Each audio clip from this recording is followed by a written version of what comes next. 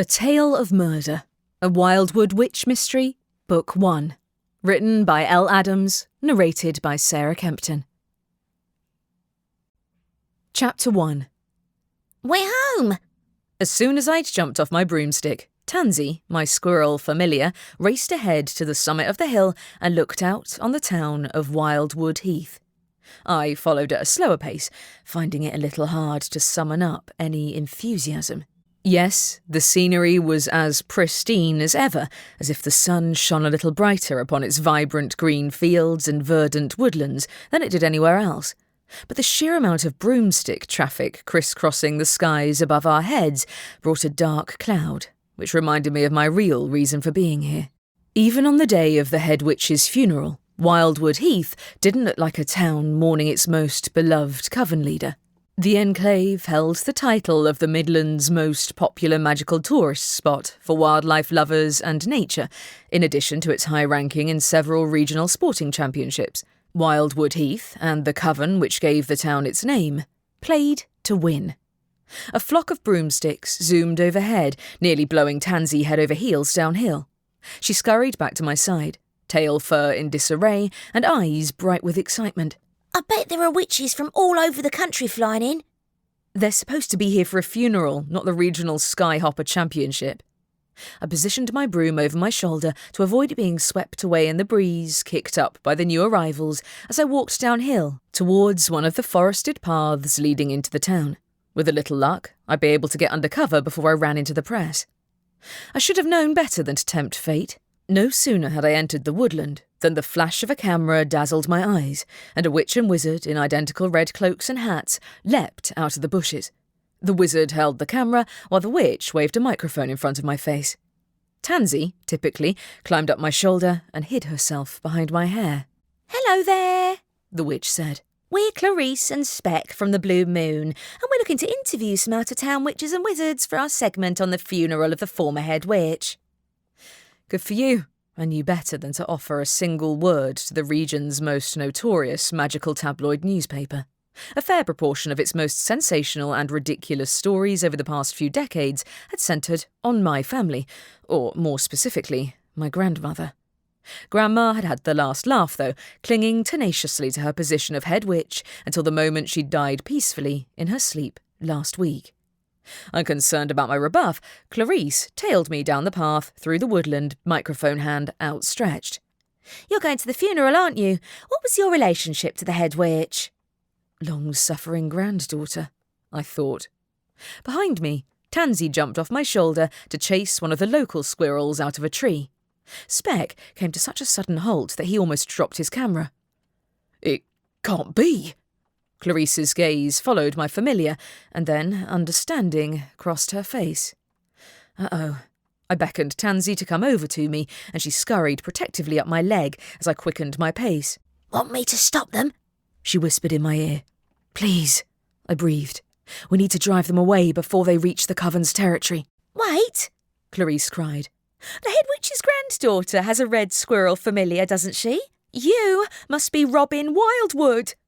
I tried not to cringe at the mention of my name, but it had been unrealistic to expect to fly under the radar for long. Everyone had to come to the funeral of the former coven leader and head witch of the region, even her estranged granddaughter, whose magic was good for only one thing: havoc.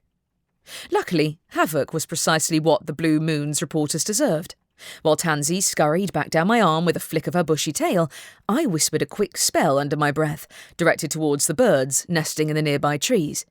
Clarice and Speck leapt back with cries of surprise when a flurry of birds descended in a sweep of falling leaves. While they scrambled to protect their precious recording equipment from the aerial onslaught, I took the opportunity to disappear among the trees. I had to use my broomstick to whack some low-hanging branches out of the way, but at least the thick trees hid me from view. Even in the most tangled parts of the woods, it wasn't hard to spot Tansy's bright tail bobbing in the air as she leapt from one branch to the next until we reached the boundary of Wildwood Coven territory. If I knew Mum, she'd expressly forbidden the press from setting foot anywhere near the house, so I exhaled in a sigh of relief as I left the thicket behind. Then Tansy's tail began to wag furiously. Too late, I spotted the spiky outline of a hedgehog sitting on the path in front of us. The little hedgehog was the size of my palm, but the recrimination in his beady eyes made dread twist inside me, especially when I remembered the telltale green glow around my hands from the magic I'd used against those reporters. "You're late," said the hedgehog, who happened to be called Prickles. He also bore a startling resemblance to his owner, my brother Ramsay. Not that either of them appreciated me pointing that out. "They didn't move the funeral 3 hours earlier, did they?" I asked, because I checked the time on the email a dozen times in the last day. Instead of answering, Prickles gave a sniff. "Your mother wants to meet with you." How on earth did she know I was here? My plain old, bog-standard broomstick wasn't that distinctive, while my familiar's bright, bushy tail wouldn't have been visible to her unless she'd been watching the sky through a pair of binoculars for the past few hours.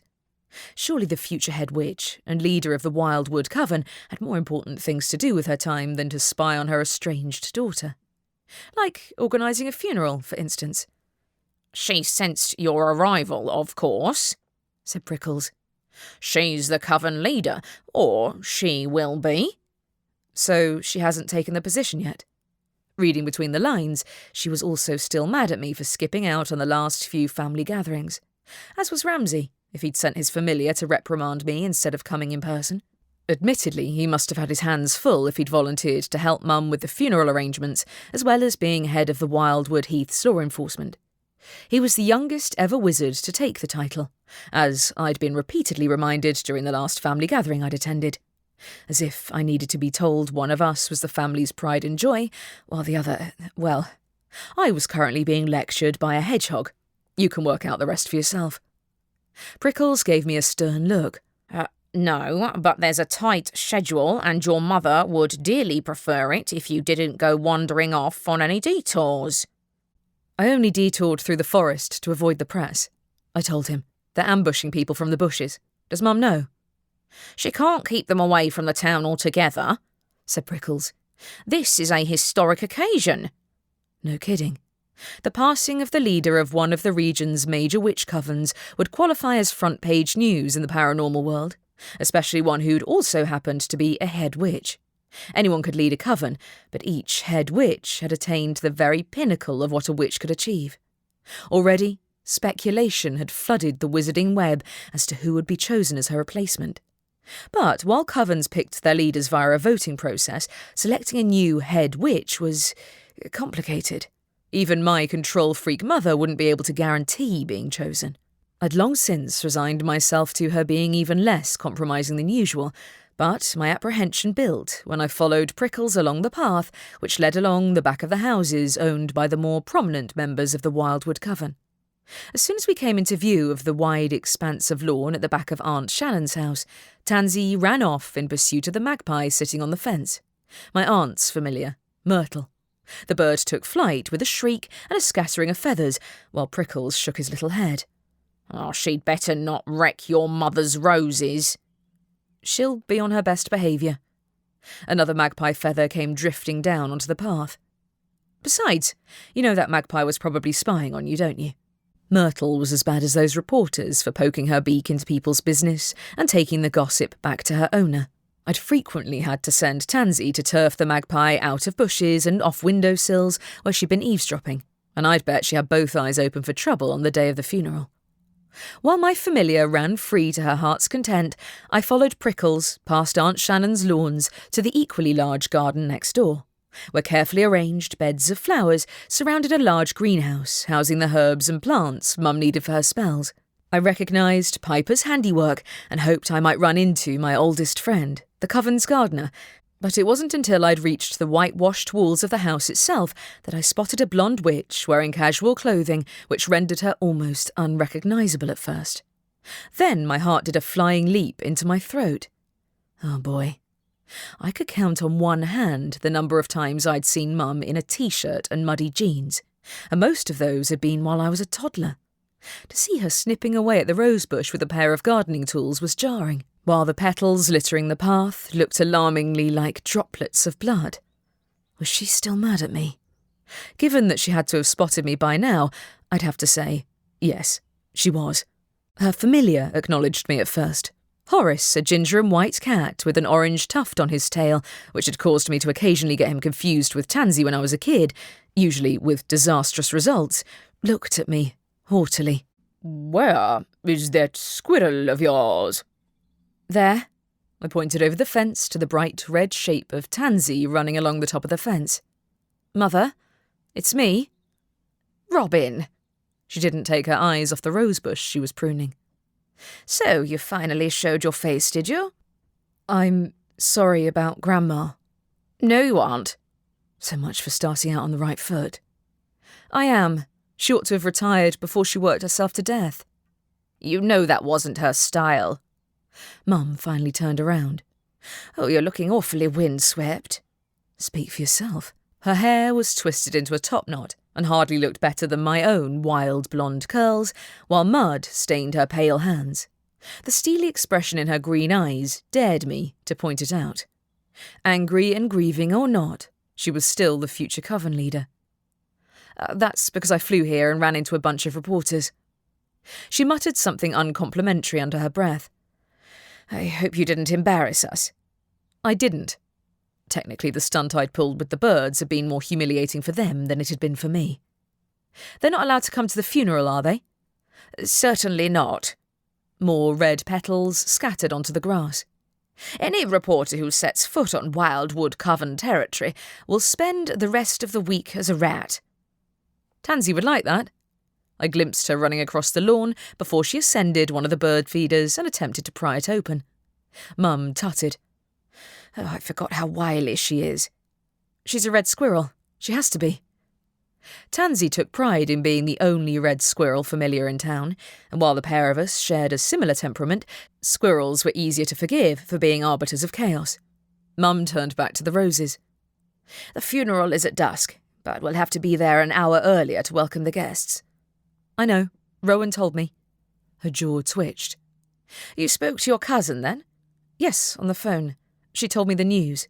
I'd always been closer to my youngest cousin than I had to the rest of the family, but with Aunt Shannon being Mum's main rival for the title of head witch, I should have guessed she wouldn't appreciate the reminder that I'd contacted her daughter before the rest of the family. "Did she now?" said Mum. "Are you sure she wasn't fishing for information to pass on to her mother?" It's not as if Aunt Shannon has any reason to be interested in my life. I might also have pointed out that Mum and I had barely been speaking to one another at the time, but I didn't. Besides, if she hadn't told me about the funeral when she did, I might not have been able to book the week off work. "Work?" she repeated. "Stacking shelves, is it?" Heat crept up my neck. "Deliveries. I'm saving for—" "Deliveries?" she repeated. "Don't they use magic for that these days?" "I'm a courier for private clients." In other words, I delivered boxes of priceless magical junk to rich witches and wizards and ensured said artefacts arrived in one piece. The work paid a pittance compared to how much our clients actually earned, but I liked travelling to new places, and it was a mile better than living under the watchful eyes of the Wildwood coven. "I thought you said you wanted to be a photographer." "I need to save for a decent camera first." At the moment, most of my salary went towards rent. Mum had offered to keep giving me an allowance, but only if I stayed here in Wildwood Heath and worked for the coven. I'd told her point blank that I didn't need or want bribery, and it was far more satisfying to pay my own way, even if it took longer. "Based on the average magical courier's salary, that'll take you about a decade, won't it?" "Thanks for that, Mum." "I'm waiting for a promotion." "Always the contrarian." She shook her head. "Even as a toddler, you'd insist you wanted the opposite of what you did, solely for the sake of an argument." This isn't the same as that time I wanted to eat a mud pie as a 2-year-old, Mother. Admittedly, this was my third attempt to make it alone since I'd left home at 18, and the previous 2 had ended with me returning to Wildwood Heath with my tail between my legs. While Mum had raised Ramsay and me more or less single-handedly since she'd divorced our father, she'd balked at the idea of me removing myself from the rest of the family and had barely spoken to me since I'd moved away again 3 years prior. Mum and I had never seen eye to eye, possibly because she was a foot taller than me and had a tendency to look right over my head, as though someone far more interesting stood over my shoulder. Like my brother, for instance. When her attention skimmed past me, I rotated on my heel and saw Ramsay approaching us. My brother was already dressed in his smartest suit, his blonde curls tamed flat against his head, and the sight of prickles sitting on his shoulder would have been an oddity, if not for the fact that their haughty expressions were mirror images of each other. Ramsay halted in front of me, his own gaze fixed somewhere behind me. Why he'd inherited Mum's height and I hadn't was as much a mystery as why he'd inherited the brains and I'd just got the temper. "Did you know your familiar is running amok around the garden?" he asked me. "Nice to see you too." I straightened upright to look him in the eyes. Tansy had to endure the indignity of flying on a broom, so I thought I'd let her stretch her legs for a bit. In truth, my familiar took instructions as well as I had as an apprentice witch, which was to say that my commands went in one furry ear and out the other one most of the time. I didn't mind, but there was nothing like being around family to make me feel like I was being forced back into the shoes I'd worn as a kid, which pinched my feet with every step and made me hobble with discomfort. Metaphorically speaking. My brother did not look convinced. "Did you at least pack appropriate clothing for a funeral?" "Sure. Nobody would notice I was wearing my Pikachu socks if I wore my longest cloak, would they? I just need to change, but we have plenty of time." "We most certainly do not," said Mum. "My sister will be here at least an hour early." "So you're pruning roses, why?" She huffed and turned back to the flower bed. "Because I was waiting for you to arrive." "All right." I held up my hands in an attempt to placate her. "You didn't throw out my stuff, did you?" "No, I didn't," she said. "You should be glad of it, since you took off without so much as a word of goodbye." Ramsay winced, while I watched the back of her blonde head. "You weren't around the morning I left. I looked everywhere." It wasn't like she hadn't known I was leaving that day, but the building tension over my last weeks in town had culminated in one of our worst arguments the night before, and since we shared the same stubbornness, neither of us had been willing to give ground. Mum turned back to face me. "You'd be much closer to your goals if you'd taken your grandmother up on her offer." Not this again. She didn't actually want me to work as her assistant. I guarantee I wouldn't have lasted a week before she'd kicked me out of the office. "If you'd given it a try..." "I did. Don't you remember?" Back as a fledgling witch, I had a brief stint of helping out at one of the many head witch ceremonies with some of the other witches from the academy. Grandma had requested that we conjure up a stream of live birds to form the words "head witch" in the air. Unfortunately, I'd jumbled all the letters, and then the birds refused to leave me alone, cawing and hooting and leaving droppings everywhere throughout the rest of the ceremony. Shockingly, I'd been left off the list at the next ceremony, and at every one since. The memory alone had brought a flush to my face as bright as Tansy's tail. "You're not a child any longer," she said. "Besides, this week's ceremony will be the first one where the leadership of the coven is guaranteed to change hands. It'll be good practice for when your own turn comes." My heart sank. So she was still dead set on me eventually leading the coven, and, therefore, Wildwood Heath itself. Despite the process being democratic on paper, the coven leadership was traditionally inherited through matriarchal lines, and almost nobody dared to rock the boat by voting for an outsider. As the oldest daughter, Mum naturally expected to take over from Grandma, and since she'd refused point-blank to remarry or have any more kids, that meant all eyes would be on me next. While Ramsay was the eldest, and we'd hardly be the only coven to be led by a wizard rather than a witch, he'd decided to go into magical law enforcement instead, and left me as the only possible contender. Somehow the notion of asking me what I actually wanted for my future was not on anyone's radar. Luckily, or not, Tansy decided to interrupt at that moment by executing a flying leap onto the bird feeder, sending startled blackbirds fluttering everywhere. Mum sighed.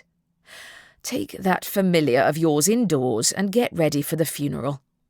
This is going to go well." Chapter 2. I fidgeted in my seat, wishing I'd bought a new hat for the funeral. The back of my head itched so much that I was starting to get concerned that I'd accidentally brought along the nest of spiders I'd disturbed when I dug it out of the back of the wardrobe in my childhood bedroom. I hadn't worn a proper pointed hat in years, but, as promised, I'd dressed in the traditional coven attire, which hadn't changed in at least a couple of centuries.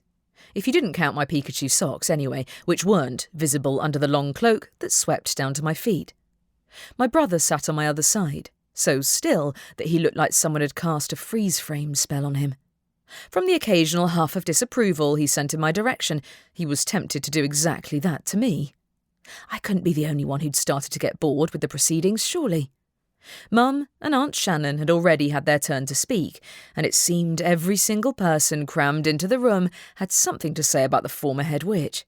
Her former assistant, Stacey, had been on the stage for at least 20 minutes, her whiny voice droning on, while false-sounding sobs punctuated her words. I might have felt sorry for her, given that she was now out of a job, but if her speech went on for much longer, I'd be tempted to direct Tansy to crawl up her leg and put a stop to her before someone else dropped dead from sheer boredom. Tansy, lucky thing, got free rein to explore the gardens to her heart's content, while the rest of us were crammed into this room. Half the town was in attendance, and dozens more people had come from other magical communities to pay their respects. And, it seemed, give speeches. With 2 exceptions, the press and yours truly. Nobody had asked me for a contribution. I also didn't yet know the contents of Grandma's will, though the tradition was to wait a few days after the death of a head witch in case her ghost came back to challenge her living self's words. If Grandma's ghost had made an appearance today, it'd inject some excitement into the proceedings, but no such luck. Her burnished coffin at the front of the room, decked out in bright flowers, remained solemn and still as the speeches finally came to an end. Mum then returned to the stage, wearing her own dark cloak and hat without any mud or gardening tools in sight, and gave the concluding speech. "That should have been me," Aunt Shannon said in a carrying whisper from my brother's other side. "The head witch wanted me to do the final speech." Mum ignored her. "Thank you for attending. Please proceed out of the hall and into the garden." In unison we rose to our feet and left the hall, with Mum and Aunt Shannon leading the way. It must have taken a Herculean effort for them not to immediately snap into an argument, and the palpable tension between them crackled like electricity in the air, while Ramsay and I followed them outside. As kids, Aunt Shannon and Mum had been as fiercely competitive as my brother and me. The difference was that Mum always won. The paved area behind the coven's headquarters stretched out before us, containing tables laden with refreshments and a handful of individuals who hadn't been invited to the funeral, but had decided to show up anyway.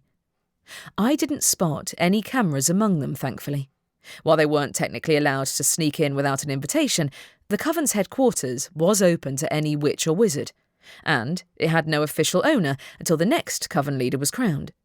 Behind me, the rest of the funeral's attendees spilled out into the garden, and Mum was already surrounded by so many people that I had no trouble avoiding her gaze.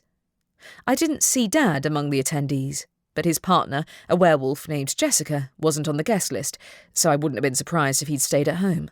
After all, Grandma had never approved of his marriage to my mother, let alone their subsequent separation and Dad's remarriage, and no longer being part of the family didn't disqualify one from being subject to her judgment, even from beyond the grave.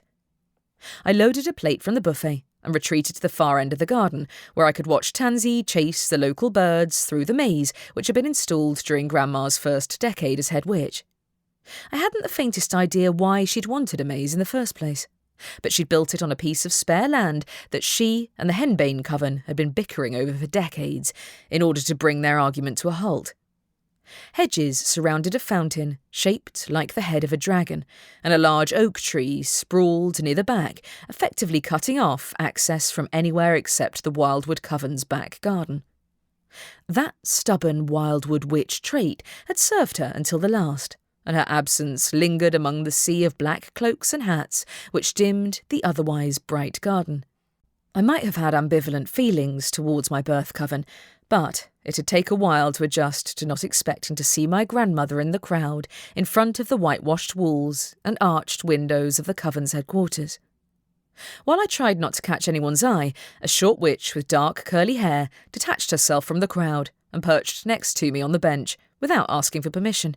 It took me a moment to recognise her in her plain black cloak and hat, since the leader of the Henbane coven usually wore bright clothing. Speak of the devil, Or witch, as it were. "Hello, Robin," said Tiffany Henbane. "I'm glad to see you came back for the funeral." Of course I did. Tiffany hadn't been a coven leader for very long herself, and I had little doubt some of her fellow Henbane witches would have hopes of snagging the position of head witch, no matter how heavily the odds were stacked against them. I was sorry to hear of her passing. "As was I," she said. "Oh, it feels like she's always been around, doesn't it?"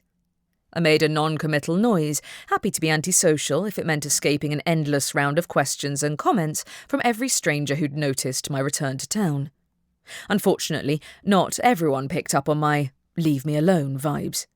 Tiffany beckoned another witch over to join her, a red-headed teen dressed in robes which utterly swamped her.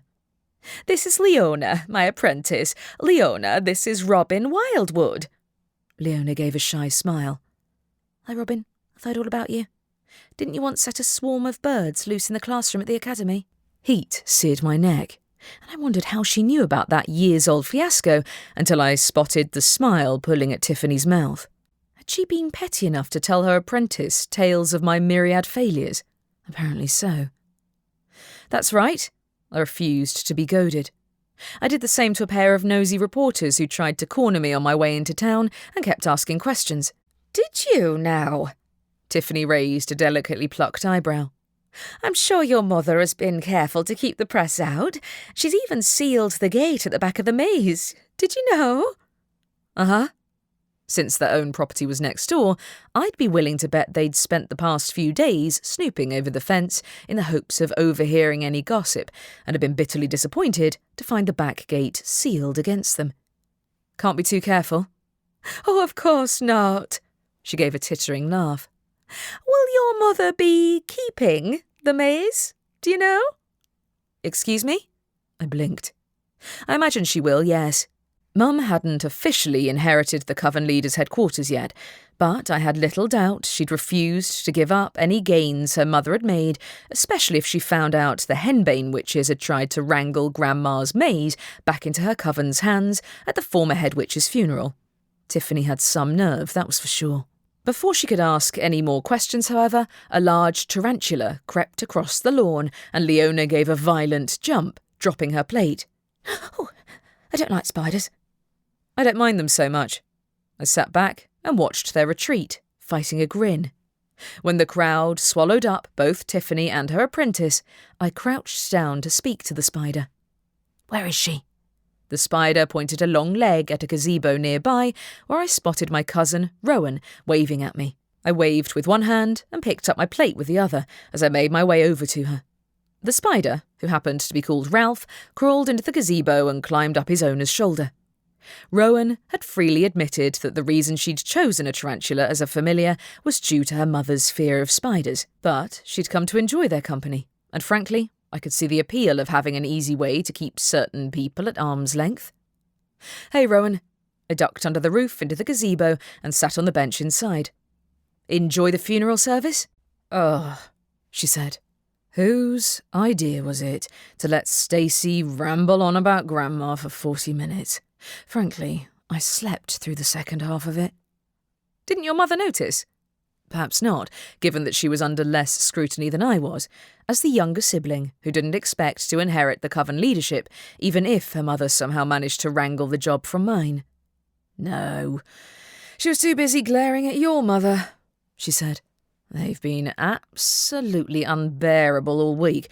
Anyway, was that the Henbane coven's leader?" "Yeah, she wanted to know if the future coven leader was going to keep the maze." "What a cheek." She pulled a face. "I expected their coven to take advantage of ours in a time like this, but not Grandma's funeral." "I know, right?" I shook my head. "At least the press weren't allowed in. I bet they're raging mad, but it serves them right." The Blue Moon and similar local papers had been gossiping about Grandma's potential retirement for as long as I could remember, and it wouldn't have surprised me if she'd worked right up until her death at 92, purely to spite them. "True," Rowan said. "So you're living in your old room again?" "No, I didn't move back permanently," I said. Why? Did someone tell you that?"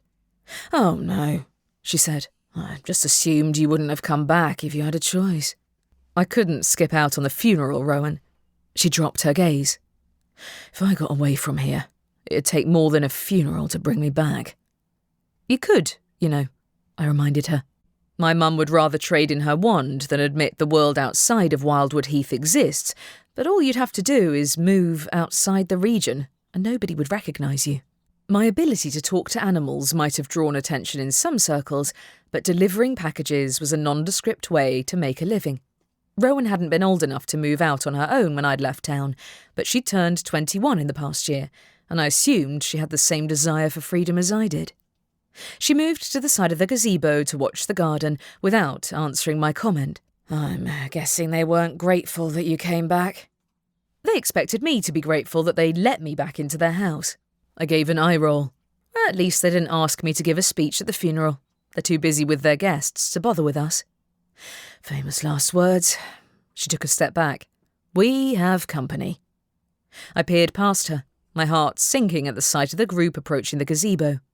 Mum and Ramsay walked alongside my cousin Vanessa and her mother, Aunt Shannon, as if they'd formed a united front to drag me away from my youngest cousin.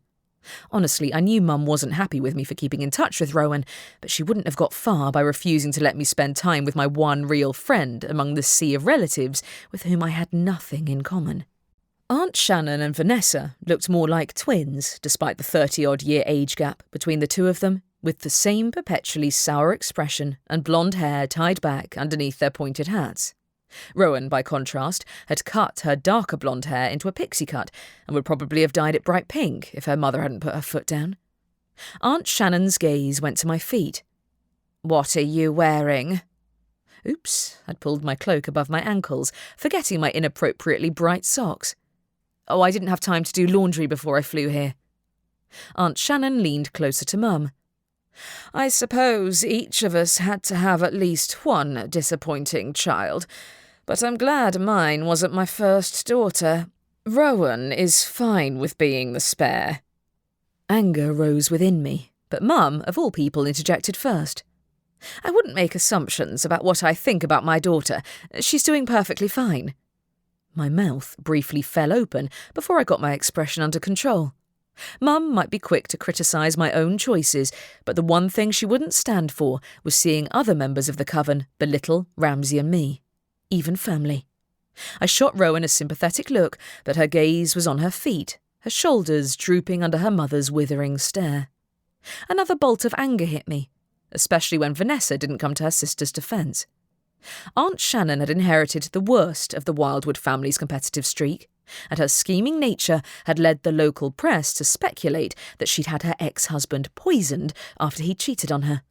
Despite the Blue Moon's penchant for sensationalism, I, for one, wasn't quite sure it was just a rumour, since she was certainly ruthless when it came to getting what she wanted. Aunt Shannon gave a false laugh. I simply meant that it's a good idea to have a realistic idea of one's prospects. She's hardly head witch material, is she? Technically, anyone can become head witch, I said, within the coven or otherwise. That's right, said Aunt Shannon. There's no age limit on it either. An 11-year-old child got the position in the Northwest last year. Really? I raised a brow. Wow, that's got to be a blow to the egos of everyone who lost out. Mum studied me. Or an incentive to work harder. Ouch. Just after she'd unexpectedly leapt to my defence, she'd made me wonder if part of her was lamenting the lost opportunity to have a prodigy for a daughter who'd landed the position of head witch before she'd hit puberty. Though I imagined if a minor ended up getting chosen, then an adult would make all the decisions for them anyway. Hard work has nothing to do with it, said Aunt Shannon. The sceptre only chooses the worthy. If a kid can get chosen, then it doesn't say much for the rest of them, said Vanessa. Maybe nobody else was worthy. That won't happen here, Mum said firmly. We have a strong tradition of leadership in our family. Of course we do, said Aunt Shannon with a disparaging look at me. We don't want anyone breaking that streak, do we? That's why this coven vote needs to focus on the future, not only the present. I bristled like Prickles the Hedgehog. Was she implying that some of the witches on the council would vote against my mother tomorrow, not because they didn't think she deserved the title, but because they assumed that she'd eventually pass it on to her screw-up of a daughter? Maybe the coven system is outdated, I said. Coven leadership doesn't have to travel through the family line, let alone through the first daughter. Some other towns have more than one coven in charge, or they let the other paranormals have an equal say. Aunt Shannon laughed. What? The werewolves? They're animals who can barely get through a conversation without growling at one another. I was willing to bet that was a pointed dig at my dad's new wife, which I didn't appreciate in the slightest. Well, maybe if you'd left this town for once in your life, you'd think differently. Robin, Mum said in a warning tone. Now everyone was staring at me. I knew my face was as red as Tansy's fur, but I refused to regret standing up for my dad and his family, who'd got so much hassle for their brief association with the coven, that I was surprised he'd remained in Wildwood Heath afterwards. A series of loud screeches above our heads broke the silence, and everyone's attention went to the sky as a flock of birds veered over the garden, drawn to the natural magic fizzling off my skin like static electricity. Robin! Mum's mouth moved so little that she'd rival a ventriloquist. Calm down. My hands curled into fists as I attempted to bring my magic under control before the birds brought an unfortunate storm upon the funeral guests. With a curl of her lip, Aunt Shannon beckoned to her daughters. We'll see which way the cards fall, won't we? As they left, I made a stealthy escape before Mum reprimanded me for rudeness that even she had to admit her sister had deserved. Ramsay always took her side, so it was no use appealing to him for backup. So I scanned for a way out. A few hundred funeral guests stood between me and the exit, but despite the security around the garden, I'd bet the secret passage out of the maze was still intact. As I entered the maze, Tansy's head popped up from the nearest hedge. You're running away. So are you? I wasn't on the guest list to begin with, remember? She said. Aren't you going to find Piper? I bet she'll be excited to see you. If she saw those birds, she'll know I'm here. I walked deeper into the maze, happy to let the sounds of the chattering witches and wizards fade into the background and the calmness of the forest wash over me. If I'd missed one thing while living in the city, it was this. You didn't use your magic, did you? Tansy asked. Oh, honestly, can't take my eyes off you for 5 seconds. What were you even doing during the funeral? Chasing pigeons. Right. I rubbed my forehead. I never should have come back. It's just like before, worse even. In the years since I'd turned 18, Mum had become louder and louder about her expectation that I'd be her successor as coven leader, and possibly head witch, though the latter wasn't an inevitability, even for a witch as powerful as her. Without Grandma, I hadn't a clue how they'd organise the ceremony in which the head witch's ceremonial sceptre would choose its next wielder. Everyone had grown used to the sceptre's magic settling on Grandma as its target, but the notion of letting an inanimate object decide the future of the coven struck me as absurd. They might as well swing the sceptre around like a game of spin the bottle and pick the person it landed on, rather than expecting it to be consciously aware of who was worthy of the title. Generally, a coven leader took the title of head witch, perhaps because they'd already been voted into power by their peers, but gaining double the responsibility didn't strike me as much of a reward. Regardless, Grandma had enjoyed the position, and Mum doubtlessly would too, but me? Not a chance. Aunt Shannon hadn't been wrong when she'd claimed I wasn't head witch material. Head witches didn't accidentally unleash swarms of birds when they lost their tempers, or misspell the word witch. Tansy, sensing my mood, jumped into my arms and wrapped her furry tail around my neck. I can move those spiders you found in the wardrobe into your Aunt Shannon's room if you like. I stifled a laugh. You're welcome to try, as long as you don't get caught. I glanced over the hedges, checking that I'd successfully shaken off anyone who might have followed me. Mum was too busy with the other guests to tail her wayward daughter, and Ramsay stuck to her like glue when they were at formal events. I didn't understand why he'd had to pick law enforcement over the coven, but Mum had given him a level of freedom she'd never afforded me. Not that Mum would directly force me to stay. She'd simply keep needling me with reminders of everything I'd denied myself by leaving.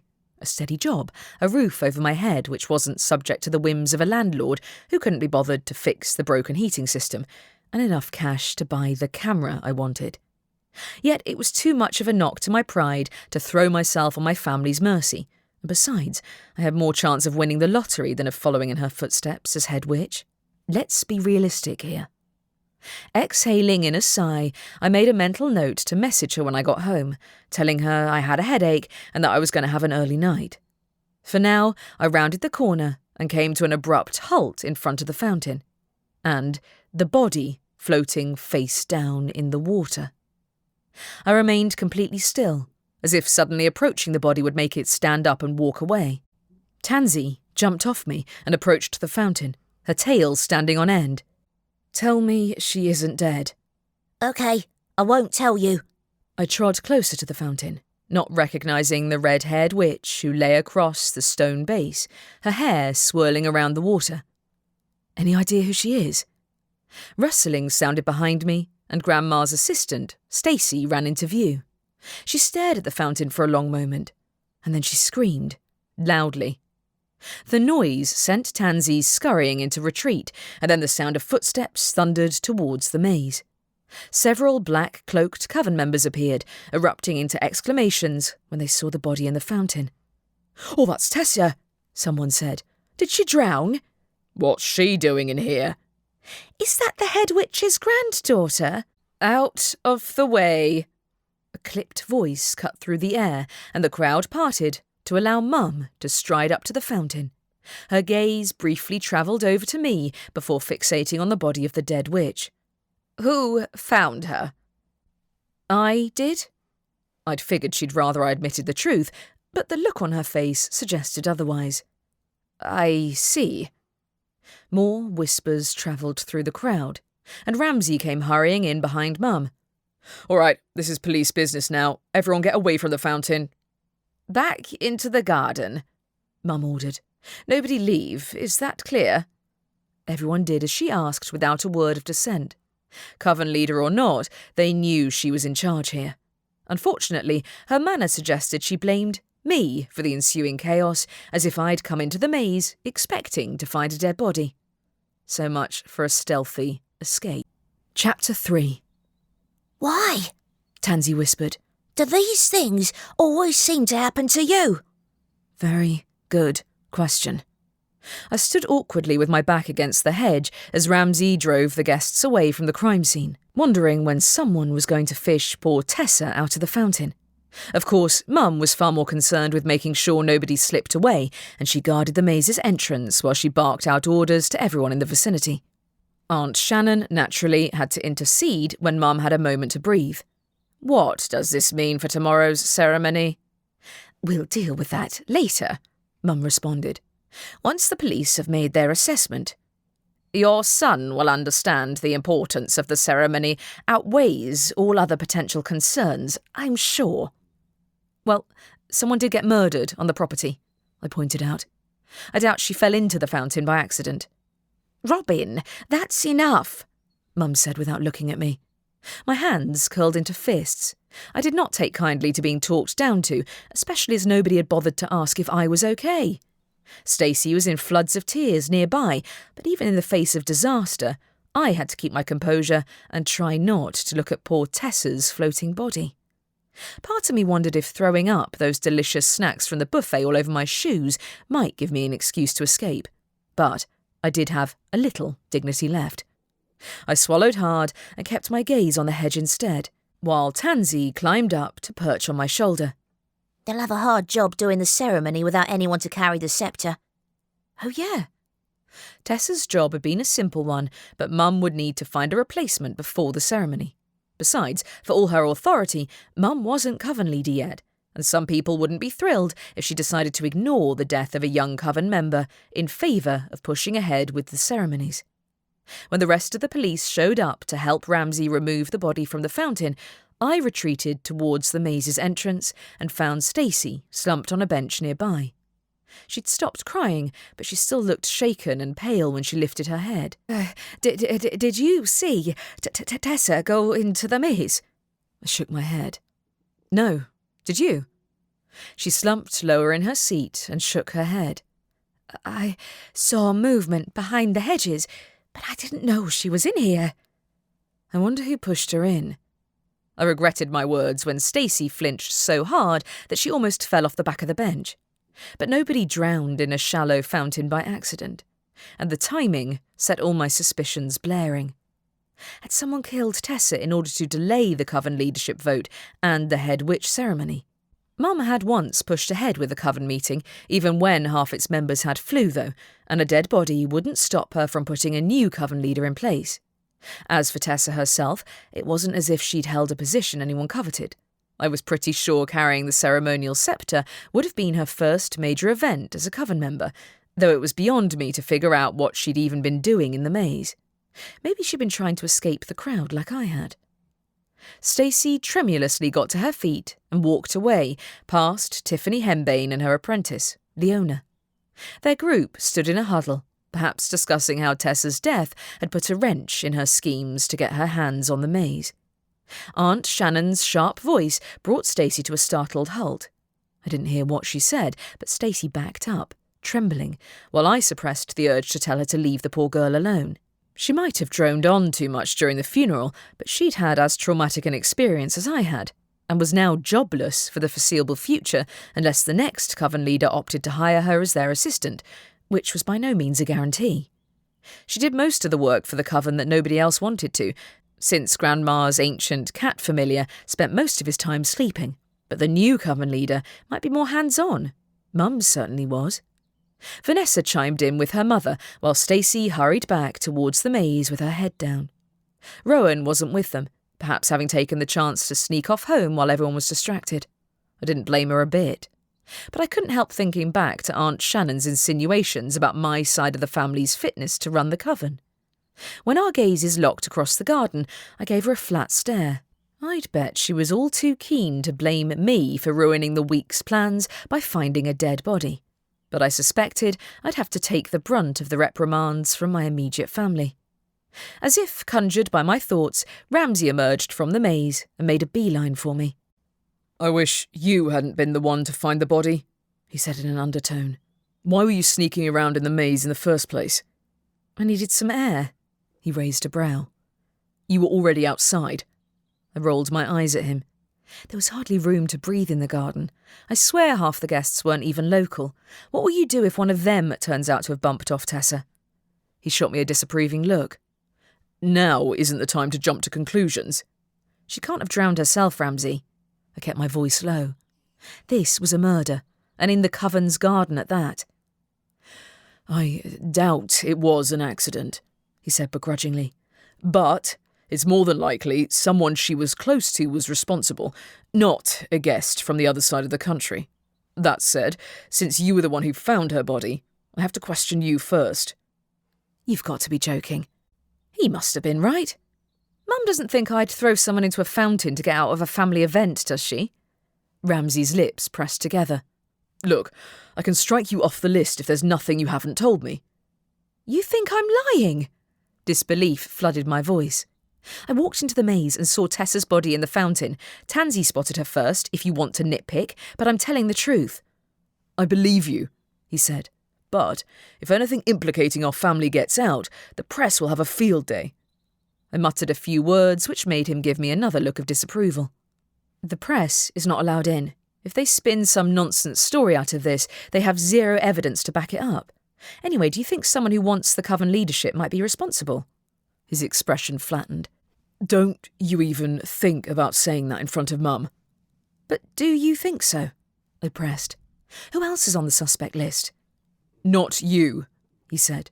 "You should head back to the house before Mum decides to keep you under her watch while I question all the other guests." Funnily enough, his order made me want to do the opposite. If someone wanted to disrupt the choosing of the next head witch, what was to stop them from going after my family next? Mum and Ramsay might annoy me on a regular basis, but I refused to entertain the possibility of them being targeted by a murderer. On the other hand, every single member of the town's law enforcement was inside this very garden, so there was nowhere safer. If anything, it made me uneasy about walking back to the coven's headquarters alone. As I stepped onto the paved area, a shadow fell over me from behind. I halted and spun on my heel, while a man took a step back, hands raised. "Whoa, I didn't mean to startle you. I just didn't think you should be walking around alone at night." He looked vaguely familiar. I couldn't figure out where I'd seen him before. Tall, dark hair, broad shoulders, and an appealing smile which crossed his mouth when we locked eyes. Hang on. Harvey? "That's me," he said.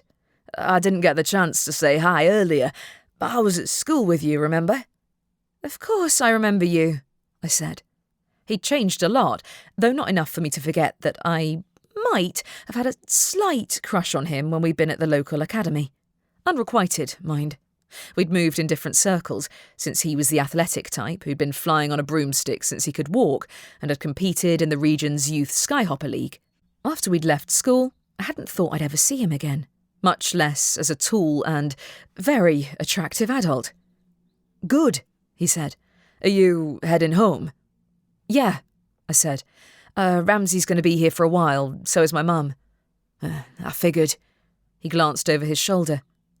"I can't believe what happened to that girl. Did they say someone murdered her?" Already? Maybe Ramsey had a point about the speed at which rumours generated themselves and spread through our small community. Nobody's saying anything for certain so far. You were at the funeral then?" "Yeah." He fell into step with me as we made our way through the dark entryway of the witch's headquarters and out the front door onto the equally dark road. "I was in the back row, since I'm not part of the Wildwood coven. I'm sorry for your loss." "Grandma and I weren't close to one another," I replied. "Right, I remember that too." Did he? In fairness, being related to the head witch was a natural source of attention, and it hadn't exactly been a secret that I'd been the black sheep of the family. Or red squirrel, as the case may be. While he wasn't part of the coven, everyone in town had grown used to Grandma being the head witch, since she'd held the title before I was born and had been leader of the Wildwood coven even longer. This was the end of an era, in more than one sense. "What do you do now?" I asked, in an attempt to change the subject. "For a living, I mean." "I'm the captain of the regional skyhopper team," he said. "I also coach at the academy in my free time." "Oh, nice." I vaguely remembered him saying way back when we'd been kids that he wanted to play skyhopper professionally. And while his family hadn't expected him to be able to make a career of it, it sounded like they'd at least let him try. I had to admit, it made me smile a little to know at least one of us had achieved their dreams. It also made me feel vaguely guilty for squandering the chances I'd been given, even if it had been no fault whatsoever of my own. "What about you?" he asked. "Are you moving back here then?" "No, definitely not." Did he look disappointed? It might have been a trick of the light. "I already have a job as a courier. I travel all over." "Oh, that sounds fun," he said. "The best part of playing sports is getting to see interesting places, though I suppose the coven leader does get to do the same, and the head witch." "Yeah, they do." I gave a wry smile. "They sometimes get to move from one meeting room to another." That made him laugh. "You never know. Things might change when the new leader takes over." "Maybe." It wasn't as if I'd been around here much myself for the last few years, but I knew better than to think I could get Mum to part ways with the coven's myriad traditions. It would be like trying to convince Tansy not to chase the local birds. Harvey came to a halt when we reached the right house. "Here we are. I hope we run into each other again before you leave." "Same." I shot him a smile before entering the house in a much better mood, despite my lingering worries over Tessa's fate and what it meant for the rest of us. Running into him had been a pleasant surprise and a nice distraction from what had otherwise been a terrible day in every capacity. Not that I'd come here expecting a good time, but still. As I entered the hall, Tansy scurried through the open door behind me. "You're not going to drop this one, are you?" she whispered in my ear. "Finding the murderer, I mean." "It looks like I'm here for the duration now anyway," I muttered. I mean, if someone wants to sabotage the choosing of the next coven leader or head witch, then drowning someone on the property is one way to go about it. Did the murderer want to delay the coven leadership ceremony, or was the title of head witch their target? I closed the door behind me and walked through the darkened hallway, startling when a pair of claws grabbed my ankle and a yowl hit my eardrums. Ow! I hopped on one leg, yelping, and scrambled for the light switch. Tansy found it first, and the hall lights illuminated the half-bald, half-fluffy dark shape of Grandma's familiar.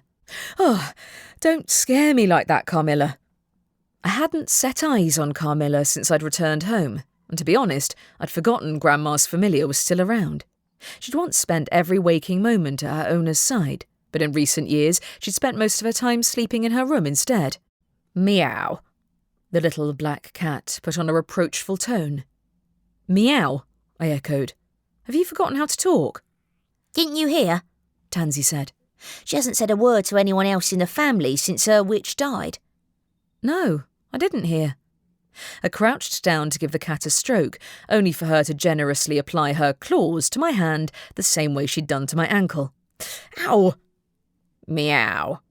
She stalked away and curled up on the carpet further down the hallway, no doubt to attempt to trip my brother up when he eventually returned home. Poor kitty. I shook my painful hand, wondering just how many other surprises the week would throw at me.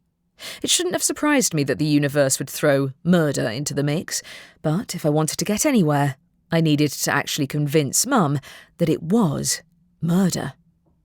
I awoke late the following morning, disoriented after a restless night of bad dreams of being chased through the maze by an unseen figure. I blinked at the stripes of light illuminating the shapes of the old furniture in my childhood bedroom before going to the window to check on my familiar.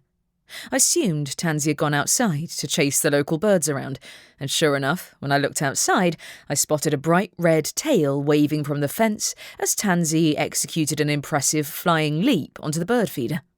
At least one of us was having a good time. Yawning, I went to the wardrobe and found it packed with Mum's spare cloaks. Mum had a walk-in closet in her own room, so it was anyone's guess as to why she needed to use my wardrobe as well.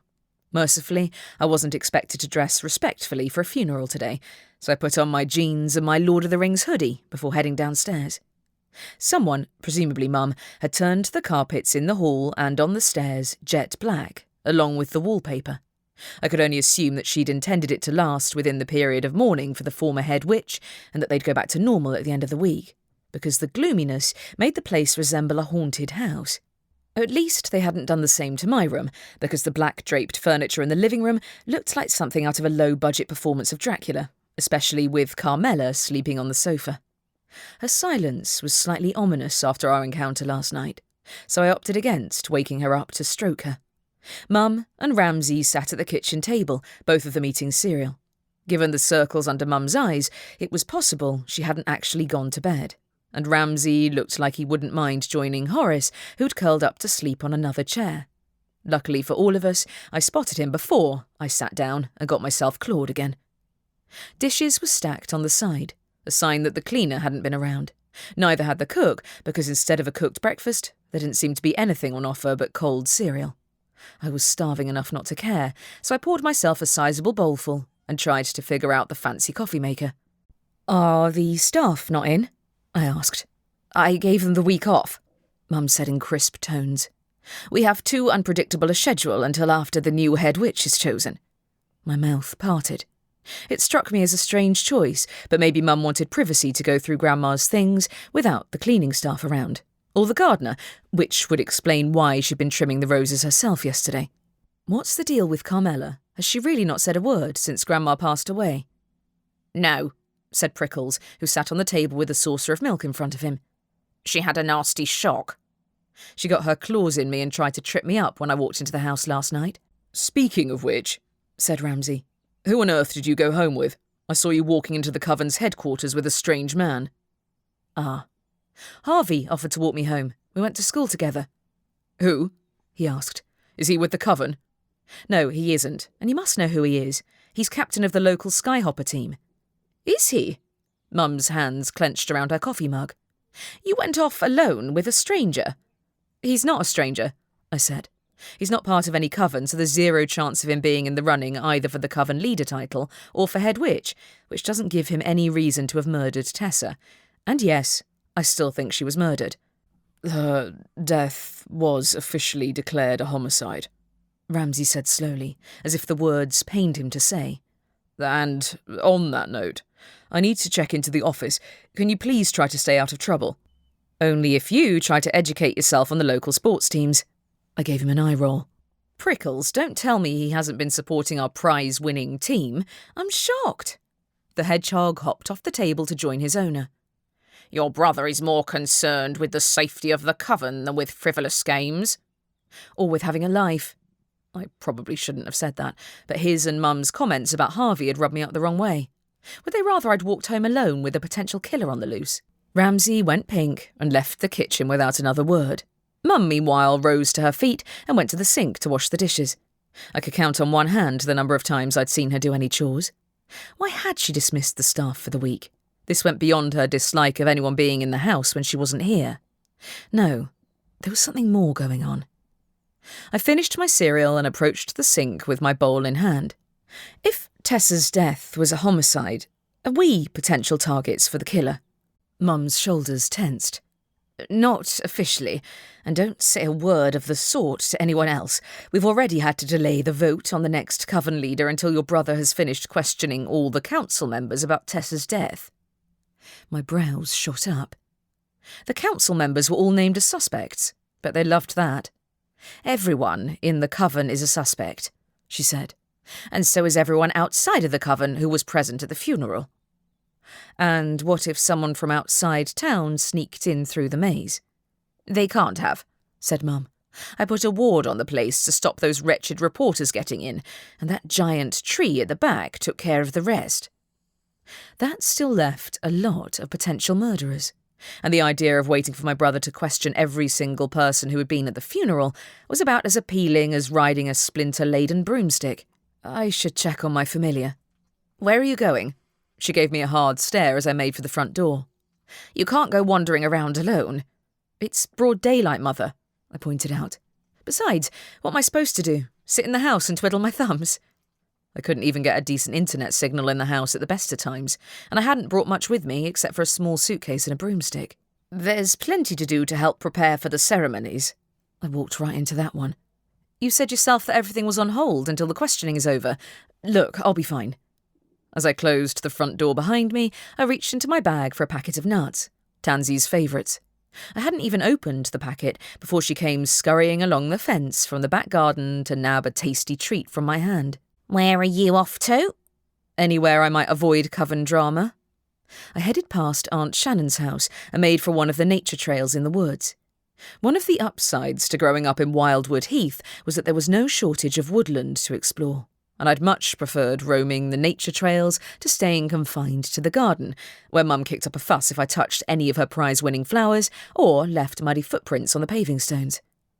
Tansy occupied herself chasing birds out of the nearby trees while I walked on a meandering route through the woods, the hum of magic in the background a reminder of another upside to being home.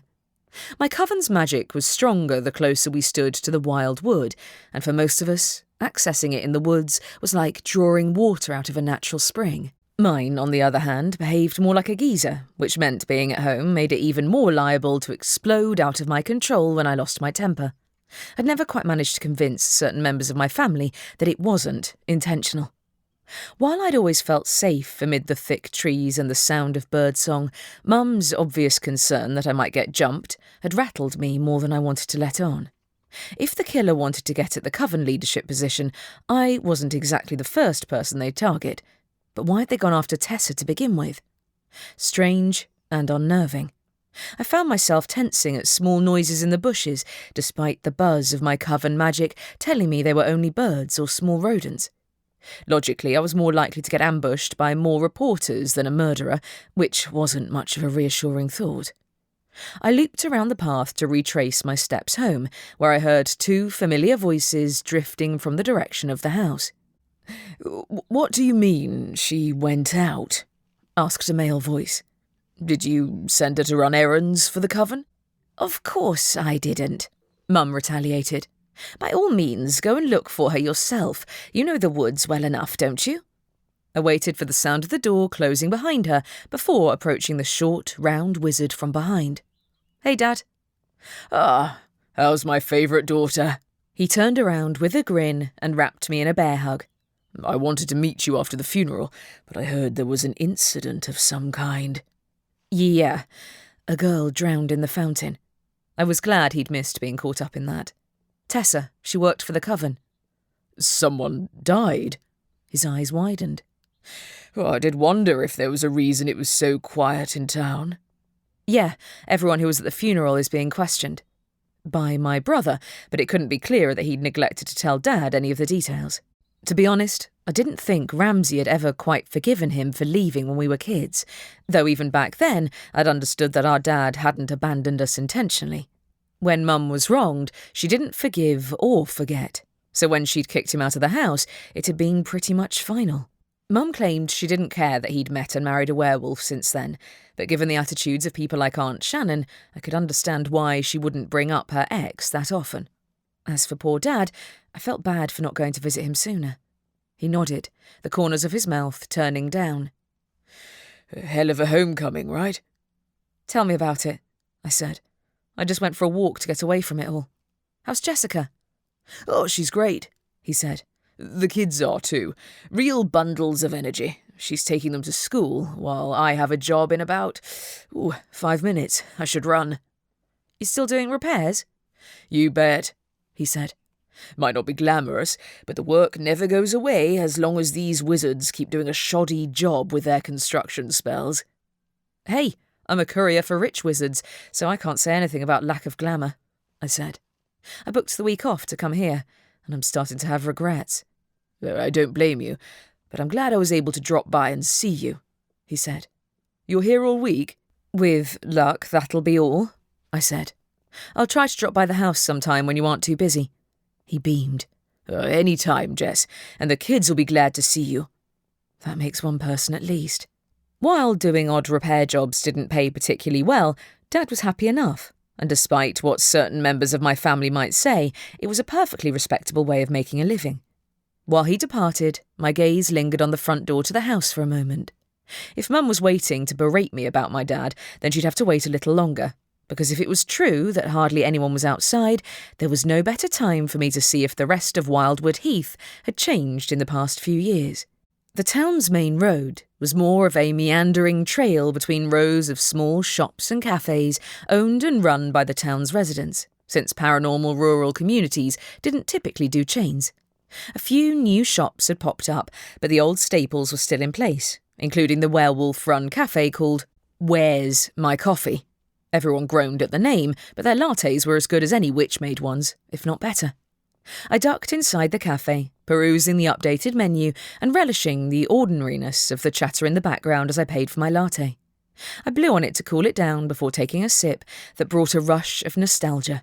Pity I couldn't keep the upsides of Wildwood Heath and ditch the downsides.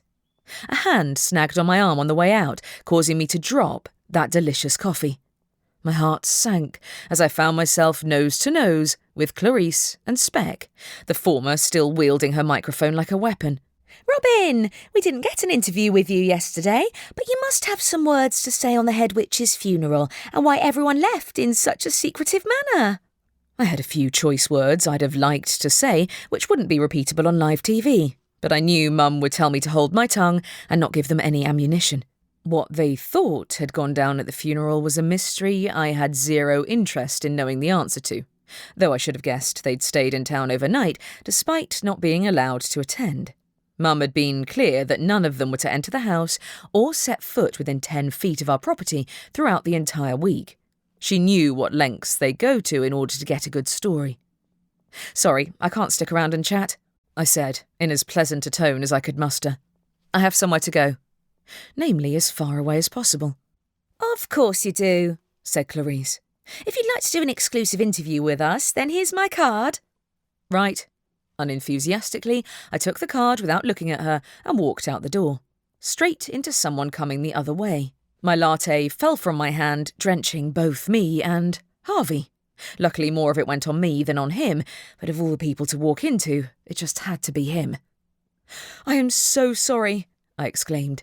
"I should have looked where I was going." "Oh, don't worry about it." He reached for a nearby table and picked up a heap of napkins, while I set about hastily dabbing at my soaked hoodie. The flash of a camera made me swivel around and give Clarice and Speck a death glare. I wish I'd spilled the coffee on their fancy recording equipment instead. "Wait," I protested when Harvey made for the counter to get me a replacement latte. When Clarice and Speck made another attempt to get close to me, I turned my back and wiped the coffee off my face until Harvey returned. "Come on." Latte in hand, Harvey held the door open for me so that I didn't walk into him this time. "Better get away from them."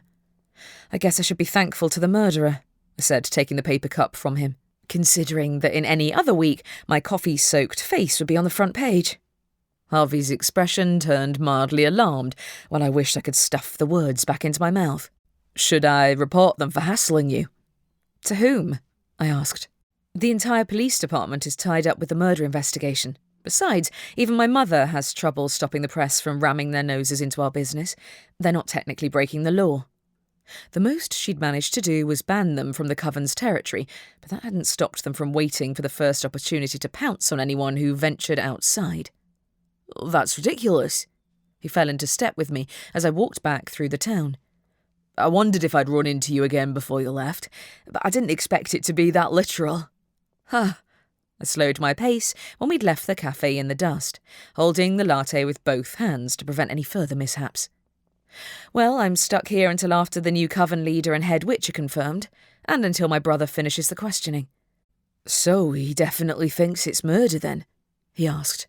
"No, wait, never mind. I shouldn't pry." "Don't worry about it," I said. "I'm pretty sure it's the entire town's business at this point. Besides, murder isn't something you can sweep under the carpet." Maybe it was the fact that my brother had refused to listen to me and that Mum wasn't even acknowledging me at the moment, but I didn't mind him asking questions. If anything, I welcomed the chance to talk with an objective outsider who didn't have any stake in the coven's leadership whatsoever.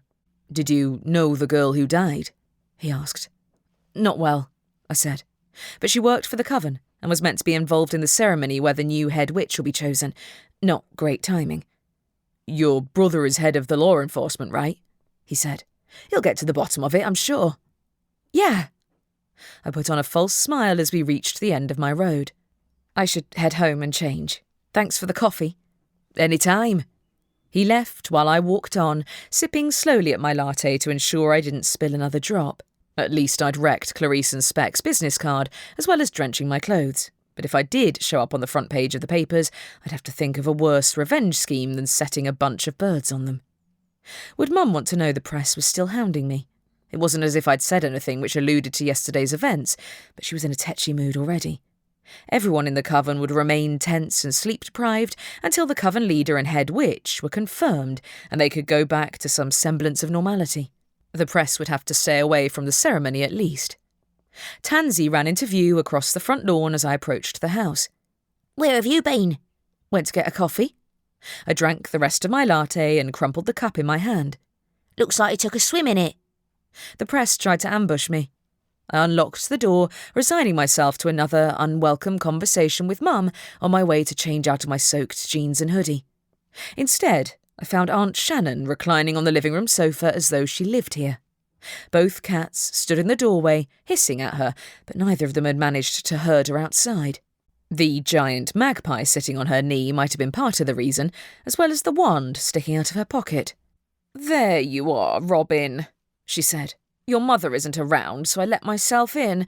I hope you don't mind." "Yes, I do mind." "Where's Mum, then?" "Haven't a clue." Her tone was entirely too cheerful. "So I thought I'd have a chat with you about that girl's murder." Chapter 5. I stared at my aunt for an instant. "Ramsay is the one doing the questioning, remember?" Why on earth had she invited herself into Mum's house? In the absence of the usual household staff, I assumed I was supposed to offer her a cup of tea or something, but I didn't particularly want to take my eyes off Myrtle, the magpie, in case she started a fight with the cats or with Tansy. My aunt solved my dilemma by walking into the kitchen herself, while I washed the coffee stains off my hands and hoped I'd at least got most of it off my face. "You're jumpy," Aunt Shannon observed. I can't imagine why. "I found a dead body yesterday, remember? Speaking of which, did you already talk to my brother?" "Oh, you mean to ask if I suffered through him asking me questions?" she sniffed. "Imagine doing that to your own family." "We're not immune to the law, Aunt Shannon." "Pity that," she said. I dearly hoped she didn't mean to imply we should be allowed to get away with murder. "Did you know Tessa at all?" "Why'd you ask?" I shrugged in an attempt at casualness. "I don't know anything about her, and you wanted to discuss the murder. Tessa wasn't that high up in the coven. She didn't even get to vote on the council, did she?" "That doesn't mean her word held no sway over the others." What did that mean? That someone had been intending to harm the coven by killing her? "I have no idea what you're talking about. You think the killer might have their eyes on other people in the coven too?" "Is that what you believe?" A direct question was disconcerting to say the least, and I hadn't the faintest clue what she'd expected me to say in response. "I believe this is a mess, frankly." The door opened and Mum walked into the house from the garden. I've been beginning to wonder where she'd disappeared to. "Shannon, what are you doing here?" "Your daughter and I are discussing yesterday's tragedy," she said, "and whether the killer is likely to strike again before the main event." "Are you now?" Mum put on a withering look. "I hardly think they would dare. As for the ceremony, it will go ahead tomorrow as planned, after the council have voted in their new leader." "Will it? And the head witch ceremony?" "That will be held at the same time." "Really?" Aunt Shannon raised a brow. "That seems rather bold. If the person who's chosen as head witch isn't the same as the individual who becomes coven leader, then you run the risk of undermining the coven leader's authority. We need stability in these trying times." I blinked at her. "You think someone who isn't from the coven might end up claiming the sceptre?" "Certainly not," Mum said. "Oh, Shannon, don't be absurd. You know perfectly well nobody outside of the coven is remotely qualified for the position." What was Aunt Shannon playing at? Perhaps she was trying to get a rise out of Mum intentionally. After all, if an outsider got the position, she'd lose out too. Twice over, if Mum ended up taking the position of coven leader. Which she would. She had to. A smile played on Aunt Shannon's mouth, while Mum's glare made me want to creep out of the room before wands came out and sparks started flying.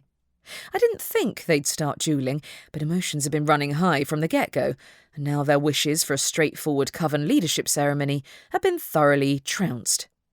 "If you're certain," said Aunt Shannon. "I assume you've chosen a temporary replacement for Tessa?" "Yes," said Mum.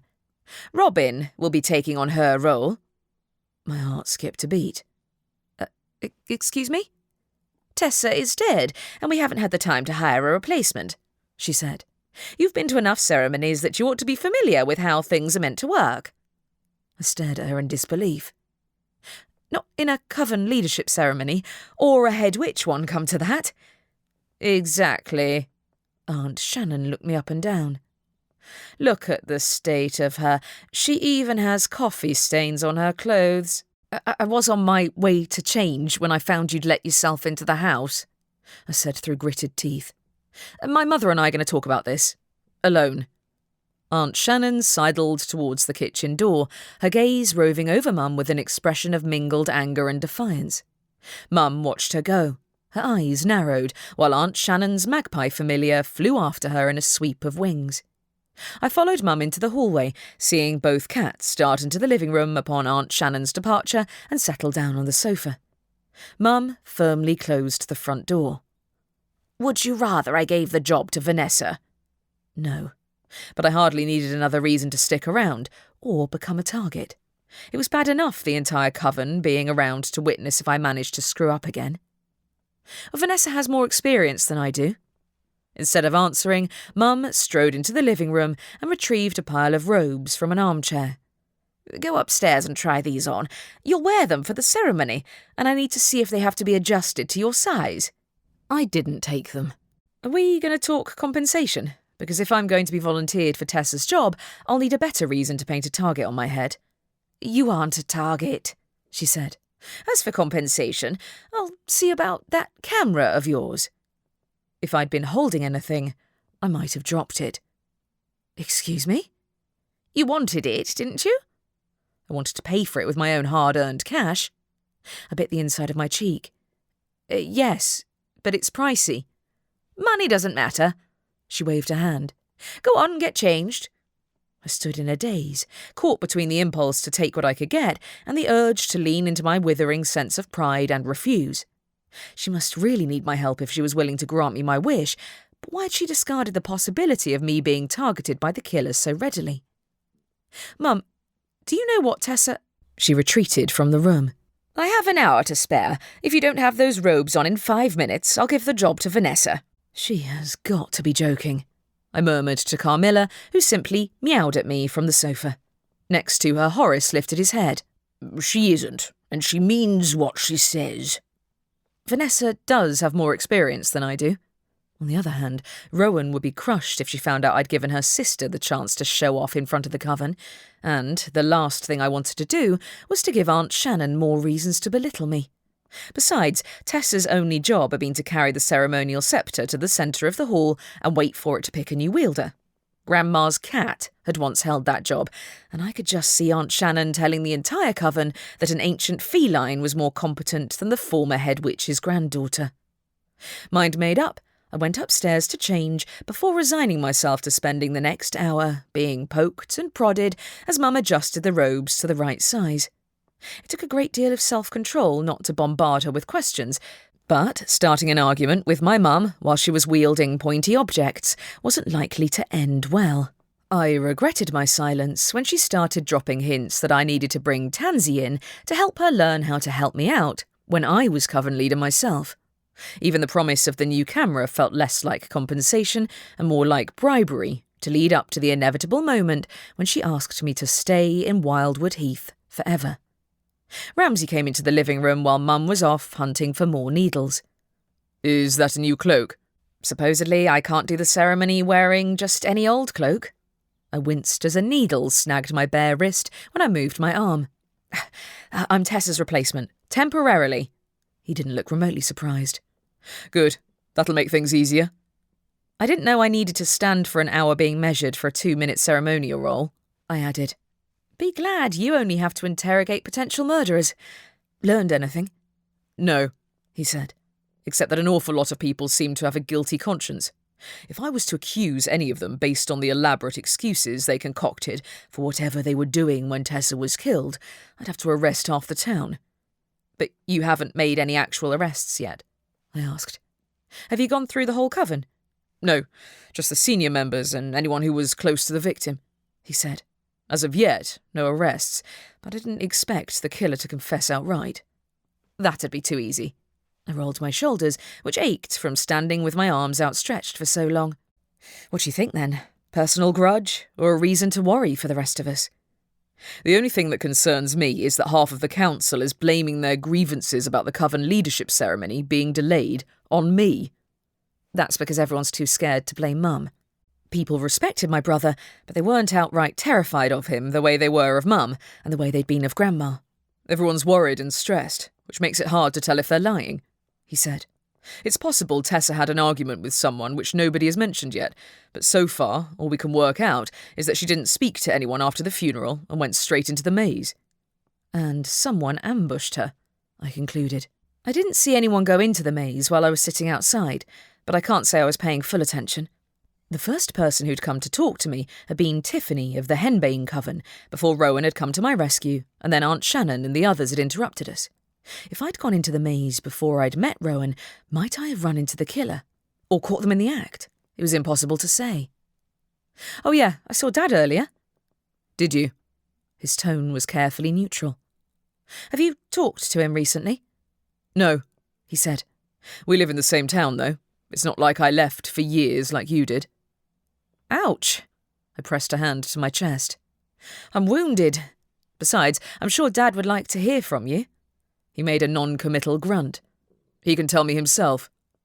I opened my mouth to tell him it wasn't Dad's fault that he hadn't been able to say a proper goodbye to either of us after Mum had kicked him out right after he'd asked for a divorce, but he was already walking away, presumably to find Mum and give her the same update he'd given me. Pressuring him on Dad was probably a futile task this week, considering the stress he must be under. While this might not be his first murder case, I doubted he'd ever questioned the most prominent members of his own coven beforehand. A grunt of surprise came from the hallway, followed by a yowl from Carmilla, Ramsay, who'd presumably come close to treading on her on his way upstairs, hopped out of reach of her claws. "Oh, she was lying right in the way," he protested. "I didn't see her." "Oh, she did that to me when I came back from the funeral."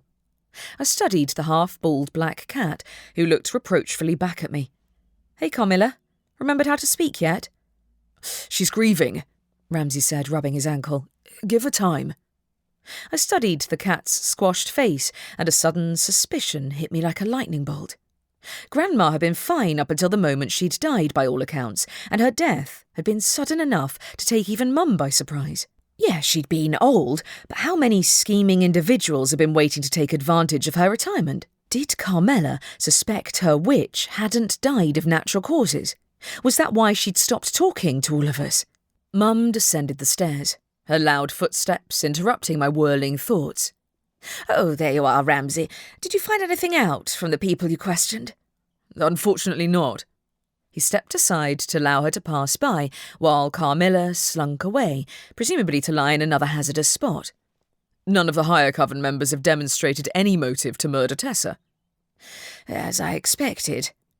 Mum herded us into the living room, where she proceeded to start sticking pins in my robe again. I squirmed under Mum's sharp grip as she rearranged the pins in my sleeve. "So, the investigation is over?" "No," he said. "I'm going to talk to a few other people who were present at the funeral and then piece together what I have so far, but I don't expect to have a verdict by the day's end." "I see." Mum's tone was neutral, almost bored. "That'll make things easier for the process of the ceremony tomorrow." "Is Tessa's funeral going to be before or after the ceremony?" I asked. "After," she said curtly. "That'll be up to her family, but the longer we delay the vote for the next coven leader, the more likely it is that we'll run into opposition." "From whom?" "Aunt Shannon." The press had speculated for years about her murdering her ex-husband, though he'd been an unpleasant man, and nobody had been sorry when he'd died of a heart attack, not long after he'd been found out to be cheating on his wife. It was way too early for me to jump to conclusions, but she was one of the most scheming people I knew. Enough to kill her own mother, though? Surely not. Besides, I should have known better than to believe the press, given that they'd once run a double-page spread speculating that Grandma had only lived so long because she drank the blood of her predecessors, vampire style. I didn't even know where to start with that one. "For anyone who disagrees with the way my mother ran things," Mum said, "and anyone who wishes to intervene before the coven has a strong new leadership in place." She was pretty much running the coven already, and everyone seemed happy enough to let her do just that. What was she so worried about? If Tessa had been murdered by someone with a personal grudge, then she wouldn't have had the same impetus to start cancelling events and acting as though there was an axe murderer stalking us. She certainly wouldn't have warned me off walking in the woods. No, she suspected more was at play, and if we shared the same suspicion, at least she wouldn't be alone. Even if not, then it was worth the temporary short-term conflict to give us some warning, right? "Mum," I said delicately, "what would happen if it turned out the person who killed Tessa? I mean, what if Tessa wasn't the murderer's first victim?" "What?" Ramsay stared openly at me. I paused for a moment, mentally bracing myself for the backlash. "Are you sure Grandma died of natural causes?" Mum dropped my sleeve, her eyes blazing with fury. "I can't believe you'd say such a thing." "Whoa!" I took a step back in case she stabbed me with a needle, accidentally or otherwise. "It's bad enough someone killed poor Tessa, but I wasn't around when Grandma died, and the timing seems suspicious from an outsider's perspective." "She died in her sleep," Mum said firmly. "I used a spell myself to determine if any foul play had been involved, and that's the last I'll say on the matter." I gave Ramsay a quizzical look, but he avoided my gaze. Typical. Yet I couldn't think of how else to interpret her paranoid behaviour, especially as if some of it had begun before Tessa had died. Like dismissing the household staff, for instance. "Just wondering," I yelped when she pulled the robe over my head with one hand, causing the pins to snag my hair. "Ow. Sorry." She didn't meet my eyes. "I'll get this adjusted to the right size. If I were you, Robin, I'd go and ask your cousin for the details about what you have to do during the ceremony." I assumed she meant Vanessa, but over my dead body was I asking for her advice. Instead, I shook off the sense of unease her words had left me with and headed for the house next door. Chapter 6. The last thing I wanted was to put myself in the path of Aunt Shannon again, but I knew how to find my younger cousin without coming into contact with the rest of her family. Instead of heading for the front door, I ducked down the alley that ran between our two houses before imitating the call of a blackbird. For a moment, I wondered if she'd forgotten our signal. Then the topmost window slid open and Rowan stuck her head out. "Quick, get up here before my mum notices." Was her worry rooted in her old paranoia about the times Aunt Shannon had caught me climbing up to visit her and had punished both of us, or did she share my suspicions about the timing of Grandma's death? I climbed onto the fence and shimmied awkwardly up the drainpipe before reaching for the window ledge and pulling myself through into Rowan's room. It was a considerably tighter fit than it had been when we were kids, but I managed to wriggle through in a manoeuvre Tansy would have been proud of and landed in a crouch on the carpet. Rowan's room hadn't changed much in the years I'd been gone. The back wall was covered in tanks containing various bugs and reptiles, while Ralph the Tarantula's web occupied an entire corner of the room. A large TV dominated the front of the room with her various games console systems. We'd spent many a happy all-nighter playing games up here as kids, with soundproofed spells on the walls to stop Aunt Shannon from coming to yell at us for making too much noise. I could even vaguely remember a time when Ramsay had joined us too. "I wondered what you were up to," she said. "I saw my mum going into your house earlier. Was she bothering you?" "She was more intent on pestering my mum," I said. "Wanted to know about the plans for the coven leadership ceremony. That was when my mother volunteered me to take Tessa's place, and she told me to come and ask you for tips. So, here I am." Her brow shot up. "She wanted you to get advice from me?" "Well, she probably meant your sister, but I don't want to talk to her." A grin came to her mouth. "Sure, I can give you some pointers. Don't trip." "Very funny," I said. "So I just have to carry the sceptre?" "Essentially," she said. "It's a waste of time, really. They could have anyone do it, as long as they're capable of not tripping over their feet." "Glad that cloak is being resized, then." "She has you wearing Tessa's cloak?" "What?" My skin prickled. "I hope not." "Wouldn't surprise me," said Rowan. "Beats the hassle of buying a new one." They grimaced and sat down on one of the giant beanbags. "I hope Tessa's luck doesn't rub off on me, then. Is your mum being even worse than usual this week?" She's a veritable nightmare," said Rowan. "Grandma's death pushed her over the edge. We had a screaming argument about her wanting to paint my room black like the rest of the house. I know it's temporary, but she doesn't get to touch my stuff." "Wow," I said. "Mum only did it to the downstairs floor of our house, and it still looks like a low-budget horror movie. When was the last time you saw Grandma, anyway?" I knew better than to expect Aunt Shannon to drop any hints about whether she suspected her mother's death hadn't been natural, but I was curious as to whether Rowan might have noticed anything odd. Maybe the day before she died," she said. "I don't remember. She was always busy." "Yeah," I said. "I find it weird how everyone said she was fine right up until she wasn't." "That's usually how it is," she said. "Same with my dad. Fine one day, dead the next."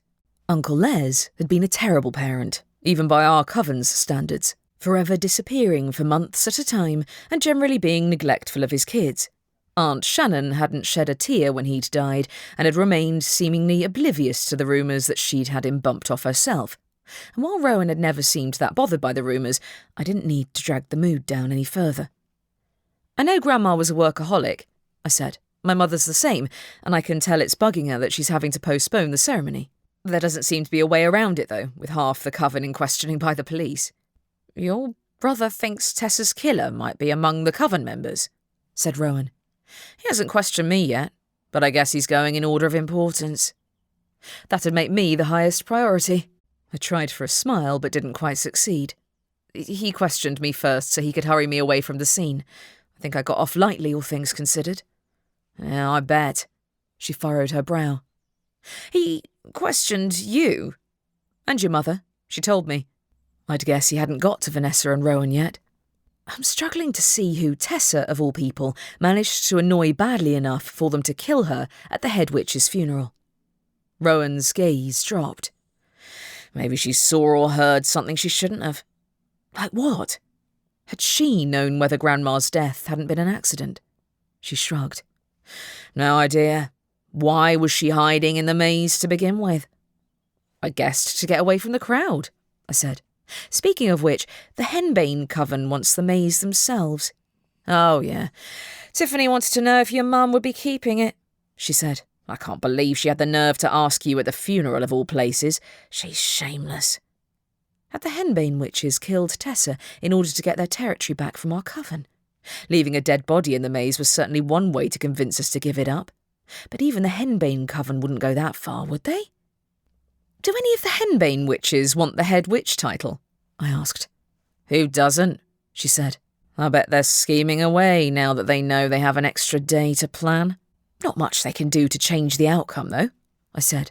The sceptre picks whoever it wants. The head witch was chosen by forces which weren't under anyone's control, and if Tiffany thought she could make the sceptre pick her, she might as well have tried to move the stars in the sky. Rowan dropped her gaze, teeth running over her bottom lip. I guess so. Something was definitely bugging her, but nothing she'd said had suggested she had the same suspicions as I did, and I didn't want to tell her without proof in case a certain magpie was watching us. How long did it take you to escape the funeral? I didn't see you in the grounds. I was avoiding my mother. She lifted her head. Also, Vanessa told me you left with a strange man. Harvey. I gladly seized on the change of subject. We were in the same class at school. He now plays Skyhopper professionally. Oh, him! Her eyes gleamed knowingly. You had a raging crush on him, I remember. I was 15. Given the incident with the coffee and the reporters, I doubted he thought of me as anything more than a klutz. I'm not going to be here for long, though. I intended to be out of town by the end of the week, and I didn't need to get distracted by a hot guy. Besides, if Mum realised that she might be able to get me set up with one of the locals, she might end up adding it to her arsenal of arguments in order to convince me to stay. I did not want Harvey to become an unintentional pawn in my family's games. Rowan looked slightly deflated, but she revived when Vanessa opened the bedroom door and sidled into the room. Thought I heard your voice, Robin. Rowan scowled at her older sister. What do you want? I'm told I need to tell Robin how to carry the sceptre to the coven leadership ceremony to make sure she doesn't screw up. So much for keeping it quiet. Who told you that? My mum did, she said. She said you were taking Tessa's place. Thanks for that, Aunt Shannon. Look, I'm pretty sure I can walk in a straight line and carry a sceptre. I don't need any pointers. I'd have thought you'd have helped at the ceremony at least once before, she said. I suppose Grandma knew you wouldn't be any use at it. Same as everything else. I don't see anyone falling over themselves to offer you the job. OK, Mum had threatened to ask Vanessa in my place if I'd said no, but I'd bet Aunt Shannon was fuming that I'd said yes. What makes you the expert? I've actually paid attention to my coven for the last few years. She stepped closer until we stood nose to nose, while my temper frayed at the edges. Behind my back, I heard Rowan whisper something under her breath. Then a scuttling noise made me spin around in time to see Ralph the tarantula swinging from his web and crash straight into Vanessa's face. Vanessa waved her hands around, trying to knock the spider away, but he moved too fast to be caught. She let out a shrill yelp when Ralph ran over the back of her head, leaving a trail of cobwebs behind him. Oh, call him off! Only if you get out of my room. Rowan beckoned, and Ralph scuttled back to his owner when Vanessa backed into the doorway. I thought you were supposed to be giving Robin advice, not acting like a brat. I'm not the one who can't keep her familiar under control. Vanessa swept her hand over the back of her head in an attempt to get rid of the cobwebs. If you screw this up, Robin, then our whole coven will be the laughingstock of the magical world. I already heard that from my mother, but go on, give me your words of wisdom. I gave her an expectant look. Or were you expecting me to hand over the responsibility to you instead? I don't see why not, said Vanessa. I never ran away from town when my family needed me. They didn't need me. Oh, if you missed me so badly, you might have sent me a postcard. Rowan snickered. Yeah, leaving town isn't a crime. Maybe I want to do the same, in fact. Vanessa narrowed her eyes at her sister. Mum would never allow it. She'd disown you first. Rowan took a step back, a flush creeping up her neck. She isn't going to be head witch, Vanessa, and nor are you. It was Vanessa's turn to flush. Says who? The whole process of selecting the head witch is ridiculous if you ask me. As if a ceremonial sceptre can have a clue how to judge the worthiest candidate. It is a powerful magical object, I pointed out, more in an attempt to diffuse the tension than anything else. The process has worked for this long, hasn't it? Vanessa sniffed. I can't believe even you believe in that nonsense. Shouldn't I? It was no secret that I thought pretty much everything the coven did was several centuries out of date, but not even Aunt Shannon would dream of overturning such an important tradition, right? Vanessa gave me a withering look. I thought you said other magical communities had different approaches. Yes, with picking their coven leader, I corrected. Head witch, though, that's a whole other matter, and I doubt anyone wants to rock the boat right after losing Grandma, and after a murder at her funeral, too. A murder? She snorted. Hardly. The girl probably fell into the fountain by accident. Is that what you think? Vanessa gave a shrug, not quite meeting my eyes. Oh, it doesn't matter. The truth will never come out, considering who's in charge of the questioning. And why is that? What was she talking about? My brother is dedicated to his job. He'll be sure to question everyone carefully to get at the truth. She laughed. Do you really believe that? He'd overturn justice to protect his close family in a heartbeat. And don't you even think he wouldn't. If your mother told him to quit his job right now, he would, I guarantee it. Huh? She's not going to ask him to quit his job. Ramsay might have been obedient to a fault, but he wouldn't give up the position he'd worked so hard to earn, not even if Mum asked him to. He wouldn't hide the results of an investigation either. No, Vanessa was just trying to get under my skin. And succeeding. Was she really that mad at me for taking Tessa's place, or did she know something about her death that she hadn't told my brother? I guess you've been away for long enough that you missed a lot, Vanessa went on. Did your mother mention she and Grandma had an argument the night before she died? I stared openly at her for a moment. How do you know that? I heard them, she said. They're outside your house, and I had the window open at the time. I didn't catch what they were saying, but they sounded pretty mad at one another. And? I studied her expression, which lingered somewhere between angry and mocking. They argued all the time, same as Grandma and your mum. Except they didn't make up this time because Grandma was dead by the morning. She couldn't be implying what I thought she was. Grandma died in her sleep. That's what the official story says, but it was your mum who found her, wasn't it? Vanessa thought Grandma's death hadn't been an accident. Did she think my mother had killed Grandma? Or was this an attempt to deflect attention from her own side of the family? Aunt Shannon was the person with the most unsavoury rumours attached to her, but I hadn't thought she'd go as far as to commit murder. Rowan gaped open-mouthed at her without saying a word, clearly as stunned as I was at her sister's outburst. The official story says Tessa was murdered, I said through gritted teeth. We were talking about her, not Grandma. My brother wouldn't be questioning the entire council if he didn't believe her death wasn't an accident. Mum couldn't have had anything to do with Tessa's death. She hadn't been anywhere near the maze at the time and had been surrounded by a crowd for the entire funeral. As for Grandma, Mum had been her biggest admirer and ultimately found herself having to be the one to handle the fallout from her death. Postponing the ceremony was the opposite of what Mum had wanted. Yes, she'd shot down my suggestion that Tessa's death hadn't been an accident, but who could blame her? All the coven's attention was on her, and she was due to be confirmed as the next head witch and coven leader tomorrow. The last thing she needed was her authority to be undermined by rumours nobody could confirm. It hardly matters one way or another, Vanessa said. The sceptre will pick the person it considers worthy.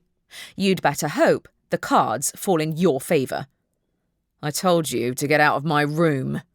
Rowan's hands curled into fists. Go on. A commotion rose from outside the window behind me, cawing noises mingling with the shuffling crash which sounded like a bird falling off a wall. I veered in that direction, my heart swooping at the sight of several black and white feathers falling out of sight. That magpie! Tansy? I stuck my head out the window, seeing her fluffy red tail sticking up from the fence below. Was that Myrtle? Get out! Rowan yelled from behind me, and the scuttling sound of a dozen spiders converging on her sister filled the background. I didn't stick around to see the fallout. Climbing onto the windowsill, I reached upward to pull myself outside and got halfway out before I ended up stuck. I wriggled upside down while Tansy perched on the fence and laughed at me. "A little help would be nice." There wasn't much my familiar could do to extract me from the window, though, so I had to keep wriggling until I'd freed myself and then scramble into an upright position to climb down the drainpipe. Breathless, I hopped over the fence into the alleyway, where no signs remained of my aunt's magpie familiar, except a few feathers. Was Myrtle eavesdropping? "Not for long," Tansy said. "I caught her in the act." Good. I leaned on the fence to catch my breath, my mind still reeling from Vanessa's cutting words. Aunt Shannon sent Vanessa to hassle Rowan and me, so I should have figured she'd keep an eye on us. "What'd she do that for?" Mum pressured me to ask Vanessa to get tips for taking Tessa's place at the ceremony, so I paid Rowan a visit instead, I explained. Speaking of which, I have a bone to pick with her about making me wear Tessa's robes. "She wants you to wear the outfit Tessa died in." "I'm guessing she couldn't get a replacement in time," I said. Maybe it's a weird thing to kick up a fuss about, but she might have mentioned it earlier. "I'd say not," she said. "You agreed to take Tessa's place, though. What did she bribe you with?" Nobody mentioned bribery. My familiar's knowing look told me she wasn't fooled. "Yeah, all right, she said she'd buy me that camera." Tansy groaned. "You said you wouldn't stay." "I'm not staying. I'm doing a last-minute favour for the coven," I said. "Anyway, you like it here, don't you? You've been having a whale of a time in the garden all day." "I don't want to stay here if you don't like it."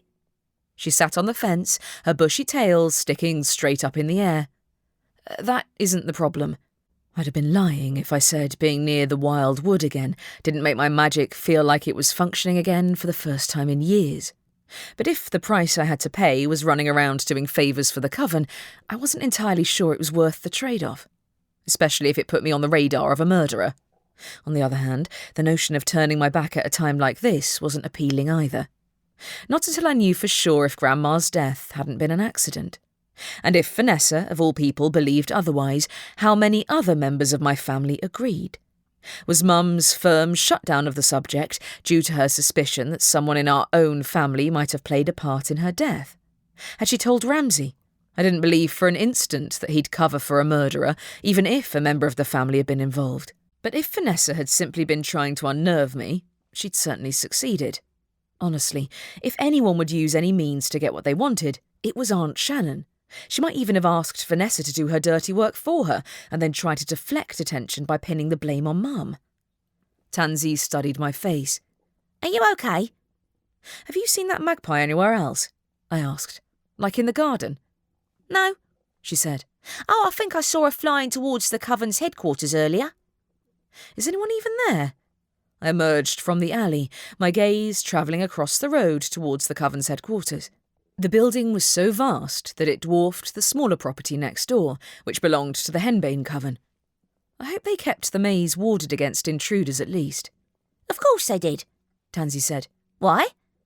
"The Henbane coven," I said. "They still have their sights set on owning that maze. Tiffany told me at the funeral, before we found Tessa's body." Her beady eyes gleamed. "I can go and snoop over the fence if you like." "Not yet."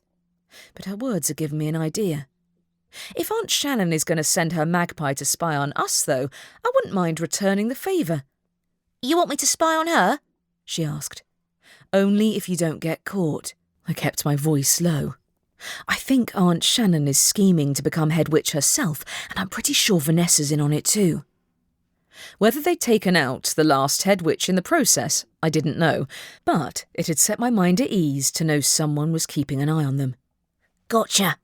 She leapt across the fence to the neighbouring house and began scaling the drainpipe. I watched her, unsure if I shouldn't have sent her to spy on the Henbane coven instead. They certainly had a good reason to want the head witch's title, but Vanessa's accusations had wormed their way under my skin. Why would she blame my mother if not to deflect attention from her own? "Robin!" Mum's voice whipped out at me from the doorstep of the house. "Get in here!" Oh boy. She must still have been mad at me for implying Grandma's death hadn't been an accident. Taking in a breath, I approached the house to meet her. Were you planning on telling me I'd be wearing Tessa's cloak to the ceremony?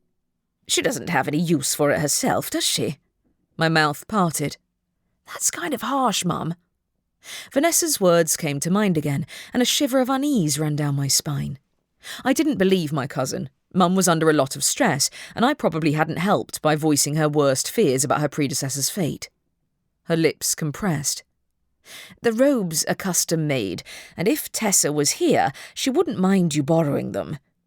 I was just making an observation. I didn't believe Vanessa. I didn't. But the mere thought of mentioning her taunts to Mum made the words stick in my throat. Did Mum have the faintest idea that her sister and niece were spreading rumours about her involvement in her predecessor's death? Mum must suspect her sister had her sights set on becoming head witch at the very least. Mum took a step backwards into the hall. I'll adjust the robes by tomorrow. Do try to stay out of trouble before then, won't you? I thought you wanted me to come in the house. Was she acting weirdly, or was my own paranoia colouring my every observation? Isn't there a dress rehearsal for tomorrow? Not with half the covens still in questioning, she said. You're free for the rest of the day. I am.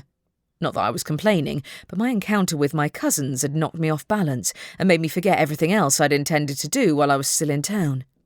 I fished my mobile phone out of my pocket and sent a message to my best friend, Piper. As long as I was here, I might as well make the most of the best that Wildwood Heath had to offer.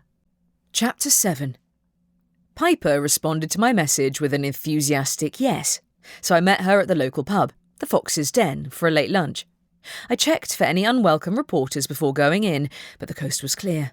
Maybe Clarice and Speck were still ambushing patrons at the cafe instead. Exciting week, isn't it? Piper bounded into the pub behind me, her curly dark hair styled instead of tied back, and the muddy gardening clothes she usually wore replaced by a skirt and a lacy blouse. Since she wasn't doing any gardening work for the coven at the moment, she must be having a positively relaxing week compared to mine. You might say that. I picked out a table by the window, and we both ordered bangers and mash, the dish of the day. Mum gave me the rest of the day off by some miracle, and I figured you'd be free. Yeah, since the head witch banished me from the garden. She rolled her eyes. She said I'm not to come back until Monday. I hope she's okay with her prize roses suffering until then. She's trying to take care of them herself, I think. Piper had been at the funeral, but as a minor coven member, she hadn't been on the high priority list of people for my brother to question. Also, Mum wouldn't have dreamed of accusing her best gardener of committing a crime, even if she had dismissed the household staff for the time being. Did she mention why she was giving you the week off? Generosity? She gave a shrug and picked up the cocktail menu. It's not too early to get myself a marshberry whirl, is it? I'd say not. I ordered a cocktail of my own by tapping the right order on the menu with my fingertip and settled back in my seat. What have you been doing all week, then? Aside from going to the funeral? She asked. Mostly I've been turning down requests from the Henbane coven to start working on their gardens. I had to explain I'm still working for your mother and that I haven't been fired. Seriously.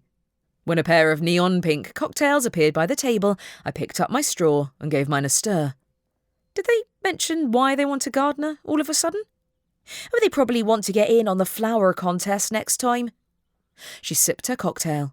Anyway, I'm not about to start drama by accepting work from a rival coven. No kidding. They hadn't wasted any time by asking me if Mum wanted to keep the maze, but I hadn't known they wanted to hire Grandma's gardener too. You'll be at the ceremony tomorrow, right? Wouldn't miss it, she said. And you?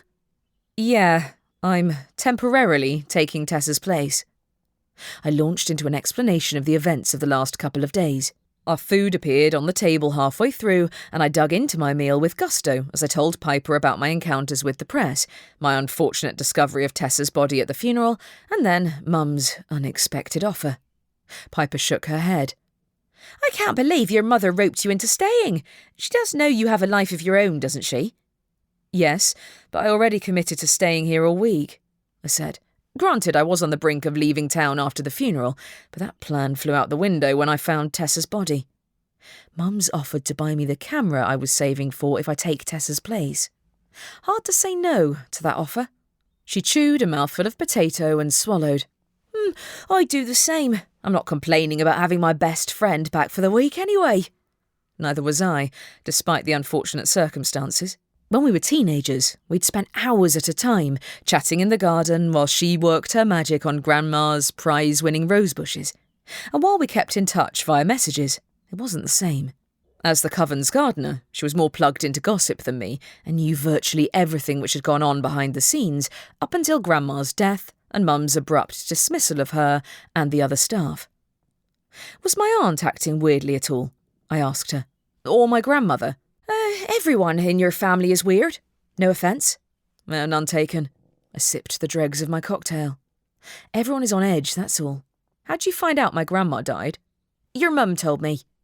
She stirred the remainder of her drink, a thoughtful look on her face. I showed up at the usual time and she practically shut the door in my face. She said the head witch had died and ordered me not to tell anyone else. I imagine the secrecy lasted for all of 5 minutes before the entire coven knew. I grimaced. Yeah, my cousin told me before Mum did. She was still mad at me after our last argument. Oh. She looked down at the menu and ordered another drink. She's forgiven you now, right? She must have if she's given you Tessa's job. It was me or my cousin Vanessa. Oh, her. She pulled a face. I saw her at the funeral. Her mother, too. Were they hassling you? Yep, hence my escape into the maze. She'd likely seen me almost lose control of my magic, too. Aunt Shannon had been trying to push my buttons, but her attempt to humiliate me might have gone beyond her usual taunting if she was working behind the scenes to undermine my mother. I hoped she and Vanessa hadn't dropped hints to anyone else that the former head witch hadn't died by accident. Another pair of cocktails appeared on the table, and Piper took a sip from hers. Your aunt's a sore loser. She hasn't lost yet, I reminded her. She has her sights set on the head witch title. She won't get it, Piper said confidently. Come on, your mum's been tipped as the head witch's successor for years. True, Aunt Shannon always lost to her older sister, and it was no wonder she felt the need to resort to underhanded trickery. The sceptre would see right through her act. The sooner the ceremony is over, the better. The cosy pub seemed a world away from the coven's dramas, and it was nice to chat about everything I'd missed when I hadn't been around without the fear of judgment. Piper would support me whether I stayed or left, and it was a relief not to have to justify every decision I made to her. My mood improved even more when Harvey walked into the pub with a group of athletic-looking people who I assumed also played for the local Skyhopper team. When he caught my eye, I waved at him, while Piper followed my gaze. That's Harvey, right? I didn't know you were in touch. We ran into one another twice in the last couple of days. I watched out of the corner of my eye as his group selected a table near ours and sat down. Literally, the second time around. Oh, she said. Didn't you have a major crush on him in school? I did. I kept my voice low, but the pub was noisy enough that we had to lean across the table to properly hear one another. We hadn't spoken for years until he came to talk to me after the funeral and offered to walk me home, though. He did? She practically bounced up and down in her seat. Wow, maybe he felt the same as you did. Keep it down, I muttered. Don't forget I'd just found a dead body and there was a potential killer on the loose. You said you ran into one another again. Literally. Her eyes glittered with amusement. How'd you manage that? The press were hounding me at the coffee shop, so I made a hasty exit without looking where I was going. She snorted. Sorry, I shouldn't laugh. I saw them through the window when I walked past and decided to get my coffee elsewhere. Wise choice. My heart skipped a beat when I spotted Harvey approaching our table. Hey, are you here to watch the open mic night? He said. I didn't know there was one, I said. Piper and I were planning to stick around for a while, right? Sure, said Piper without hesitation. And she's going to sing. I nudged her under the table. I'm definitely not going to sing, but I figured I might as well check out the local entertainment while I'm free for the evening. You are? His eyes brightened. I thought you'd be doing stuff for the coven. That's tomorrow, I said. The ceremony for the next head witch, I mean. Besides, I could enjoy a little harmless flirtation while I made the most of my one night of freedom. I'd earned that much. The evening passed pleasantly, and the longer I spent chatting with Piper and exchanging stories with Harvey's friends, the more I had to remind myself that I wasn't here forever. Even without taking my family responsibilities into account, Wildwood Heath had a habit of getting a hold over me and not letting go. and it went deeper than our family's magical connection to nature. Speaking of family, I looked over at the door in a lull during the open mic event and was stunned to see my brother, of all people, entering the pub. Had Ramsay taken the night off for the first time in the decade since he'd joined the police force? Maybe he had, but his expression was as serious as ever when he zeroed in on our table. Piper goggled at him from opposite me. "What's he doing here?" "Hey," I waved him over. "Come and join us." Ramsay walked to our table, but he stood stiffly at my side instead of sitting down. "Is this really an appropriate place for you to be spending your time?" "Lighten up," I said. "It's not like I'm obligated to stay at home." Yes, the Fox's Den didn't belong to the coven and was run by shifters instead, but that was why I liked it. Being around non-witches enabled a degree of anonymity, which came from not constantly running into people who were only acquainted with me as Roxanne Wildwood's daughter. Ramsay inched closer to my chair and lowered his voice. "I would prefer you didn't get us into any more trouble." "What kind of trouble?" I genuinely had no idea what he was talking about, since it wasn't as if I'd had the chance to mess up the ceremony yet. "Someone," he said through clenched teeth, "ratted us out to the press." I choked on the sip of my drink I'd just taken. Who?" "You tell me," he said, "since they knew things which only someone in our family could have told them."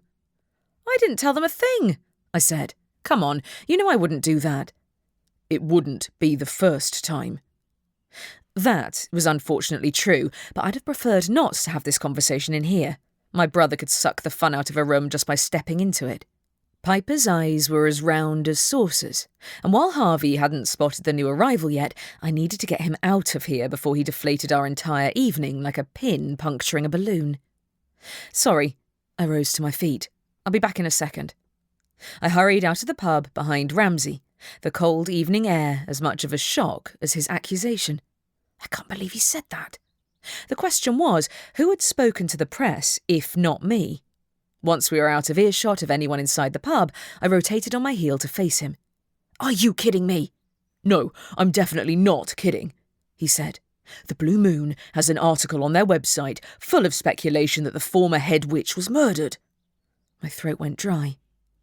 Even if I'd said anything to them, I definitely wouldn't have told anyone that. What did the article say? "Read it yourself." He pushed his phone in front of my face, but the article's words danced in front of my eyes and refused to make any sense.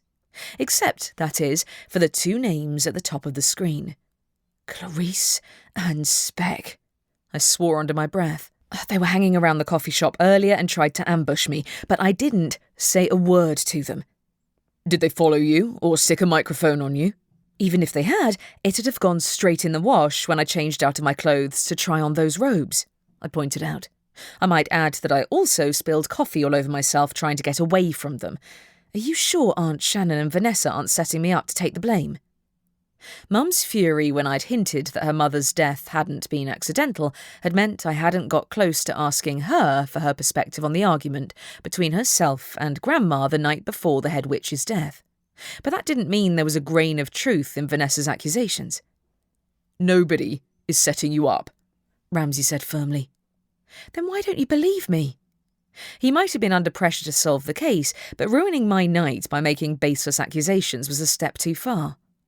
I have nothing to gain from trashing our family's reputation by blabbing to reporters. Nothing whatsoever. "I'm sure you didn't mean to give anything away, but you're known for speaking without thinking," he said. "Like that interview you did with the Blue Moon a few years ago." "I was a kid who didn't know any better," I reminded him. "Besides, we weren't dealing with a murder at the time. I think you're missing the big picture here." Did he seriously think I'd choose now to start spreading rumours which might put the rest of the family in danger? "I'm missing the big picture," he said. "You've been neglecting your responsibilities from the start." Anger sparked, and my magic started to fizzle in my fingertips. The sound of bird wings fluttering overhead warned me that if I didn't get control over my temper, Ramsay would have yet another reason to drag me back home. I curled my hands into fists and took in a deep breath. "If you want the truth, then go in there and ask Harvey. I ran into him at the cafe when I was escaping the press, and he can tell you exactly what I told them." He frowned. "Who?" "Harvey," I said. "You do remember I told you he's captain of the Skyhopper team, right?" "He walked you home after the funeral." Suspicion flared in his eyes. "He's not with the coven." "Yes, so he has nothing to gain from making excuses for me," I said. "We knew one another at school, that's all." "Did he speak to the press?" he asked. "You shouldn't talk about the coven's business with outsiders." "No!" I threw up my hands. "Good Lord, you're paranoid. We have plenty to talk about that isn't remotely related to the coven." If he started trying to police my social life as well as accusing me of lying, then he was barking up the wrong tree. Ramsay watched through narrowed eyes as a group of drunken wizards walked past. "When you're here in Wildwood Heath, everything you do reflects back on the coven one way or another." I raised a brow. "If you're truly so concerned, then feel free to come and join us and watch the open mic night. You might even enjoy it." "I have responsibilities," he said. "Like accusing your sister of gossiping about our family." I did my best to swallow down my lingering anger, keeping my voice even. Word of advice? I'd save the accusations for the members of our family who actually want the title of head witch. "I can't believe you're still defying our mother at a time like this." "She told me to do as I wanted this evening," I said. "Besides, shouldn't doing your job and finding the killer take precedence over trying to save the family's public image?" His face reddened. "What did you say?" I'd gone too far, I knew, but the 2 cocktails I'd drunk had washed away my inhibitions, and his accusation had flung a final spark onto the flame of my frustrations at my family. "Vanessa told me earlier that Mum was the last person to talk to the head witch before she died. Did she mention that when you questioned her?"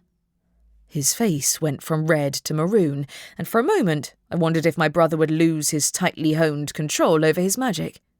His closed expression tightened even further. "If I hear you've done anything more to damage our reputation tonight, then I'll personally see to it that you're removed from tomorrow's ceremony altogether."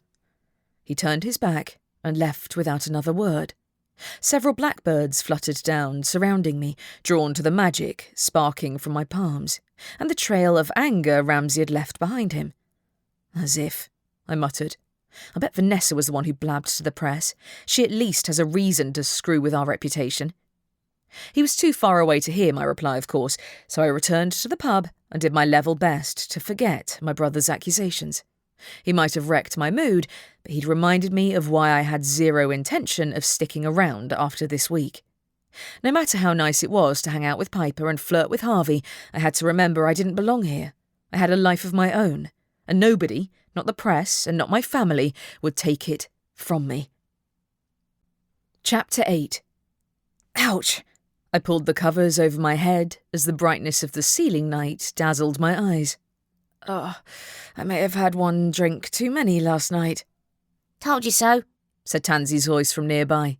"You didn't," I mumbled. "You weren't there." "I've told you before," she said. "Consider my advice to apply to every time you go out drinking. It saves me repeating myself." "It doesn't happen that often." She jumped on the bed, and I groaned when the mattress shook under her excited bouncing. "No, but you have past experience to tell you how it usually ends." I thought back to the previous night. I hadn't said anything too outrageous, had I? There had been my spat with Ramsay, but he'd accused me of spreading lies about our family to the press. Honestly, he was equally to blame for my hangover, considering it had taken 2 more cocktails to bring my mood back to its former level. "Hey, at least I made it home." "Not by yourself," she said. "I'm willing to bet someone had to carry you." "Nice to know you have faith in me." I peered at Tansy from under the covers, but even the faintest sliver of light was too much for my sensitive eyes. "What time is it?" "Late enough that the coven leadership vote is already underway." "Oh no." I sat bolt upright, triggering a wave of nausea that made my head spin. I closed my eyes and gripped both sides of the bed until it passed, and when I opened them again, my gaze landed on a small potion bottle on the bedside table. "Oh, what's that?" Tansy gave the bottle a sniff. "I believe it's a hangover cure." "Huh. Had Harvey given it to me before I'd left? I doubted my brother had, so it must have been him or Piper. Without hesitation, I downed the whole thing in one go, and my raging headache began to subside almost at once. "Who gave me this? Did you see?" Haven't a clue, she said. Have you forgotten I was spying on that unpleasant cousin of yours while you were gone? That's right. I climbed out of bed, no longer bothered by the bright sunlight. Did you hear anything interesting? No, she said. Unless you count Vanessa and her mother calculating how many votes they needed to get between them in order to snag the coven leadership. What? I pressed my hand to my forehead. Oh, I forgot Vanessa was on the council as well.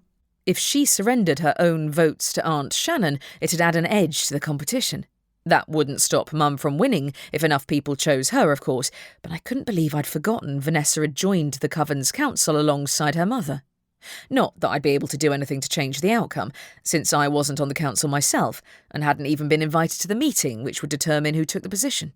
The meeting itself was more of a formality, since the members of the council rarely changed their minds at the last minute. Once each person in the running for leadership had given a quick speech, then every council member cast an anonymous vote for the person they thought most fit to run the coven for the next term of leadership.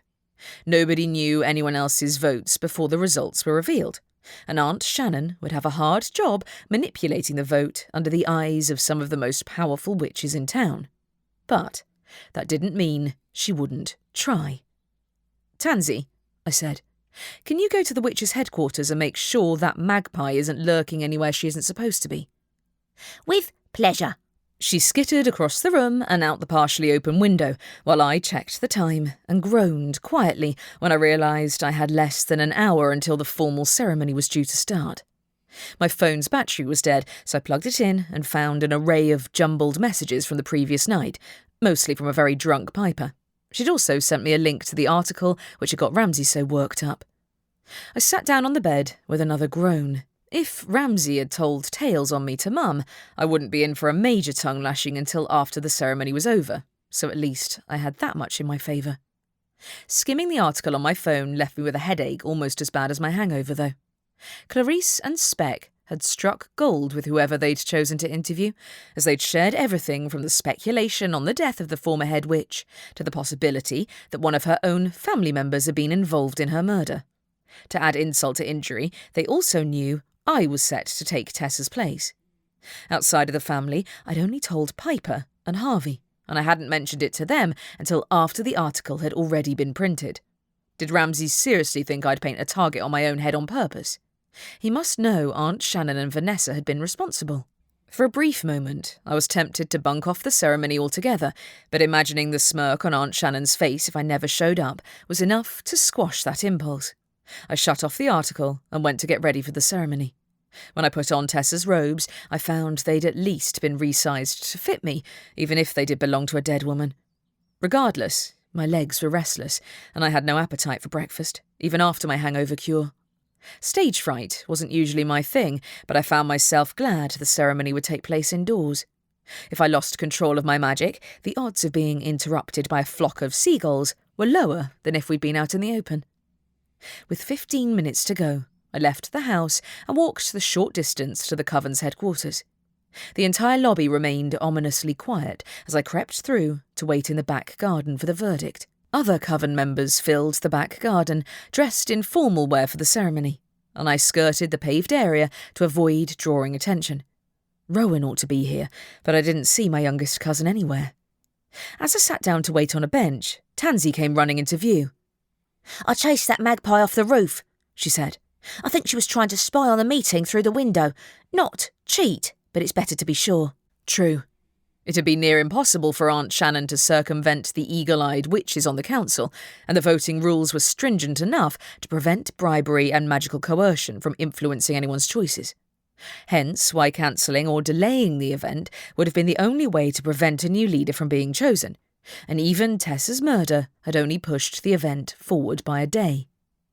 Not being able to see what was going on inside the building made me edgy, so I paced along the gap between the fence and the whitewashed wall while holding my robes off the ground so that I didn't trip. Are you wearing Baby Yoda socks? Tansy snickered. Quiet, I murmured. You're okay. You don't need to wear silly outfits or attend the ceremony. I wished it was socially acceptable for me to run over the fences and climb trees to blow off steam like Tansy did, but even she was more hyper and jittery than usual. No doubt my nerves were rubbing off on her.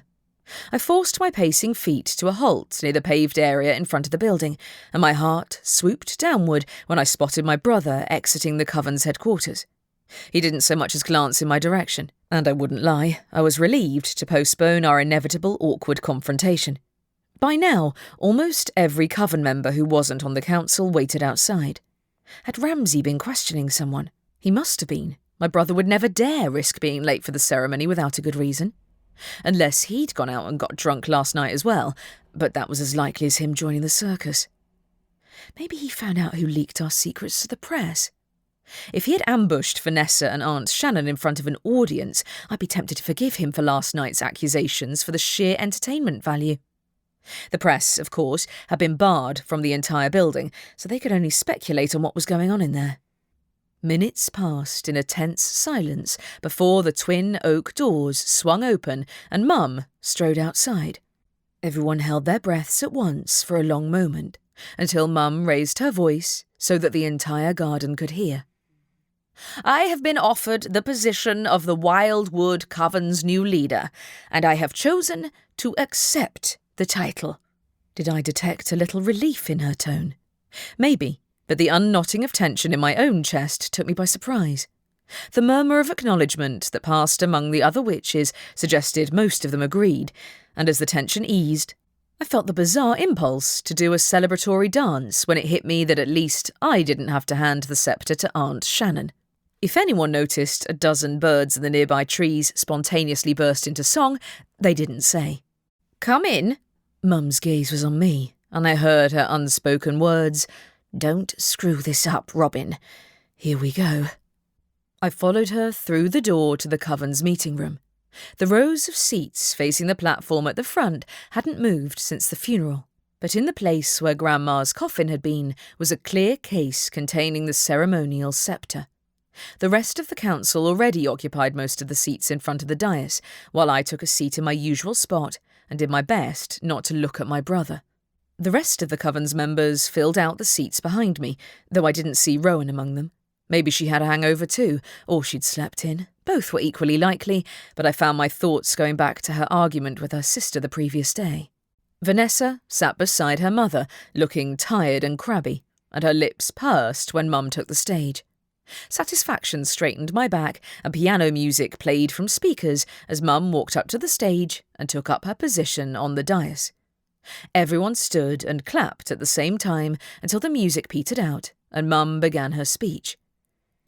"Ordinarily, the region's head witch would do the honour of presenting the new leader of the Wildwood Coven with their title," said Mum. "However, the council came to a mutual decision to cast our votes for the coven's leader before the new head witch is chosen. I am delighted to announce that I have accepted the position." Everyone clapped, the mood notably brighter than earlier. Everything was proceeding as planned, which meant the era of uncertainty which had lingered since Grandma's death would soon come to an end. Mum would remain coven leader until the next election, in contrast to the position of head witch, which renewed annually and was chosen at complete random. Yet there didn't seem to be any doubt in the room that Mum would take both titles. Here we go. My heartbeat quickened as her gaze landed on me, the slightest gesture indicating for me to stand up. Holding my breath, I rose to my feet and walked forwards until I reached the dais. Then I lifted the ceremonial sceptre out of its glass case and presented it to my mother. Despite my sweaty palms, I kept hold of the long carved instrument until it safely lay on top of the pedestal in front of the room. A glow sprang to the sceptre's end, startling me so that I almost tripped off the stage. Had it started reacting to someone already? Was it about to choose a new head witch? "Robin," my brother hissed from the front row. "Get over here." I returned to my seat and sat down, but I couldn't take my eyes off the glowing instrument. I wasn't the only one who'd noticed. Several gasps broke out in the rows behind me, while the rest of the council members rose to their feet. Mum stood behind the pedestal, her expression calm. "It seems the time has come for a new head witch to be chosen." She reached for the sceptre, but before her fingers could close around its end, the sceptre leapt into the air as if drawn by an invisible force. A collective gasp rose throughout the room. Instead of landing in Mum's hands as everyone had expected, the instrument remained hovering above our heads and began to spin like the point of a compass. Its purplish light passed over the rows of attendees before focusing on a single person. Grandma. Her stooped figure stood in the aisle as if she was simply a guest who'd shown up late, oblivious to the ripple of shock that passed through the room when the others realised who the sceptre had pointed to. Grandma reached out a hand, transparent as a thinly spun web. Several people screamed, while Aunt Shannon leapt to her feet in the front row. "What is going on?" The sceptre floated downward, and my heart jumped into my throat. As Grandma's fingers reached for the sceptre, they simply passed straight through the end as if it didn't exist. "She's a ghost!" gasped someone who was slower on the uptake than the rest of us. More screams echoed throughout, while someone in the back row sank out of her seat into a dead faint. Mum, to her credit, met the ghost's eyes calmly. "Mother, you can't take the sceptre. You're dead." "I beg to differ." Grandma wasn't standing in the aisle, but floating unsupported above the ground, yet the old stubbornness in her tone gave me an uncanny feeling. It's really her. "The sceptre can't choose a ghost as its wielder," Mum insisted. As far as I knew, that was true. Yet why had the sceptre pointed towards her? Did it somehow still recognise Grandma as its wielder, even from beyond the grave? She had certainly tried to grab the instrument, growing more visibly impatient when her transparent hand failed to get a grip on it. Ramsay watched her with an expression of mounting horror on his face, but I didn't have the slightest urge to laugh at him. None of us had foreseen an interruption from the former head witch's ghost. Had someone summoned her restless spirit, or had she risen of her own accord? Several of the council members left their seats and reached for the sceptre, but a flash of light from the instrument sent them reeling backwards. In the shocked silence that followed, Grandma rotated on the spot and vanished into thin air. The sceptre fell to earth with a deafening clang, which made everyone in the room jump. "Nobody touch that!" With a wave of her wand, Mum levitated the sceptre back into its glass case. "Leave the sceptre until I say otherwise." This might have been the first new head witch ceremony in several decades, but I had an inkling that being interrupted by the ghost of the sceptre's previous wielder wasn't a common occurrence. The head witch had been wildly popular, but nobody had expected her to appear like the ghost of Hamlet's father and derail her successor's plans, let alone try to reclaim her former position. Really, it was typical of Grandma to refuse to stay put in the afterlife or let anyone take over from her. The bizarre urge to laugh hit me, and I pressed the back of my hand to my mouth. Ramsay sat upright in his seat. "We have to restore order." "Little late," I said. "I think that broom has taken flight." The council members' arguing voices filled the aisle, while the woman who'd fainted was now quietly weeping in the corner. I peered at her, recognising her as Stacey, Grandma's former assistant. She wasn't the only person in tears, though other members of the crowd simply sat stunned in their seats and didn't move when Mum told them to leave. Loud objections broke out, and my headache returned with a vengeance. "Enough," Mum said loudly. "As your coven leader, I am ordering you to leave. Nobody is to contact the ghost of the former head witch without my permission." I don't see how she could possibly enforce that rule, but then again, Grandma was more likely to have relocated to our house than anywhere else. Several witches raised their voices in protest, but Mum silenced them all with a look. "Go on. I'll let everyone know when I have an update on the head witch's situation." For now, the sceptre would stay put. Grandma couldn't wield it, and it hadn't accepted or rejected anyone else yet, which left the position still open. I suspected Mum wouldn't try to redo the ceremony until Grandma's ghost was gone, but most spirits didn't typically stay in this world for long. Why'd she come back? Come to think of it, there was no better person to question about the head witch's murder than the woman herself. And if she had moved to our house, then I wouldn't be going against Mum's orders by talking to her. Ramsay snagged my arm as I walked out of the hall. "Don't even think about it." I pulled the sleeve of my robe out of his grip. "I'm going home to change, assuming there isn't a ghost in my room. Unless you want to come and help me speak to her about whether or not she was murdered." Ramsay's eyes narrowed.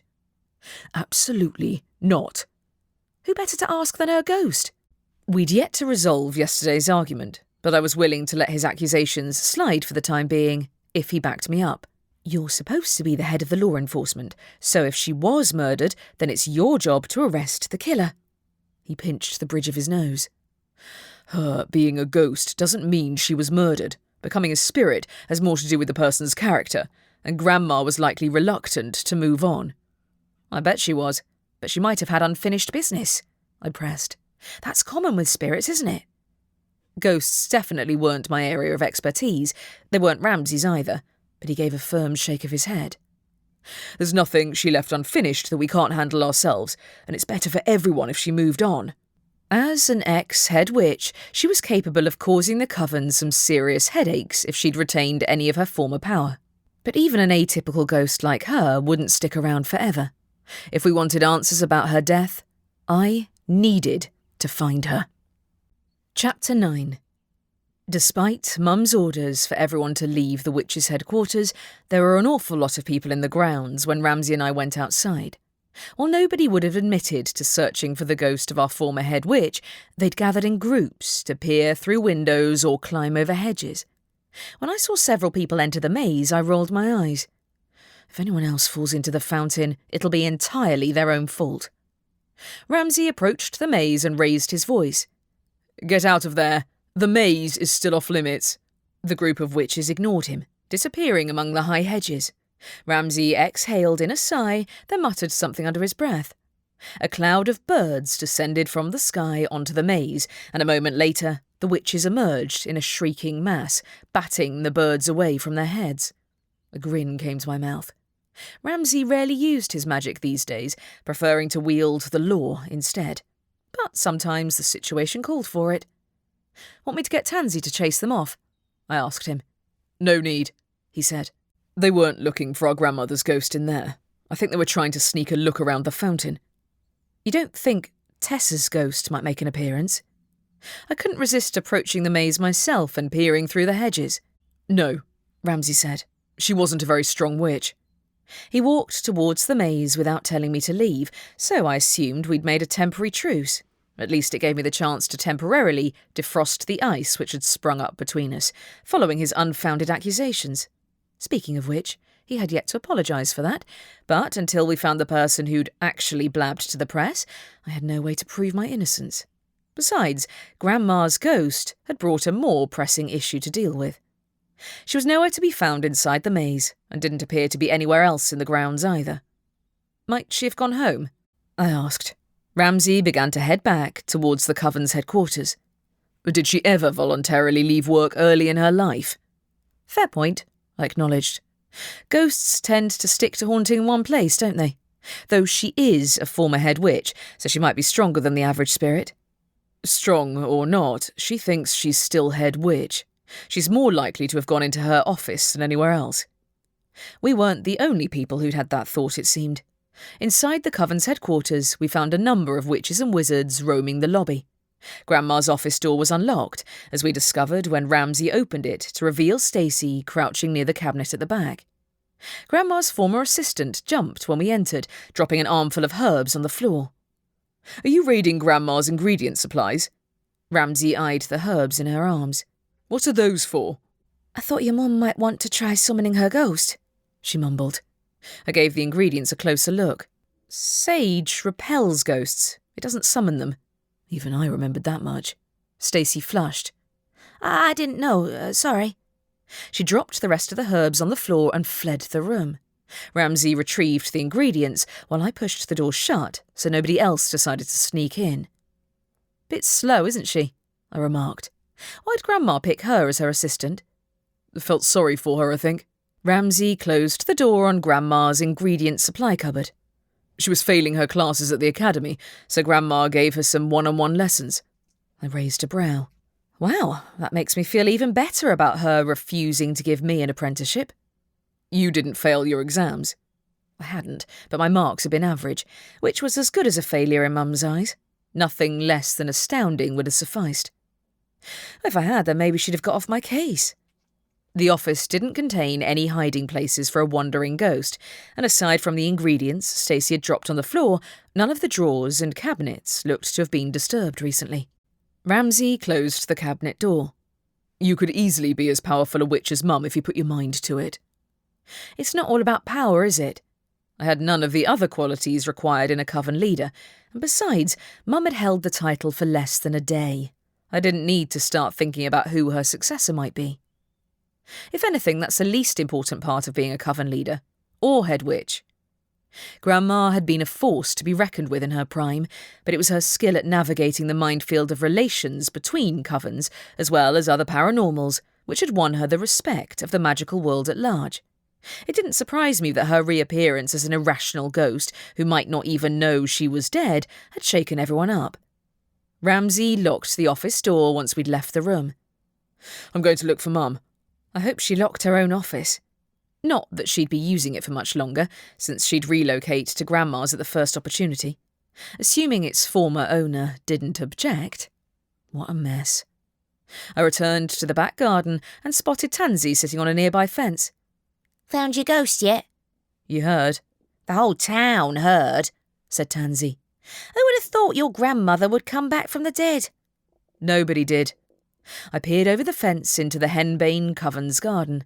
If they'd been the ones who killed Grandma, I doubted they'd counting on her coming back from the dead. I wonder if she's haunting anyone in particular. "I'd say it's more likely that she's hiding," said Tansy. That's not her style. I paced along the fence, smelling the faint aroma of herbs that reminded me of Grandma's ingredient cabinet. I wonder if using a summoning spell to find her would work. "If it did, do you think she's any more likely to listen to you than she did earlier?" Good point. Even if I managed to summon her ghost, and I'd never used that particular spell before, Grandma hadn't even been willing to listen to her own children, let alone me. No, but as long as she's out there, we'll have a hard time picking another head witch. Only Grandma could clear up the rumours about her death and leave a clear path ahead for the next head witch to be chosen so we could all get on with our lives. Yet no matter how long and hard we searched, she didn't reappear. When it began to grow dark, Tansy yawned. "Everyone else has gone home, Robin. I think we should give up the search for now." And do what? Wait for her to show up at the next ceremony? That didn't seem much of a solution either. "It won't take that long," she said. "You know she likes to be in charge. As soon as your mum starts taking on the coven's responsibilities, she'll show up again." Yeah, perhaps. Summoning her ghost was starting to look more and more appealing by the second. I finished my circuit of the garden and heard the distant murmur of voices from within the maze. Who's in there? I thought Mum warded the place. Tansy climbed my shoulder and dug in her claws. "Don't go back in there." Someone has to. I trod closer, listening. Wait, that was Mum's voice. And Aunt Shannon's. "This is out of control," Mum was saying as I neared the maze's entrance. "The press has been spreading rumours that the head witch was murdered, and her ghost's reappearance isn't going to help the situation at all." "What did you expect?" Aunt Shannon replied. "The only surprising part is that it took this long." "For someone to tattle to the press," Mum said. "So you aren't going to admit to anything?" "The press doesn't need to interview any of us to come up with lies," she said.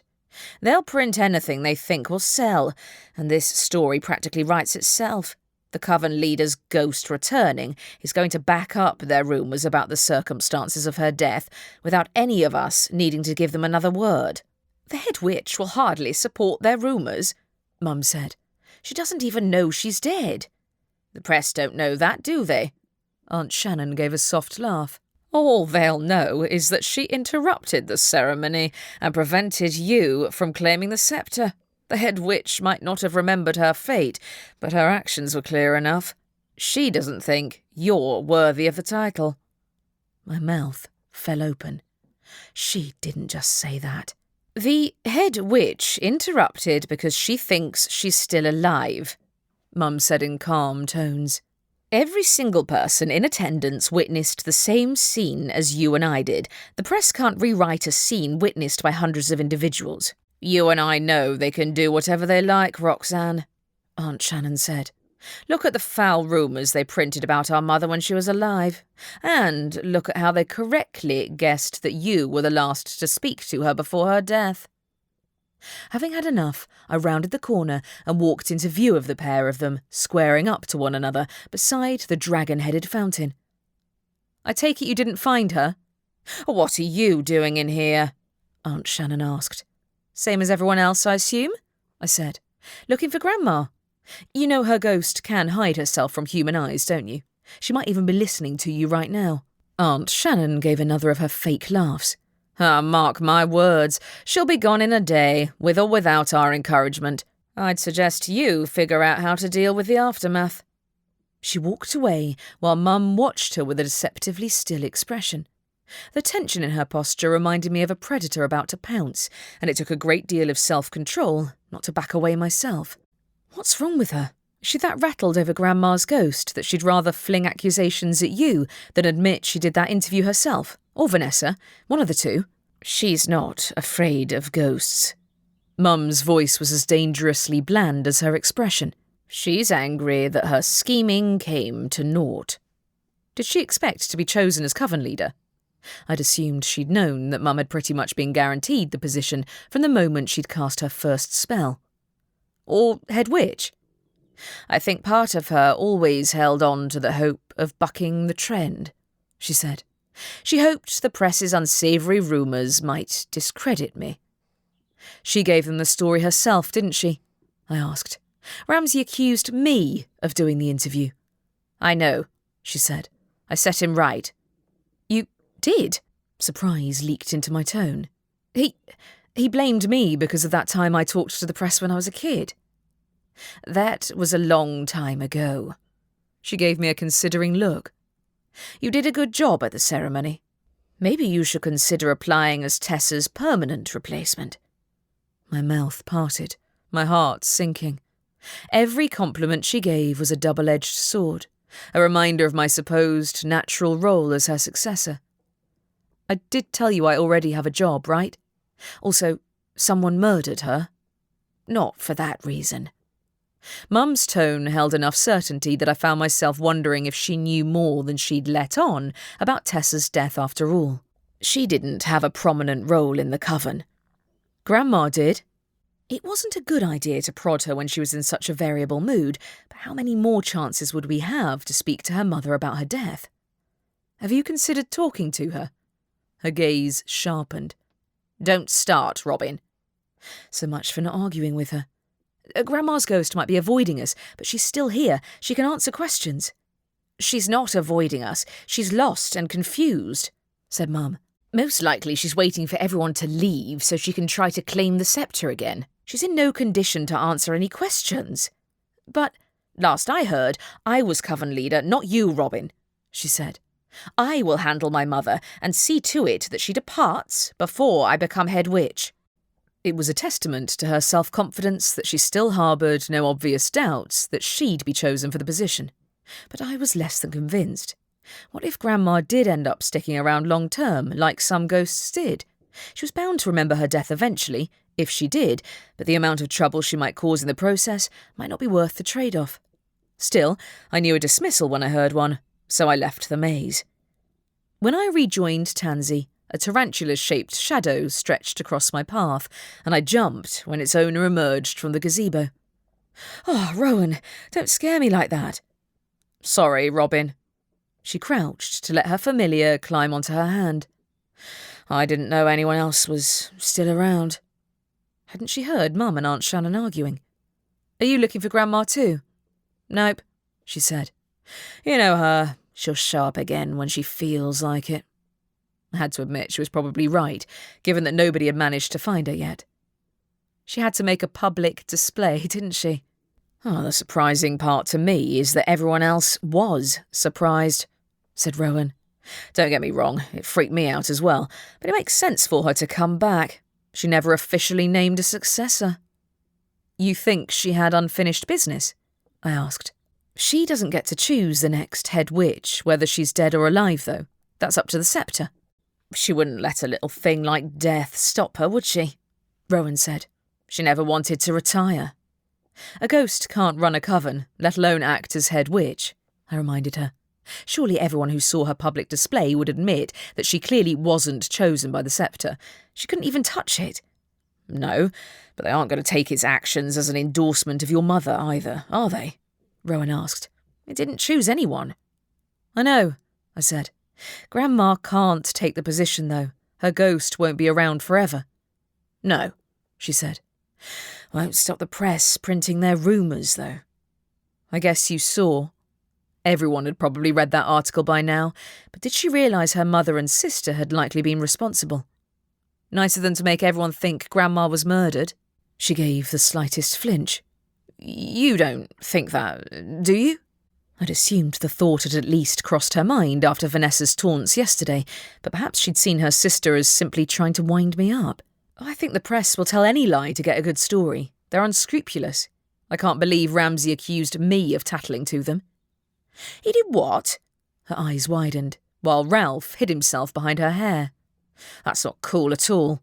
I know, right? I shook my head. He still hasn't apologised, but he must know I wouldn't tell tales on our family, especially at a time like this. Her mouth pressed together. I should head home before my mum comes looking for me. I thought you might have seen her leaving the maze. Come to think of it, I hadn't seen Mum leave either, which meant she'd removed the wards on the back entrance, or she was still there, listening to us. She was arguing with my mum. She winced. I bet she's mad after losing out on the coven leadership title. And the ghost incident. I didn't envy her for having to go home to that, though being around Mum and Ramsay was hardly appealing either. Regardless, I'd been here almost all day, and I was starving, so I left the coven's headquarters with Rowan, and we parted ways outside our respective houses. As I entered the hallway, my foot landed on something half fluffy, half spiky, which yowled loudly and stuck its claws in my leg. Ow! I hopped on the spot. Carmilla! Wait, have you seen Grandma? Carmilla gave a baleful meow and walked out of the hall, while I rubbed my sore leg, wondering if she even knew her owner had come back as a ghost. If not, she'd want me to tell her, right? Carmilla? I followed her into the living room. Grandma's ghost appeared at the ceremony and tried to pick up the sceptre. The cat laid down on the carpet next to Mum's sleeping familiar, displaying nothing but indifference to my words. She might have decided to stop communicating with any of us after Grandma's death, but there was nothing wrong with her hearing as far as I was aware. Why was she ignoring me? I jumped when my phone buzzed in my pocket. Pulling it out, I found a text from a number I didn't know. Hope you're okay. Want to meet up at the Fox's Den later, so you can tell me about it all? Harvey. Harvey. Since when had I given him my number? Last night, I assumed, though my memories were a little fuzzy. I couldn't have done anything too heinous if he wanted to see me again, and for a moment, I was tempted to take him up on his offer. On the other hand, I still had a lingering headache from last night, and besides, wandering around in the dark didn't strike me as a good idea. I typed a reply. Can I check back with you tomorrow? Bit tired. Ramsay entered the living room. Thought I heard you come in. I sent the message and indicated the fluffy black cat. Reckon she knows her witch is back? No. He crouched down to stroke her and she nipped at his hand. So he sank into an armchair and Prickles crawled onto his lap instead. I should probably assign some security to the coven's headquarters overnight, in case anyone tries to go ghost hunting. Don't go yourself, I said. You'll fall asleep within 2 minutes. His eyelids were already drooping. I'm not tired. Sure you aren't. I headed towards the kitchen. I'm going to make hot chocolate and have an early night. Want some? He stifled a yawn. I'm not sure I'd trust you to make a glass of water, to be honest. How very dare you? I shot him a grin, glad that he seemed to have put our argument aside. I can order takeout and put a film on. How does that sound? Ramsay frowned at me, but he took my offered truce. I need to assign someone to watch the coven's headquarters first. Can the others on your team even see ghosts? Even witches and wizards didn't always have the gift, though everyone in my family did. I could only imagine how weird the ceremony had looked to the attendees who'd only be able to see the floating sceptre without any of Grandma's antics. Hey, maybe we can lure her back to the house if we put on one of her favourite movies. Something with lots of explosions. You think that'll work? His words dripped with scepticism. It's no less likely than showing up at the coven's headquarters while everyone is flocking around like a swarm of pigeons. Chapter 10. My plan to summon Grandma back via a movie night was a dismal failure, but my brother and I managed to get through the night without another argument, mostly because we both fell asleep in the middle of the film. I woke up for long enough to drag myself to bed and crash again, and then awoke late in the morning to a barrage of text messages. From the constant ringing sound from downstairs, I guessed people were calling the house too, perhaps to ask Mum if she'd found the ghost, or if she'd decided when to reschedule the ceremony for the new head witch to be chosen. She ought to have set a temporary deadline to get them off her back for 5 minutes, but I didn't blame her for not having a contingency plan for the sudden appearance of the ghost of the former head witch. After a quick shower, I dressed and went downstairs, the phone's incessant ringing filling the background. Ramsay was presumably back at work, while Mum wasn't around either. I guessed she'd gone to the coven's headquarters, either in search of Grandma's ghost or to stop anyone else from swarming the place. While I'd have liked to grab a latte from Where's My Coffee, I didn't need to make it easier for the press to ambush me. Before I could begin to figure out the coffee maker, my phone began to ring, so I took the call. "Hey, Dad, I guess you heard." "I did," he said. "Want to come and talk in person, or does your mother have you confined to the house?" "Not officially." She wouldn't be thrilled if she came back and found me gone, but staying at home and waiting for Grandma's ghost to show up again didn't appeal to me in the slightest. Besides, I knew a route to Dad's house via the woodland paths, which the press ought to be unaware of. "I can come over, but only if there aren't any reporters around." "There aren't," he said. "They haven't found our house yet. Also, I have coffee." "Well, now I'm coming," I grinned. I figured it's not worth the risk of running into the press for the sake of getting a latte. "If you leave now, you can join us for breakfast." "I'll be on my way." Ignoring the still ringing phone, I went looking for Tansy and found her raiding the bird feeders in the back garden again. When I beckoned to her, she came scurrying over. "You're heading out?" "I'm going to my dad's," I said. "Want to come? I bet the kids will love you." "I am lovable," Tansy agreed. She scurried alongside me as I made my way to the gate leading into the woods. The faint sound of birdsong in the background masked the ringing in my ears from that wretched phone and reminded me of the boost to my magic from being back in my coven's territory. I stuck to a lesser-known route out of coven territory and towards the werewolves area of town to avoid running into anyone. This far out, I was more at risk of encountering a nude werewolf than any reporters, since the wolves and other shifters typically lived close to the forest to avoid making a public spectacle when they shifted back and forth between their human and animal forms. Jessica owned a nice cottage in a grove surrounded by oak trees, with plenty of space for her twin werewolf sons to run around to their heart's content.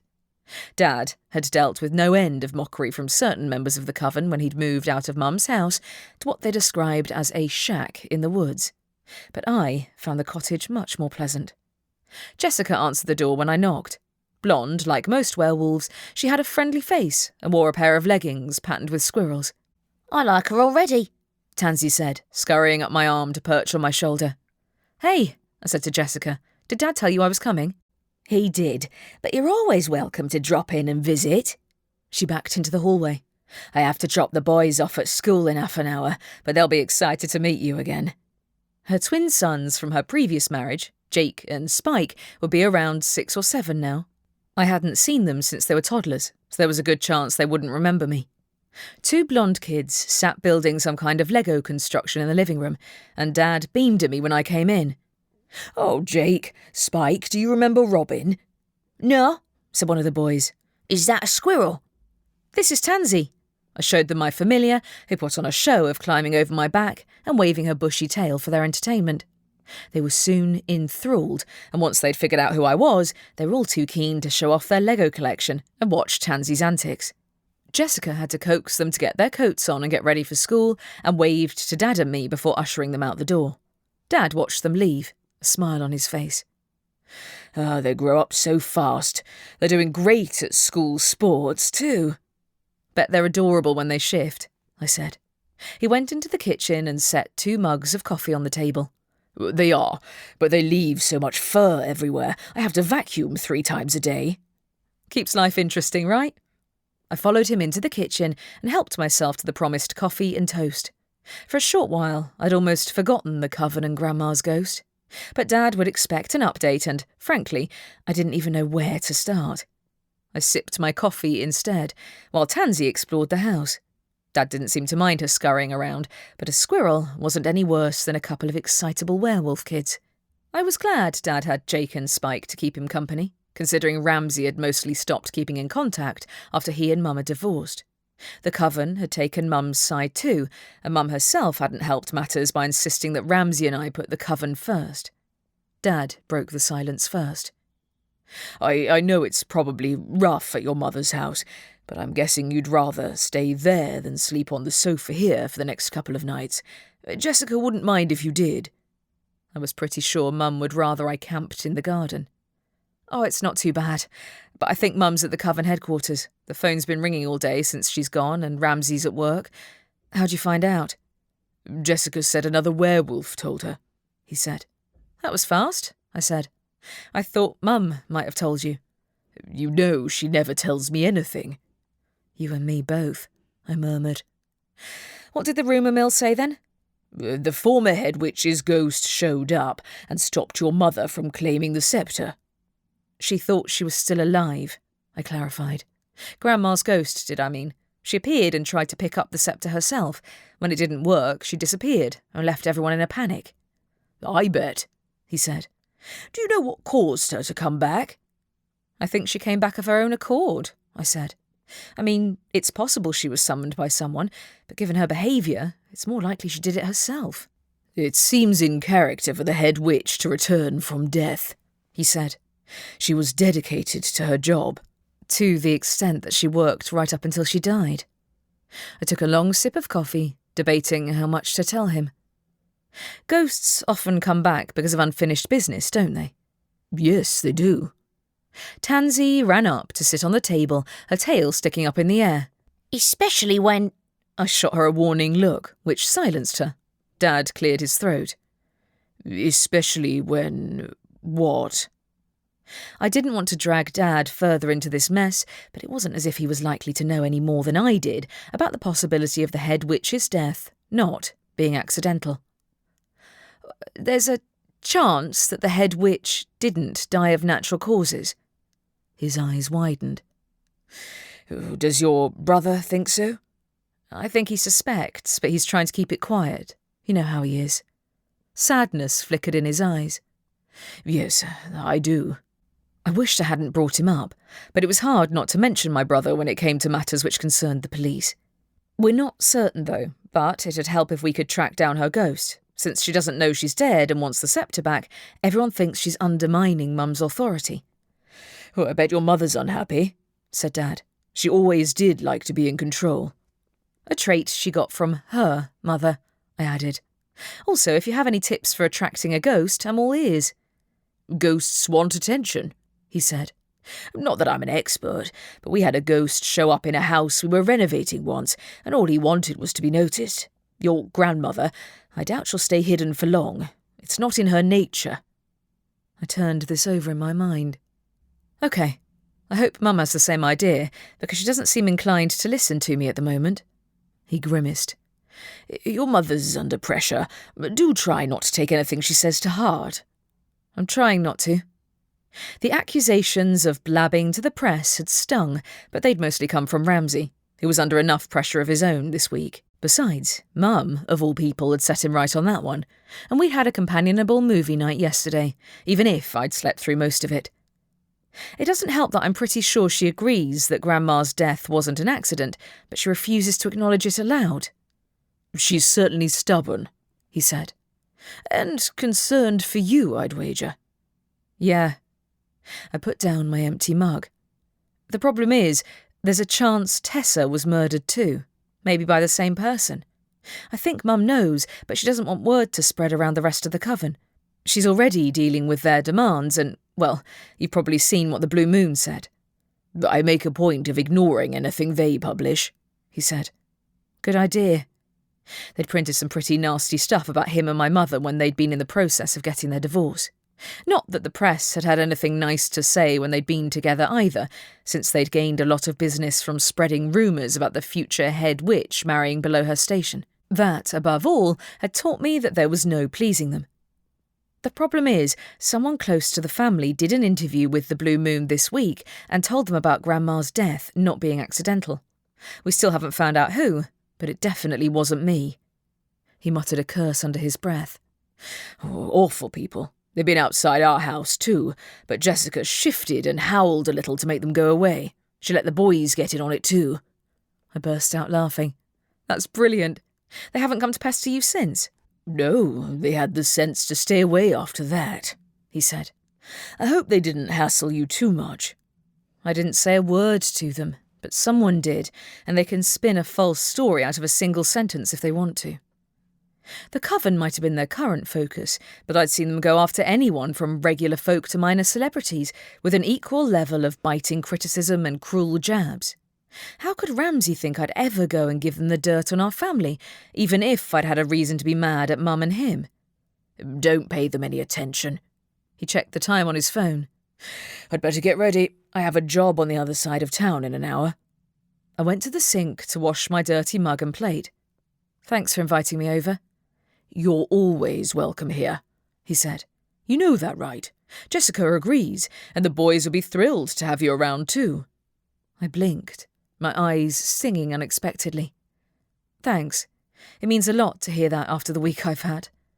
I bet. He pulled me into a hug from behind. Don't let them get you down.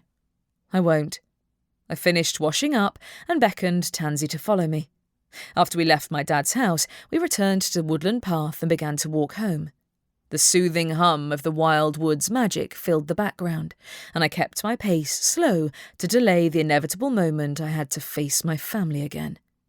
Upon reaching the back entrance to Mum's house, I stilled at the sound of voices coming from somewhere nearby. Not on the ground, but in the air. I lifted my head to see a flock of broomsticks above the forest, high enough that I recognised their formation. They were playing Skyhopper. Not kids, but professionals, judging by their bright red uniforms. Was Harvey among them? I stood on tiptoe, tilting my head back to see if I could spot him, but they were too high up, moving so fast they blurred before my eyes. Wow. No thanks, Tansy said in my ear. That's too high up even for me. Same here, but it's entertaining to watch. Skyhopper had a complicated series of rules which revolved around each team levitating hoops around in mid-air without the opposing team stealing their hoops first. I'd never been much use on a broomstick, but I did enjoy watching their manoeuvres as they attempted to undercut one another. I was so fixated on the sky that I didn't notice I had company until Tansy hissed and brought my attention to ground level, where I found myself nose to nose with Leona, Tiffany Henbane's assistant. What are you doing here? Was she lurking behind my mother's house? Had she been hoping to snag some gossip on the situation with the head witch's ghost? Up close, she looked even younger than she had at the funeral, maybe 17 at most. I was on a walk to gather some herbs, and I got distracted by them. She pointed up at the formation of broomsticks. Hard to miss. They're very good, aren't they? Yeah, they were to. Wildwood Heath's team was the best in the region, though until now I hadn't been personally acquainted with anyone who played. I had to admit my interest had climbed after I'd learned about Harvey's involvement, and I wondered if his offer to meet him at the Fox's Den was still open. If I dared to leave the coven's territory and risk running into the press, of course. He didn't deserve their mockery any more than poor Dad did. No, I'd have to be patient and wait until all this died down. Or not, because I wasn't supposed to be staying in town, no matter how good he might be at flying. Leona gave me a curious look. I'm surprised you're walking around outside, considering, My shoulders tensed. Considering what? The ghost? She's not here. The fact that the old head witch showed up to cast doubt on her successor, of course. Not this again. That's not why she showed up. Who told you that? Everyone's talking about it, she said. She stopped the ceremony, didn't she? She thought she was still alive, I corrected. She was a typical ghost, wandering around with no idea she was dead, and she tried to pick up the sceptre because she thought it should still belong to her. She wasn't trying to undermine Mum. She barely knew she was there. That's not what I heard. But I suppose you were there in person and I wasn't, she said. That's right. I didn't particularly want to chat to her, but maybe now was as good a time as any to ask her a couple of questions. She was certainly more present than Grandma's ghost at the moment anyway. "Where'd you hear about it?" "Tiffany heard from another witch," she replied. "She also said you took Tessa's job." "Temporarily," I clarified, "since they needed someone to step in at the last minute." "Of course," she said. "I suppose you're the next in line now, though?" Annoyance flared. "That's the coven's business, not yours." "Did I overstep? I apologise." Her tone didn't suggest she was very sorry at all. "I expect your mother will want to wrap everything up fast, even with a ghost on the loose." "You mean the head witch ceremony?" Not that that was any of her business either. "I wouldn't know." "I only thought—" She trailed off. "I mean, I guess nobody has ever seen a head witch make an appearance from beyond the grave before." "Don't get too excited," I said. "She's not taking visitors." I opened the gate and headed back to the house, already wondering if I'd been rude to her for no good reason. But her excuse for lurking around behind our fence sounded like a blatant lie. Gathering herbs, was she? Admittedly, clumps of nettles and similar plants abounded in the woods behind the garden, but she could have picked any similar spot in the Wildwood, which wasn't anywhere near my mother's house. Once I was on the other side of the gate, I turned to Tansy. "Want to follow her and see if she's up to any mischief?" "Way ahead of you." While she scurried over the fence, I walked through the garden to the house, narrowly avoiding tripping over Carmilla on the way in. The cat hissed at me when I crouched down beside her. "Going to answer my questions today?" I asked. Carmilla yawned in my face while I straightened upright with a rush of determined resolve. If we didn't want to wait around all week to see what other horror stories the press constructed, I'd have to convince the rest of my family that summoning and questioning Grandma's ghost was the only way to find answers. And if I couldn't, I'd do it alone. Chapter 11. I went searching for Mum, but when I heard her voice drifting out of the kitchen, I found myself walking on tiptoe as if I was a kid again. "No, we aren't going to reschedule yet," she was saying to someone on the phone. "Do you want another interruption from a ghost? Try to have some patience. Call me tomorrow." I entered the kitchen as she ended the call, and her attention snapped onto me. "Where have you been?" "To see Dad and Jessica." I knew that would annoy her, but it was one of the few reasons I might get away without a lecture. It was usually hard to tell what her reaction would be to me bringing up Dad, though, since she rarely mentioned him, which suited Ramsay just fine. Me, not so much. "Did you, now?" Her tone was neutral, but her eyebrow twitch gave away her disapproval. She never had liked Jessica, and while she hadn't remarried after her split with Dad, she hadn't wanted to. To be perfectly honest, I wasn't entirely sure she'd loved Dad. She had adhered firmly to the coven's expectations that she marry and have kids who'd be the next potential coven leaders, the same as Grandma had. "I ran into Leona around the back of our garden, by the way," I added, "from the Henbane coven. I think she was trying to get a look in to see if Grandma's ghost showed up." "And what did she have to say for herself?" "Not much, except she implied she believes the nonsense the press said about the ghost showing up to undermine your authority." A scowl appeared on her mouth. "Oh, typical." "Have you seen Grandma's ghost?" I asked. "Since yesterday, I mean." "No," she said sharply. "Not that I've had a moment's peace all day. The rest of the coven seems to think that constantly hounding me is the best way to bring her back." "I'm not sure we can bet on her disappearing quietly without a fuss," I said carefully. "And if you don't want to delay the head witch ceremony any longer, maybe we should take matters into our own hands." She narrowed her eyes. "In what way?" "Summoning her ghost ourselves," I said. "Then we can convince her to cede the position of head witch to you." "As if she'd listen," Mum said. "She refuses to believe she's dead, and I doubt even I can persuade her otherwise." "Maybe she'd be willing to listen if we aren't in front of a few hundred witnesses," I said. "If it doesn't work, nobody will know. A summoning spell is relatively simple, right?" "I'm perfectly aware of how to conduct a ghost summoning spell," Mum said, "though the ethics of summoning a potentially dangerous spirit comes close to breaking some of our laws." "It's not against the law if there's no other way to be rid of her, right?" I asked. "I mean, you could ask a Reaper to help, but they'd leave us with no chance to question her beforehand." "Who said anything about questioning her?" I searched her face. "Don't you want to know for sure if her death was natural or not?" I think she's in no position to tell us anything. Her expression remained unreadable. And summoning her ourselves is more likely to agitate her. Isn't that better than interrupting another ceremony and wreaking havoc again? I pressed. If we summon her, we'd be in total control, within reason. We can do it at the coven's headquarters if you'd rather, since she didn't end up haunting our house, unless it's still full of coven members hoping to find her ghost. I sealed the entire building to prevent anyone from entering until her ghost is found, she said. I also sealed the supply cupboards in case anyone gets any ideas. So nobody else can summon her, I guessed. Wait, Leona was gathering herbs in the woods. I wonder if she was attempting to throw together a summoning spell. If she was, I hoped Tansy would catch her in the act. A spell for summoning a ghost had several common herbs and plants, including nettles and thyme, both of which grew in the woods. You'd think the henbane coven would have their own supplies, though. Mum's mouth pulled down at the corners. My mother wouldn't appear to her and not us. So, you agree then? My gaze landed on Carmilla, who'd wandered into the room behind us. Have you got a word out of Carmilla since Grandma's ghost came back? Mum looked at the cat as though she'd forgotten she existed. No, she's refusing to speak, and I'm not sure she can hear well either. She's very old for a cat. She's alert enough to keep trying to trip me up in doorways. I frowned when Mum conjured up her cloak and headed for the front door. Wait, are you going to the coven's headquarters? What do you think? She didn't slow, barely allowing me the chance to catch her up before heading outside and towards the large shape of the coven's base.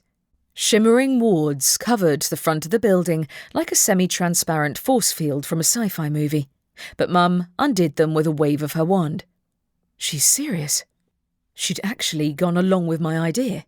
Maybe she wanted the ghost gone badly enough to put aside our disagreements, but I wouldn't complain either way. After Mum unlocked the coven's storeroom, I went to collect the right herbs for a summoning spell. Nettles, thyme, and a ground mixture of herbs in a container which may or may not have contained actual grave dust. I didn't remember the details. I retreated from the room with my arms laden with the ingredients. Want to do the summoning in an empty classroom? Any will do. Mum pushed open the door to the nearest room and turned on the light. Rows of wooden desks and plastic chairs faced the front, while Mum waved her wand to move some of them aside to clear a space on the floor. I, meanwhile, started to lay out the herbs according to my memories of my academy lessons. I'd always been better at practical spells than anything written, but it wasn't long before Mum's need to be in control came out. "Put them in a circle," she said, "no gaps, and try not to tread on anything." I sheepishly moved away from the piles of leaves which were inches from my foot. "Should one of us stand near the door in case she tries to escape?" "She's a ghost, Robin. You can't stop her from moving, and she can travel through the walls besides." "Right, of course." I finished setting up the circle, my magic reacting to the anticipation by bringing a green glow to my palms. "Do you have the sceptre?" "It's still in her office." Her mouth compressed. "I'll go and get it." The merest hint of anger in her voice hinted at her true feelings about being thwarted in her quest to become head witch. "Why not try without it first?" I suggested. "Grandma can't be far away. We'll find out pretty quickly if she's here." "Fine." Mum faced the circle of herbs on the ground and said in a clear voice, "I wish to speak to Wildwood." A breeze stirred the leaves in the circle, and without a sound, Grandma's ghost appeared on the spot as if she'd been waiting there all along. I startled, not prepared for her to show up the instant we cast the spell. Maybe we should have rehearsed this first. Grandma's transparent eyes travelled across me, then fixated on Mum. "Where's my sceptre?" "It's not yours any longer, Mother," said Mum. "You're not head witch. You're dead." Grandma put on a scowl which mirrored her daughter's. "I'm still here, aren't I?" I shook my head. "You aren't supposed to be here, Grandma." "Neither are you," she said. "You left town." "I came back for your funeral." Typical that she'd remind me of my failings even as a ghost. "And for the ceremony to name your successor. Then Tessa was murdered. Do you remember her?" "Ah, Tessa," she said. "Always trying to get under my feet, she is." "Is she?" At least she remembered who she was. "When did you last see her?" Oh, she was hanging around outside my office after I finished work for the day, she said. I remember. Which day? I pressed. You mean the day you died? A moment of silence passed, while Grandma looked askance at the pair of us. Do neither of you have any respect for your head witch? I taught you better than that, Roxanne. You're dead, Mother, Mum said through gritted teeth. You're no longer head witch. Do you remember your death at all? Unbelievable. Grandma circled the room, her feet hovering above the ground. She did know she was dead. How like you, Roxanne, to sweep my life and accomplishments under the carpet. You told me to take over the coven in your place, Mother, said Mum. You trained me for the job. I'm still here. Her voice brought a sweeping gust of wind, which knocked several chairs and tables over, while I fought the impulse to back away. I won't be silenced. We want to listen to you. I attempted a placating tone. Tessa was murdered, and the timing of your death was suspicious too. Who might have wanted you dead? Oh, dozens of people. Grandma looked into my eyes, her expression startlingly alert for a ghost. I'd appreciate it if you stopped ordering me around. I'm your head witch. You're dead, Mum repeated. You won't be around forever. Says who? She flew right out of the circle of herbs and made straight for the door. I can stay as long as I like. Mother, Mum shouted. Get back here right now. If she'd used that tone on anyone else, it might have worked, but the former head witch paid no attention. I could have sworn every door and window in the entire building rattled when she flew out of the room and into the lobby. A series of thuds followed, like books falling off shelves and furniture shifting around. Just what we needed. She'd gone full poltergeist. Mum and I stared at each other for a moment. Then she grabbed her wand. Stay in here. Why not try to summon her back? That wouldn't do much good if we couldn't keep her contained, though. Why had I assumed the former head witch would listen to a word either of us said? Mum ran out of the room and up the staircase, while the sound of Grandma's loud cackling echoed from above. A moment later, Mum came running back downstairs, her expression furious. She's gone, vanished into thin air again. I bet she's biding her time before she comes back. So much for an easy solution by summoning her ghost. I should have known she wouldn't listen. You should have let me do the talking, Mum said. You weren't doing any better than I was. She wouldn't listen to either of us, you know that. Yet she'd dropped one hint. What had she said about Tessa getting under her feet? Had Tessa been close enough that she'd known who'd been responsible for her death? Grandma hadn't seemed to know who her murderer had been, but if she'd died while asleep, it made sense that she'd been oblivious. The front doors to the building flew open, and Aunt Shannon and Vanessa entered the lobby. I knew you'd come back at the first opportunity. Aunt Shannon spat at Mum. You lied to me when you said you weren't going to attempt a summoning. I never said that, Mum said. I said I wouldn't banish her ghost, and I decided it was worth trying to see if we could get answers from her. Also, it was my idea, I added. There's nothing we can do to reschedule the head witch ceremony until her ghost is gone. If you didn't banish her, where did she go? Asked Vanessa. She disappeared, perhaps because you showed up, Mum said. Until we find the person responsible for her death, however, then I would prefer for her to stay. It was the first time she'd acknowledged it out loud. Vanessa's eyes grew as wide as dishes, but Aunt Shannon simply laughed. What? I studied her. I don't think her death was an accident either. Nobody does, thanks to that article. And who was to blame for that? Vanessa glared at me. I didn't say a word to the reporters, I said. But someone did. I looked between the two of them, then at Mum, whose expression was stony. Apparently, nobody was inclined to confess to anything, but all eyes went to the front doors when they opened again and Ramsay walked in. What is going on in here? We summoned Grandma's ghost, I said before the others could start spinning their own stories. You mean You summoned her ghost? He asked. No, Mum agreed to it, I said. Unfortunately, it didn't go quite as planned. Ramsay's expression turned to alarm. Has she turned into a poltergeist? Before she disappeared again, yes, I said. Then we'll find her. He headed for the stairs at once, calling out, Grandma! She's a ghost, not a cat, I reminded him. Also, she still thinks she's in charge and won't listen to anyone else. Ramsay climbed the stairs, followed by Mum. Aunt Shannon, meanwhile, waylaid me before I could leave the lobby. I can hardly believe you talked your mother into summoning the head witch's ghost.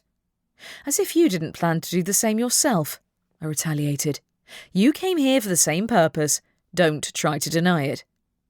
I suppose you're trying to make up for the mishap earlier this week when you told tales on our family to the press. I didn't tell the bloody press a thing, I said. Nobody has forgotten that interview you did a few years ago, Robin, she said. Everyone makes mistakes. Like setting the ghost of the head witch loose, said Vanessa. She was already here, I pointed out. And if you don't mind, I'm going to find her. I doubted she'd show up with half the family here, and besides, I'd learned my lesson from yesterday about hunting for Grandma when she clearly had no intention of being found. She wasn't in denial about being dead either, she just didn't care. Tansy ran up to me as I exited the building, her tail bobbing with excitement. You're not going to believe what I found. Chapter 12. I blinked at Tansy, then I remembered when I'd last seen her. The henbane coven. You followed Leona and... Wait, she didn't try to get into the garden, did she? No, but I found an interesting arrangement of herbs when I peeked through the window, she said. It looked rather like a spell for summoning. A ghost? I headed through the gate which led into the back garden in order to avoid walking past Aunt Shannon or Vanessa again. Is that why she vanished? Who vanished? Tansy scampered alongside me atop the fence as I closed the gate behind me. Your grandmother's ghost? We summoned her, I explained. Mum and I did. Your mother agreed to do that? Believe me, she has regrets, I said. And so do I. Where's this summoning spell? This way. She ran ahead of me, across the top of the fence, while I did my best to ignore the raised voices drifting out of the lobby. It didn't surprise me that Aunt Shannon was irked at Mum for summoning Grandma's ghost, after implying she had no intention of doing so, but I highly doubted the thought hadn't crossed her mind, if even Tiffany had tried a summoning spell. On the other hand, nothing Aunt Shannon or Vanessa had said had suggested that either of them was responsible for Grandma's death. The henbane coven, though. What possible reason might they have to cast a summoning spell, if not to contact Grandma's ghost and get rid of it before she revealed the truth about her death? While Tansy easily climbed over the fence, I had to return to the maze to find a route into the neighbouring garden. My attempt to climb over the hedge earned me scratches all over my legs, but I scrambled over and landed awkwardly on the lawn. Tansy ran across the grass and then halted behind the henbane coven's headquarters, her tail sticking straight up in the air. Look in there. I peered through the window. I could see a circle of leaves and scatterings of herbs on a desk inside the room, but from this angle, I wasn't certain it resembled a ghost summoning spell. I needed to look closer to know for sure. The door to the room moved an inch or so. There's someone coming in, Tansy hissed. In a wild sprint of panic, I ran across the lawn and back to the spot where I'd climbed over. The slight problem? There were no hedges for me to climb over on this side. I drew back and did a flying leap at the fence, which looked easier in the movies than it was in real life. My first attempt failed utterly. On my second, I leapt for the lowest hanging branch of the oak tree on the other side of the fence and somehow grabbed it tightly enough to hang awkwardly in mid-air. From there, I managed a rare feat of upper body strength and pulled myself over the fence, crash landing in the hedges on the other side. I lay sprawled in a nest of leaves and branches as Tansy sprang down to join me. Oh, I hope she didn't see me. She didn't, said Tansy, but I reckon she's about to cover up the evidence of that spell if she hasn't already. Figures. I disentangled myself from the hedge and landed on the path. A sudden, loud, creaking noise came from somewhere overhead. Move! Tansy yelped. Get out of there! She didn't need to tell me twice. I sprinted forwards, and an instant later, a huge tree branch slammed down, landing on the hedge in the same spot where I'd been lying. Twigs and leaves flew everywhere as the ground reverberated from the impact, and I legged it out of the maze into the main part of the garden before stopping to breathe. Whoa! My heart thumped in my chest. That was a close one. That was deliberate, said Tansy tremulously. Someone knocked that branch off on purpose. Look at it. Breathless, I rotated on my heel. The huge branch had crushed an entire section of the hedge, but the rest of the giant oak tree looked as sturdy as ever. How could the branch have snapped off of its own accord? Either I'd knocked it off somehow when I jumped over the fence, or someone had tried to bring it down on my head. Someone like one of the henbane witches. Movement out of the corner of my eye made me spin around, seeing Rowan hovering near the gazebo. Oh, hey Robin, what are you doing? Nearly getting crushed by a fallen branch, apparently. I approached her, my heartbeat still unsteady.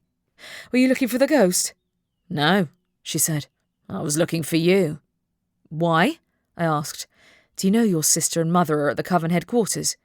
Yes, which is why I'm here and not over there. She indicated the large building across the lawn. What fallen branch?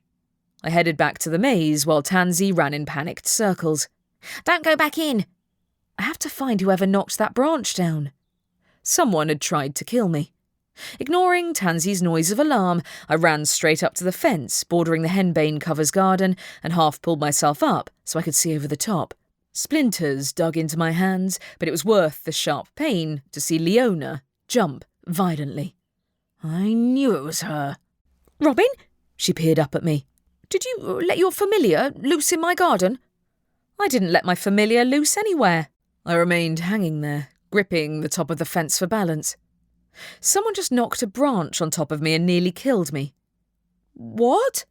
Her eyes widened, but her shock wasn't entirely convincing. Where? Tansy climbed onto my shoulder. Don't play games. I know what you've been doing over there. You were trespassing, said Leona. You tried to summon my grandmother's ghost. I struggled to keep my grip on the fence, but I refused to let her out of my sight. Was that what you were really doing in the woods near my mum's house, gathering herbs for a summoning? Her face flushed like a neon cocktail from the fox's den. You can't prove anything.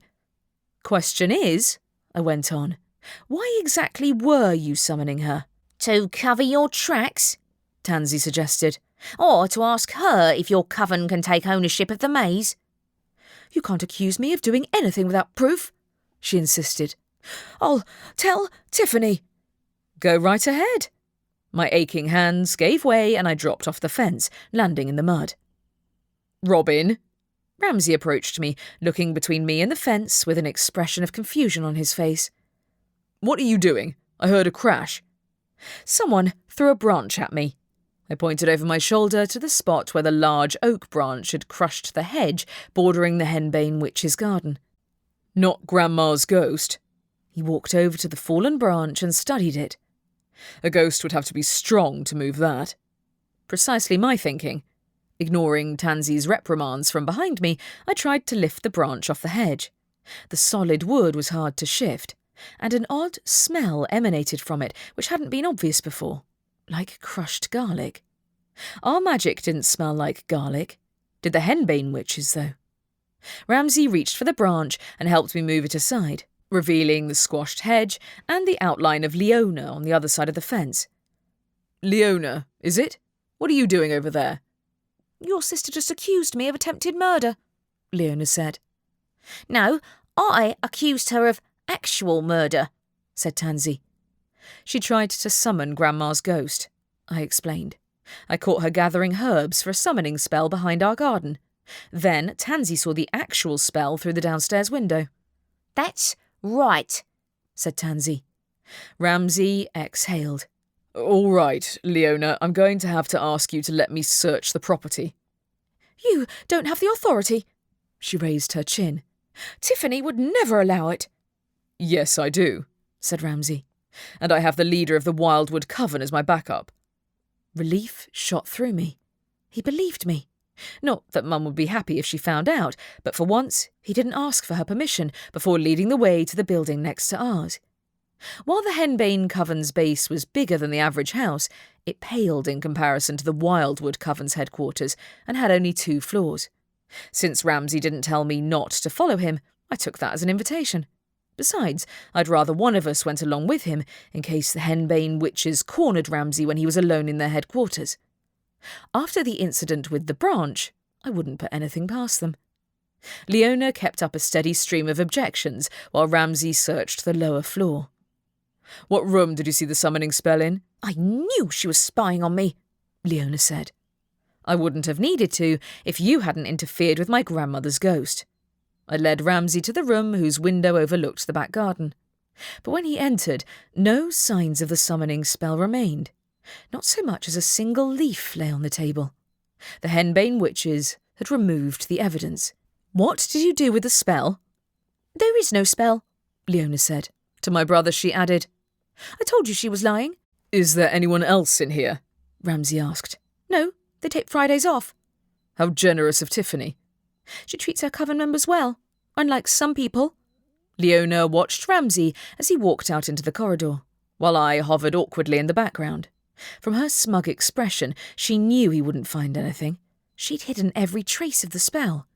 My brother frowned at me. "I can't arrest anyone based on your word alone, you know. There's no proof." I know. Even the ghost remained hidden, and I tried not to feel too defeated when I followed my brother out the front door.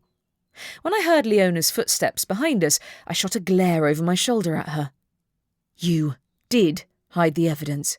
If it turns out you banished my grandmother, then you'll face the wrath of the future head witch." "I'd be careful what you say," she said. "The future head witch hasn't been chosen, and your coven might not be on top for much longer." "What makes you so sure?" "You don't even notice what happens under your own nose, do you?" she goaded. "Ask your cousin Rowan where she's been spending her time lately." I halted in mid-step. "Think of a better lie next time." "It isn't a lie," she said. "She never showed up to the head witch ceremony for a reason. She was taking our loyalty test." "Your what?" How could she possibly know what Rowan had been doing while the rest of us had been waiting for the new head witch to be chosen? A defiant expression appeared on her face. "When she applied to join the Henbane witches, she needed to prove she renounced her old coven. We gave her several tests." "You're seriously pushing your luck here, you know." I looked for Ramsay, only to see he'd already returned to the Wildwood Coven's headquarters. "Rowan wouldn't turn her back on our coven." "Tiffany told me not to tell you, but I don't care any longer. She's the one who did that interview with the Blue Moon's reporters." Rowan had spoken to the press. No way. Rowan might not get along with her mother and sister, but she'd never screw over the rest of us. Would she? What had she been doing near the maze earlier? Why had she come here if she'd been trying to avoid her family? And if nobody else in the family had been behind the interview, then Rowan was the sole person I hadn't considered yet. "She's lying. She must be lying." "Robin," Tansy said anxiously. "What's wrong?" "Rowan." I'd lost sight of my youngest cousin after I'd spoken to Leona, so I'd assumed she'd gone home to avoid her mother and sister. Leona said she talked to the press. I picked up the pace and speed-walked down the road into the alley between our houses and scrambled up the drainpipe. "Robin," Tansy called to me from the fence. "If it's true, I don't think you should go into her house." "I have to know." I reached the windowsill and straightened upright, belatedly giving the signal when I saw Rowan was in her room. She startled when she spotted me. Robin, hang on." Rowan pushed the window open wider, but I didn't enter, instead holding onto the window frame with one hand and looking at her through the glass.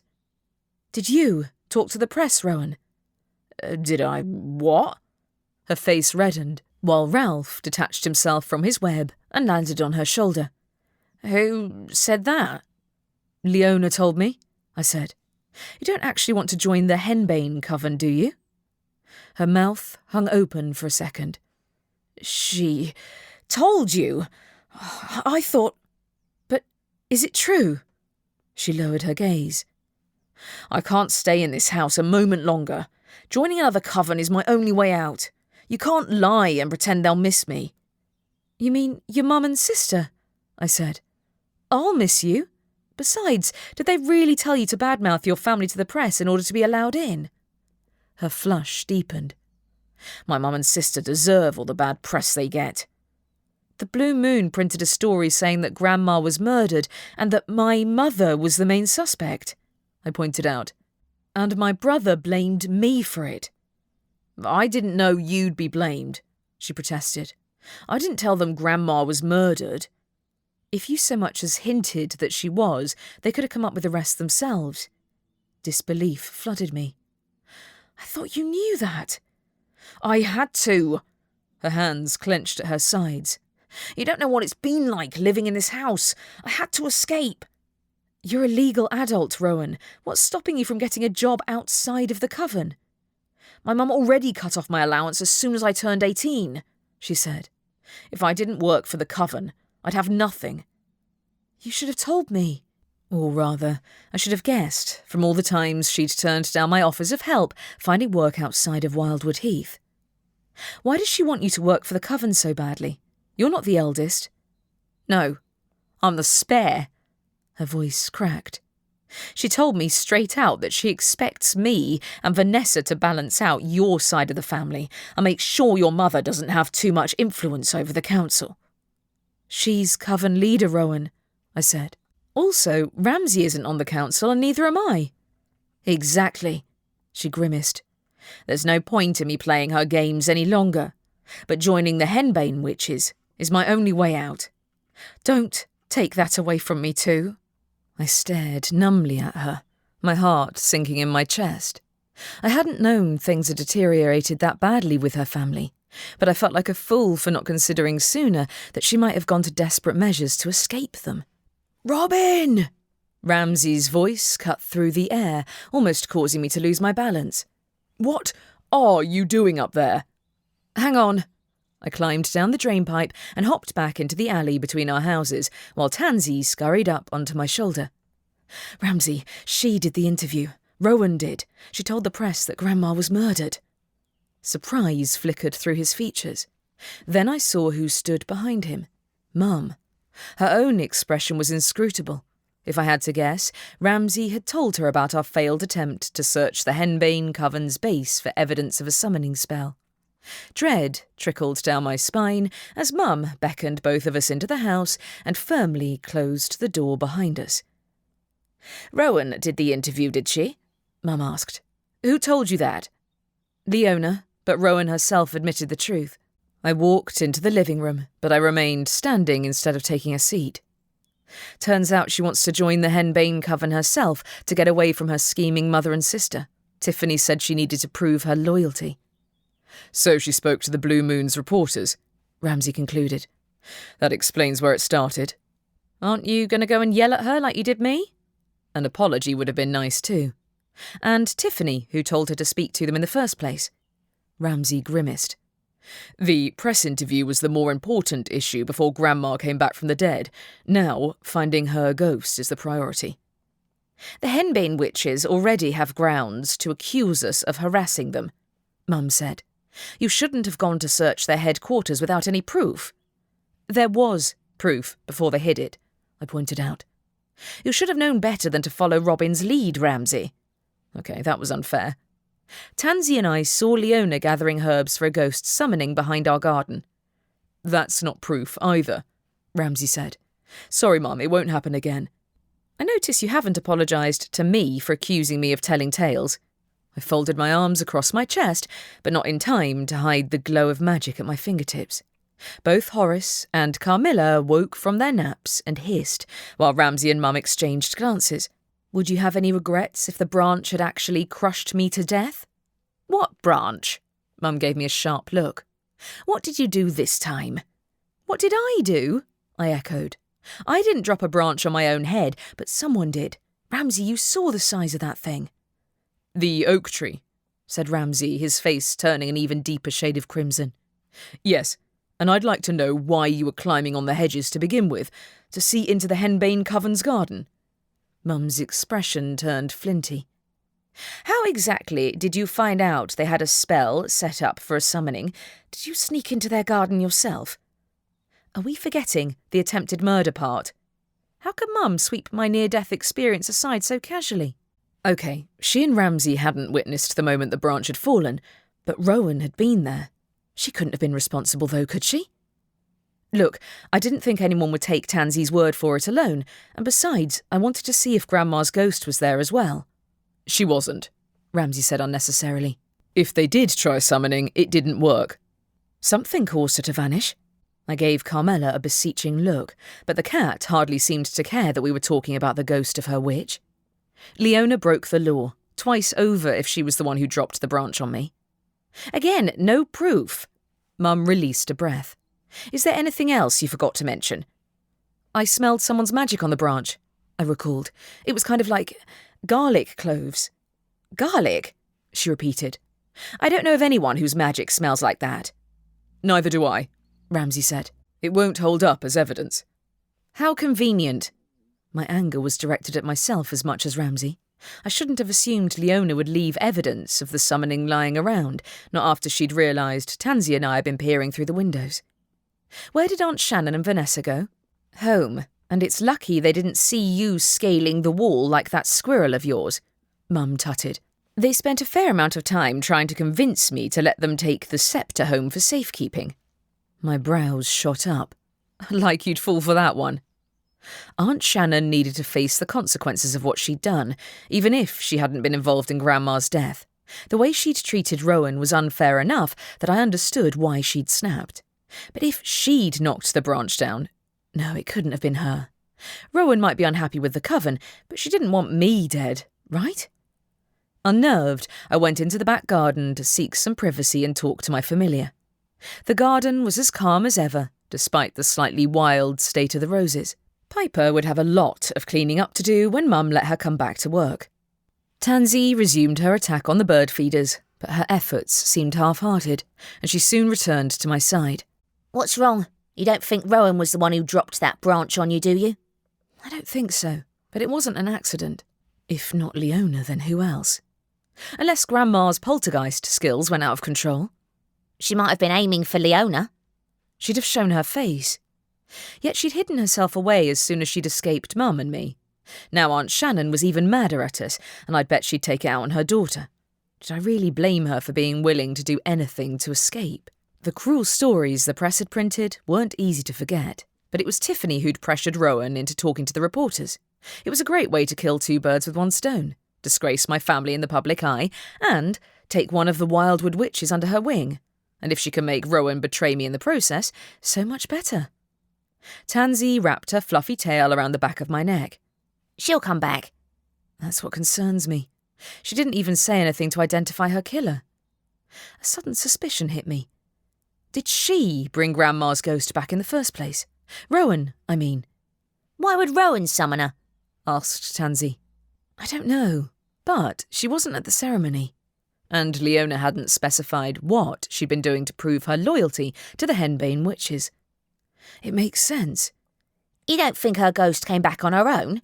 She said. You know your grandmother's strong enough to have come back from death if she wanted to. True, but the timing was suspicious. Not that I had any proof. Never mind. Mum and Ramsay would never believe me anyway. I can sneak around your aunt's house and look for the evidence. Tansy leapt off my shoulder onto the grass. Do you want to get her into trouble with Aunt Shannon, though? My aunt might have been more bark than bite, but she'd driven Rowan into betraying her coven, and I wasn't sure there was a way to reverse the damage she'd done. Rowan's situation made my own family problems look minor by comparison, and talking to the press didn't mean she was responsible for dropping the branch on my head. Or rather, I didn't want her to be the one responsible. Despite knowing who was responsible for the interview, though, we were further from answers about Grandma's murderer than ever. And with Grandma's ghost nowhere to be seen, that didn't look set to change anytime soon. Chapter 13. When Piper messaged me, asking if I wanted to meet up at the Fox's Den, I agreed in an instant. We sat at the same table as the last time, where I proceeded to bring her up to date on recent events. Of course, she'd witnessed Grandma's ghost's appearance like everyone else had, but she'd obeyed Mum's directive not to come near the coven's headquarters until the spirit had been taken care of, and had therefore missed everything else. She believed me without hesitation when I told her about Leona's antics. So, you think the henbane coven might have tried to have you killed? She asked, as well as summoning your grandmother's ghost. And recruiting my cousin. I stabbed my straw into my cocktail and gave it a stir. It was Rowan who actually summoned her ghost in the first place, I think. Poor thing, Piper commented. I'd be inclined to place the blame on your Aunt Shannon's head, personally. I should have figured out she wasn't above forcing her own children to support her bid for the title of coven leader. I sipped at my drink. Rowan's in enough trouble as it is, and besides, Mum and I summoned Grandma as well. You did? Before she went full poltergeist. Nobody could control Grandma's ghost, not the henbane coven or even my own family. I think Mum regrets letting me summon her at all. Wow, she went ahead with one of your ideas. Piper ordered another drink. I guess if she thinks her mother was murdered, then she's willing to do anything to find the culprit. I think she suspected all along, I murmured. Grandma doesn't remember her death, though. She died in her sleep. Didn't she live in your mum's house, though? Piper frowned. You'd think she'd have searched her rooms. I bet that's the first thing she did before dismissing the staff. Her eyes rounded with understanding. Oh, that's why she got so paranoid and wouldn't let me into the house. I doubt she thinks you did it, I said hastily. You didn't have access to her rooms. Or a death wish, Piper added. Have you looked around the scene of her death? No, but I assume Mum took note of any clues if she found them. Not that she'd been willing to share any of her ideas with me. It took long enough to admit the head witch's death wasn't accidental. She practically bit my head off the first time I made the suggestion. Piper pursed her lips. Does she have any suspects? She and Aunt Shannon have been firing the blame at one another, but I can't tell how much of that was due to their rivalry over the coven leadership. All the same, I'd dearly have liked to know what she and Grandma had argued about prior to her death, and what evidence she might have found and not shared with me. What about the henbane coven, then? She asked. Have you spoken to Tiffany since Leona revealed she recruited your cousin? No, but she wasn't around, I said. I didn't see anyone else in their headquarters, so only Leona could have dropped that branch on my head. Her or Rowan. My thoughts rebelled against blaming my cousin, but did I really know Rowan? She'd summoned a ghost and trounced my family's reputation in an interview without seeming to care if the entire town realised the head witch had been murdered, and that even the rest of her coven had yet to find the person responsible. I cast a surreptitious look around the pub, wondering how many people in here might be talking about the coven's gossip. I'd hoped to run into Harvey again too, but he was nowhere to be seen, and he hadn't messaged me since I'd turned him down yesterday. If I had to guess, I'd blown my chance. I did spot Stacey slumped in a chair near the window, looking pretty miserable herself. No surprise, given that she was out of a job. Piper prodded me under the table. Lighten up. Look, if you want to get proof of the henbane coven's trickery, you can always sneak into their headquarters and look for yourself. Do I really need to get into any more trouble? I shook my head. Leona put the spell away. Grandma's ghost never showed up. Nobody is going to be there at night, she reminded me. We have magic, besides, remember? I think you're a little drunk. Then again, I was halfway there myself, and after several cocktails, going along with Piper's plan felt like an excellent idea. Not long before the pub closed for the night, we made our way back towards our coven's territory. Piper pulled out her wand and cast unseen spells on both of us, which would enable us to walk around without being spotted by anyone who didn't already know we were there. The disadvantage to being both drunk and semi-invisible became apparent when we lost sight of one another before we'd even reached the henbane coven's headquarters. When I reached the right place, however, it was the building next door which drew my attention. A light shone in the window of one of the downstairs classrooms in the Wildwood coven's headquarters. Mum had warded the doors, so who could be in there? Piper, are you there? I whispered. See that light? Was it Grandma's ghost? I trod closer and tripped over someone on the doorstep. Someone invisible.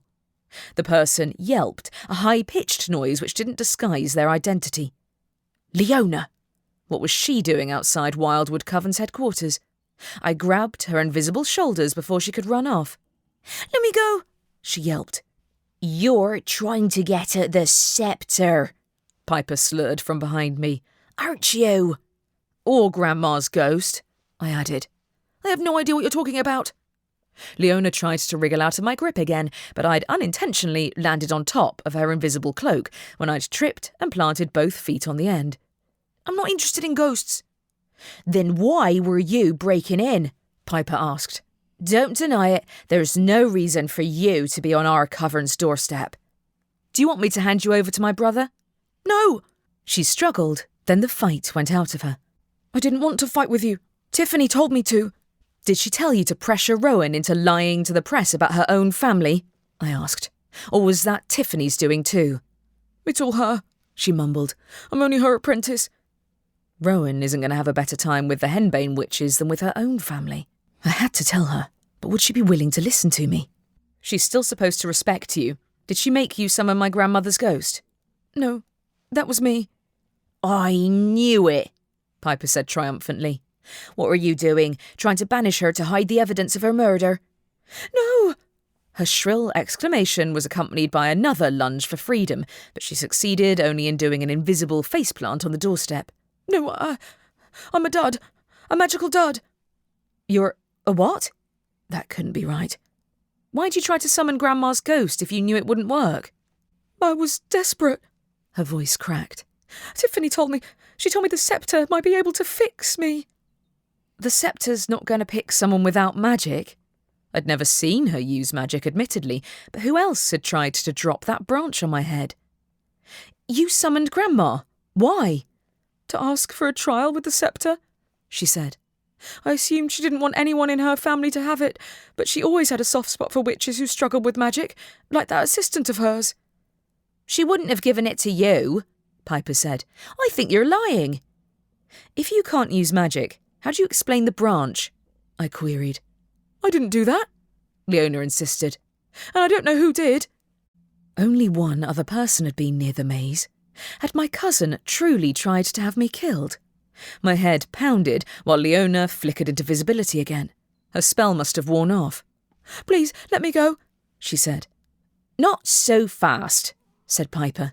Who spelled you invisible if you can't use magic? I brewed a potion, she said. I can do that, but one base spell's what give me trouble. It's more common than you'd think. Give me one reason not to turn you in. Except for the fact that Ramsay was off duty tonight, that is. But Leona hadn't actually broken into the coven's headquarters. I doubted she'd have made it past the wards. A light flashed in the window. My head snapped up, but the light had already winked out by the time I focused on the coven's headquarters. Leona, meanwhile, gave a desperate tug on her robe and pulled herself free. Stop! Piper gave chase down the road, but the teenage witch was surprisingly fast, and two drunken, semi-invisible people were at a distinct disadvantage. Piper barely made it a few metres before stopping to throw up in a bush. Ugh, I think I've lost my wand, she mumbled when she raised her head. I'll help you find it. I turned back to the coven's headquarters, but the light in the window had gone out. I crept over to the door and checked the ward remained intact, which it did. Had Mum been responsible for turning on the light? Or the ghost? Nobody else could bypass the wards.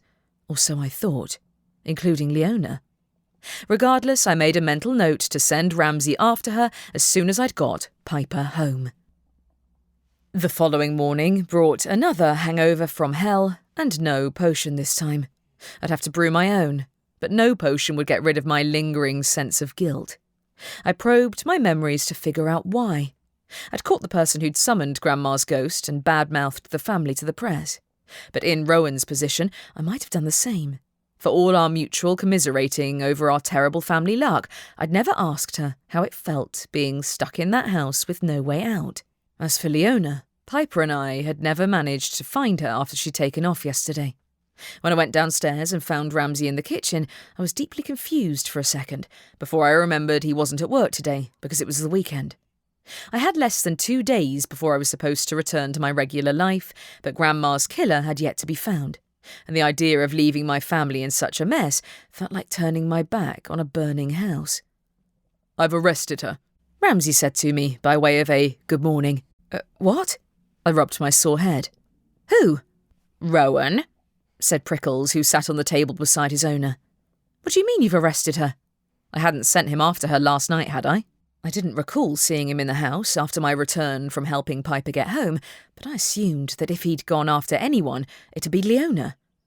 She confessed to summoning the ghost of our grandmother, Ramsay said. As a result, she's the main suspect for Grandma's murder.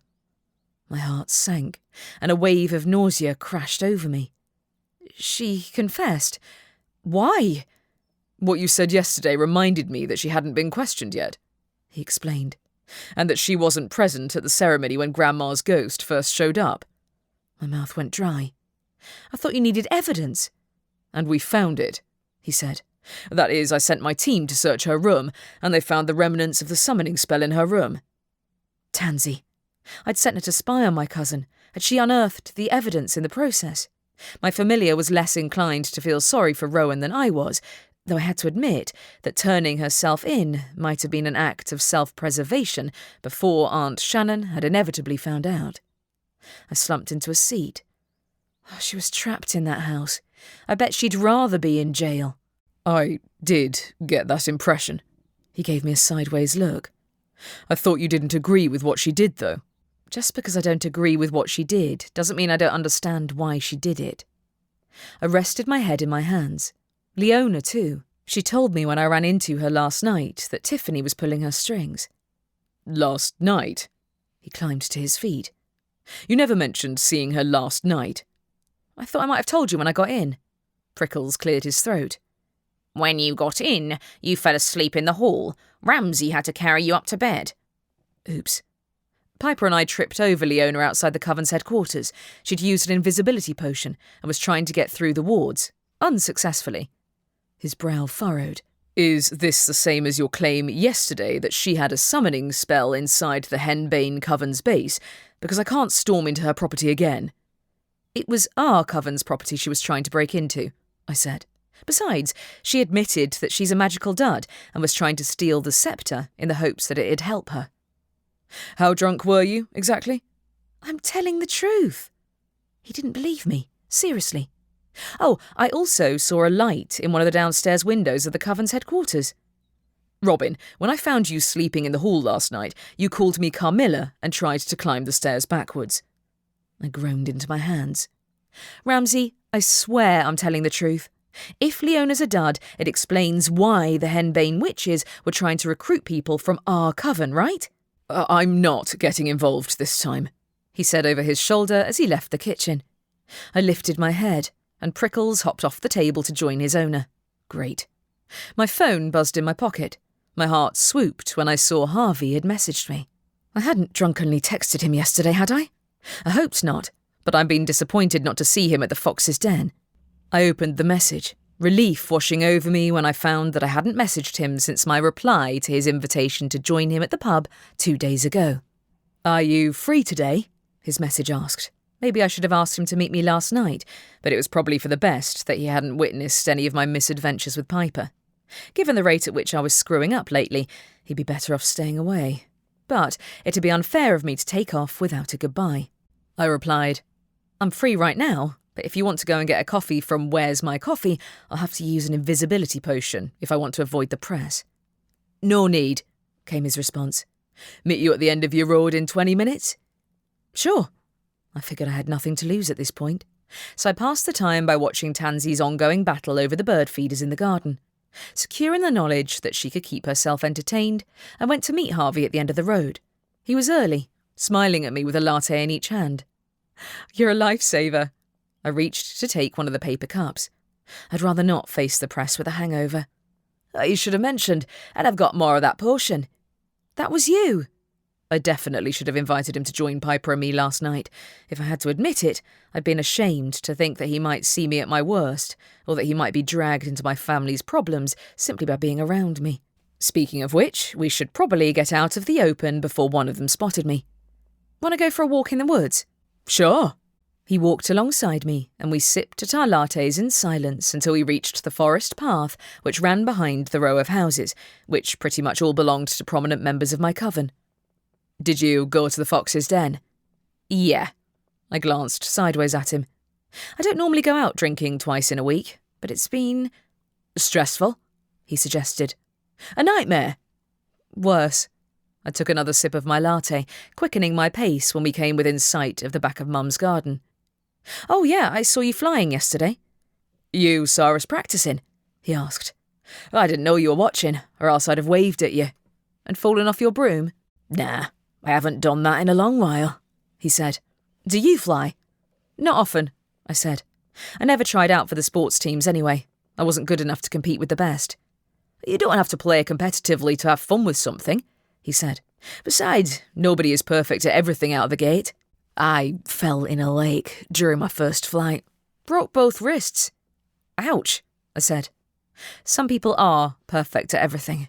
Like my mother, my brother too." "Who? The chief of police?" "That's him." The reviving effect of the latte was fading already. He might not hold his perfect status for much longer if my aunt hexes him for arresting her daughter. "If your aunt—" "What?" He came to a halt. "Your brother arrested your cousin. Which one?" "Rowan." I knew Ramsay would be furious at me for telling Harvey, but I needed to vent, and Piper was sleeping off her hangover from the night before. Before I could question my decision, it all came spilling out. "My aunt won't hex him, though. She thinks Rowan's a spare and isn't worth the effort." "Hold on a second," Harvey said. "The last thing I heard was that your grandmother's ghost came back and interrupted the coven leadership ceremony." "Yeah, and then she disappeared," I said. "I talked my mother into summoning her again so we could figure out how to get rid of her, but it didn't work. Then I found out the Henbane coven tried to summon her as well. So Ramsay and I went to confront them, only to find they'd hidden the evidence." His forehead wrinkled in confusion. "So how did your cousin end up getting arrested?" "Turns out she was the one who told tales on us to the press, which led them to writing that article the other day," I said. "She also summoned Grandma's ghost in the first place." "Neither of those things is a crime, is it?" he asked. "Granted, I'm not entirely certain on the nuances of coven laws. They make Skyhopper's rules look simple." "You aren't wrong." Of course, he didn't know Grandma's death hadn't been an accident, and I hadn't even mentioned the falling tree branch yet, or that Rowan might have been responsible for both. "My brother doesn't handle humiliation well, and he's been furious that someone blabbed our secrets to the press. He accused me of doing it at first." "He did what?" The indignation in his tone was gratifying, I wouldn't lie. "He blamed me, but in his defence, I did do an interview with the press when I was a teenager and I didn't know any better," I said. I hoped we'd reach a truce, but then I asked him to come and find evidence of the Henbane coven's involvement in summoning Grandma's ghost. After that dead end, he said he's not going to bother listening to me again. "Well, that's hardly fair," he said. "You couldn't have known the coven would hide the evidence of their summoning spell, could you?" I should have guessed they would. I rubbed my forehead with my free hand.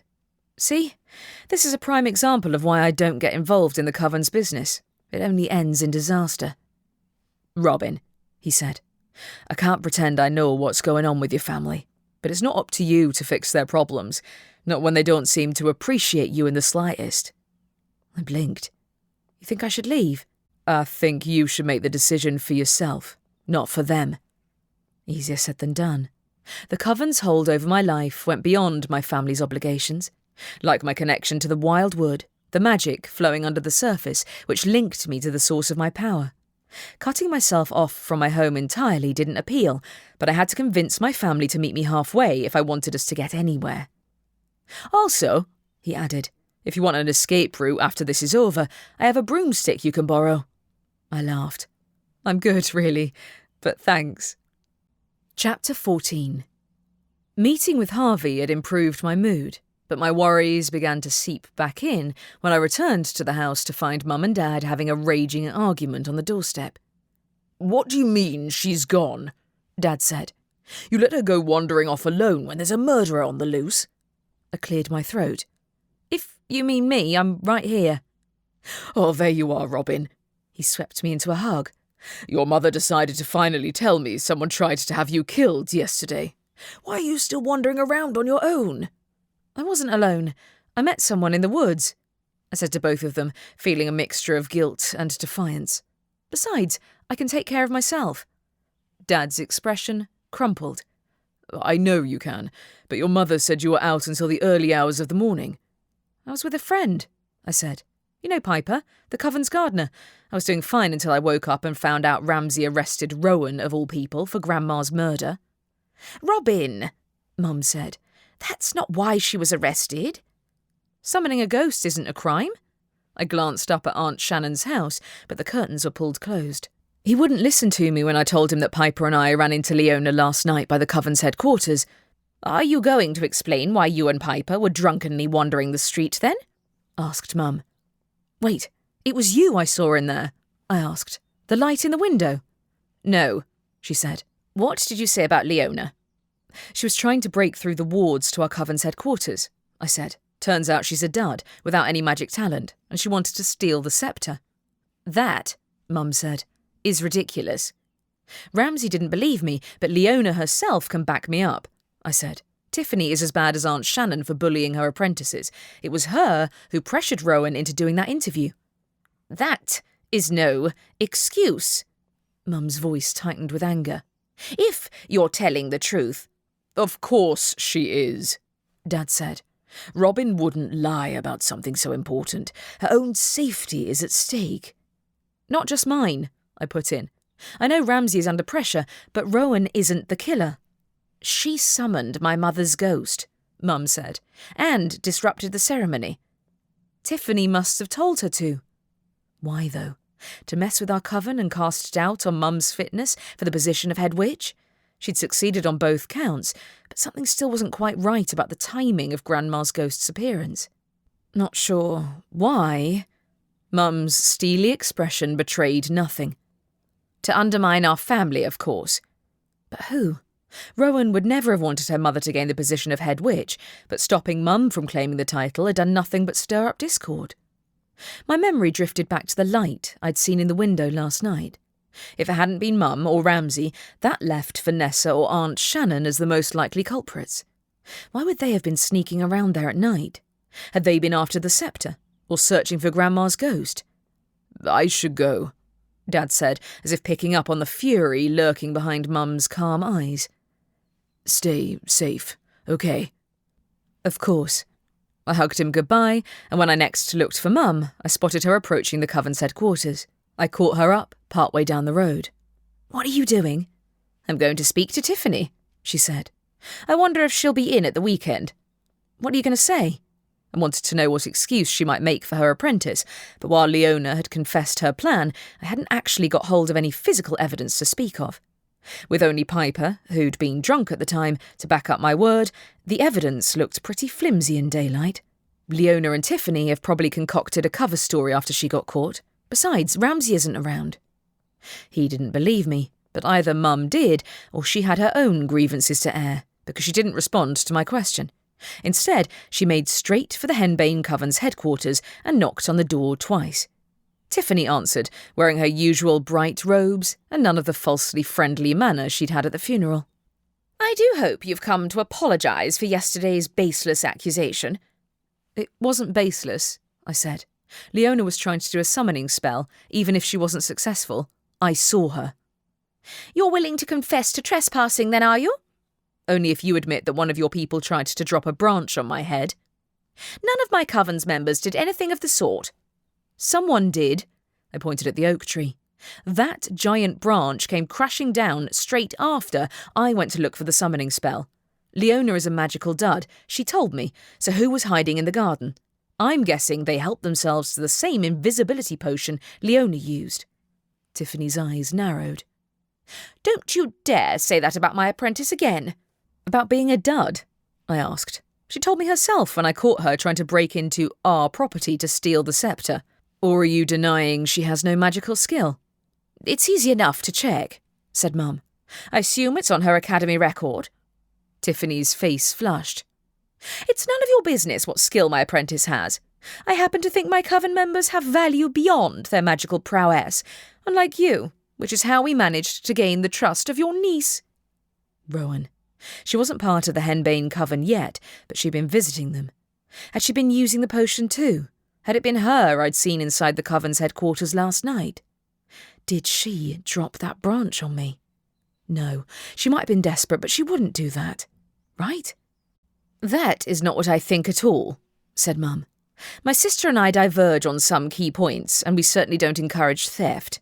You do realise that stealing the sceptre is worth a life sentence, don't you?" You have no proof. The merest tremor entered her voice. Oh, this won't stand. Did you think I wouldn't take my daughter's word for it? Mum said. You're mistaken.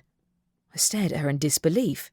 Mum knew I'd been drunk last night and in only Piper's company, but she believed me, where even Ramsay hadn't. Does anyone in your coven use magic which smells of garlic? Garlic? Echoed Tiffany. No, they don't. If this is a new accusation, then I don't appreciate it. Just checking. I took a step backwards as she closed the door with a snap. I'm guessing she's off to hide any incriminating evidence in case you send Ramsay to search the place again. She can't hide Leona's record, said Mum. She's a minor, so she wouldn't face the full force of the magical law for attempting to steal the sceptre, but it's not something she wants on her record. No. I looked away. Don't you want to ask Piper to back up my story?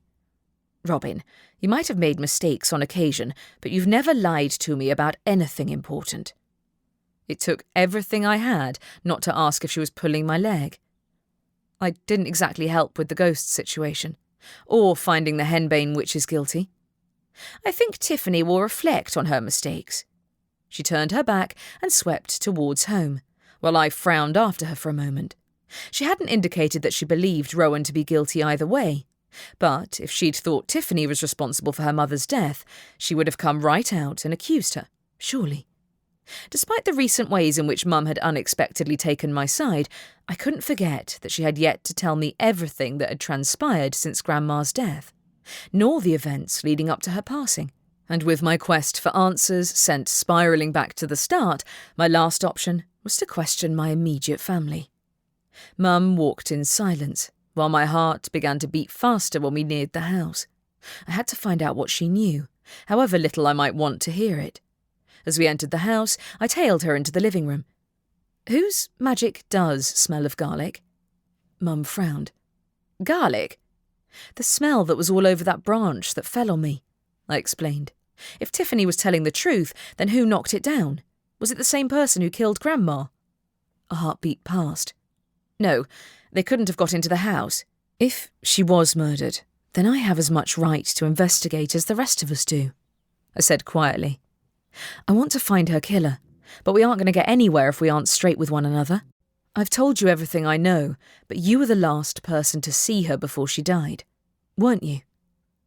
Instead of answering, she went into the kitchen. I'll make tea, then I'll tell you. Mum never made tea, and for good reason. When she handed me my cup and sat in an armchair in the living room, I managed half a sip of lukewarm, dusty water, which I spat out before putting down the cup and sitting in another armchair. My mother and I argued the night before her death because I was concerned that she was overworking herself, she said. She was far too old to be constantly travelling around to regional coven meetings, as well as running the Wildwood Coven, but she insisted that she'd be chosen as head witch again when the time came, and that nothing would stop her from keeping the title. On Sown, the head witch's title traditionally renewed annually, which meant Grandma's position would have been up for grabs on that day, but it wasn't for several months yet. Mum yawned as she drank her tea, the cup rattling when she put it down. I confronted her, but she refused to listen.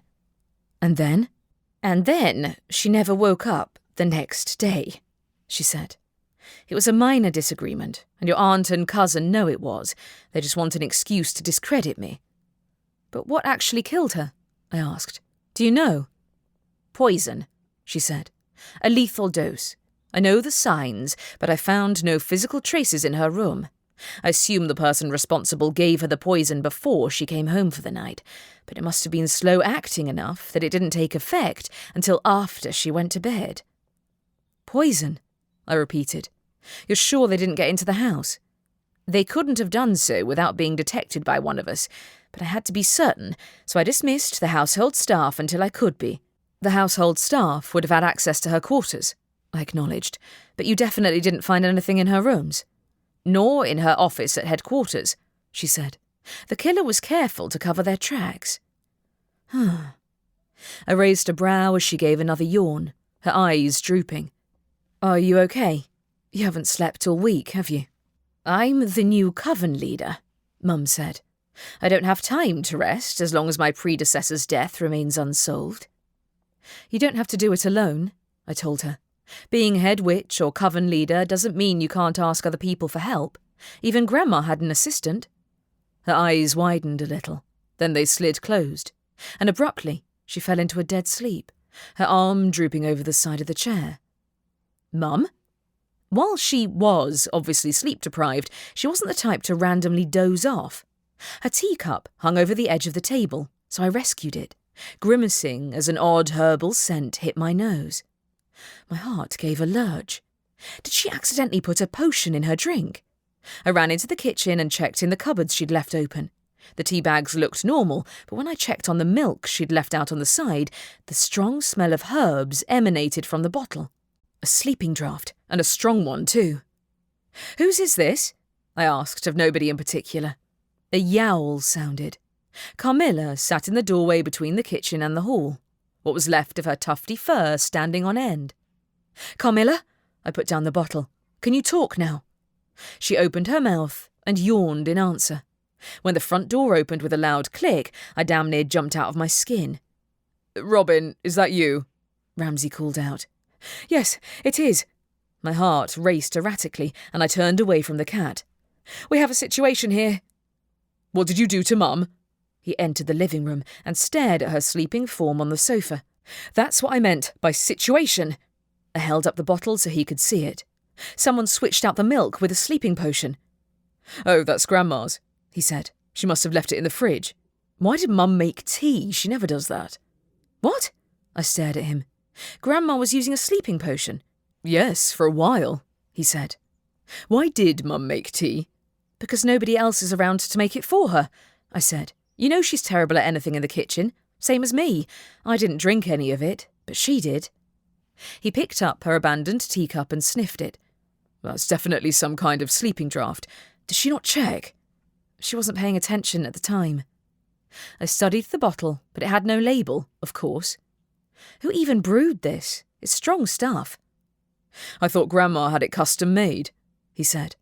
"I don't know whose idea it was to put it in a milk bottle. Mum said Grandma was under a lot of pressure, but she didn't mention she was regularly taking sleeping drafts." My gaze drifted over to Mum, a sudden suspicion rising in the back of my mind. "You must have rattled her pretty thoroughly if she wanted to make tea," Ramsay commented. "Though she needs the rest if you ask me. What were you talking about?" "Grandma." Where was the cat? I looked into the kitchen, but Carmilla had slunk away somewhere when Ramsay had come in. She just got back from confronting Tiffany, so I'd say she's more to blame for rattling her. "Tiffany?" His footsteps retreated as he moved around the kitchen, cleaning up the mess Mum's tea-making attempt had left. I, meanwhile, spotted Carmilla sitting on the lowest stair. "Why?" "Because of what I told you earlier." I approached Carmilla, but she retreated up the stairs out of my reach. "She recruited Rowan and pressured her into turning against her family, and her apprentice tried to steal the sceptre, but she didn't kill Grandma." "Who? Rowan?" "I know she didn't." He exhaled in a sigh. "I know I overreacted when I arrested her, Robin." Wow, he was actually admitting to making a mistake. "I don't think Rowan was the killer, but it was someone close to Grandma who poisoned her." I might not have been top of my class in potion making, but I did know that sleeping potions could be lethal if one took too heavy a dose. Slow acting, too. With Mum unconscious, it was on me to find the culprit. Chapter 15. To start off with, I went in search of Tansy. My familiar came scampering over as soon as I opened the back door. "What's new?" "A lot," I replied. "I'm going to search Grandma's rooms. Want to come?" I gave my familiar a brief rundown of that morning's events as we headed upstairs.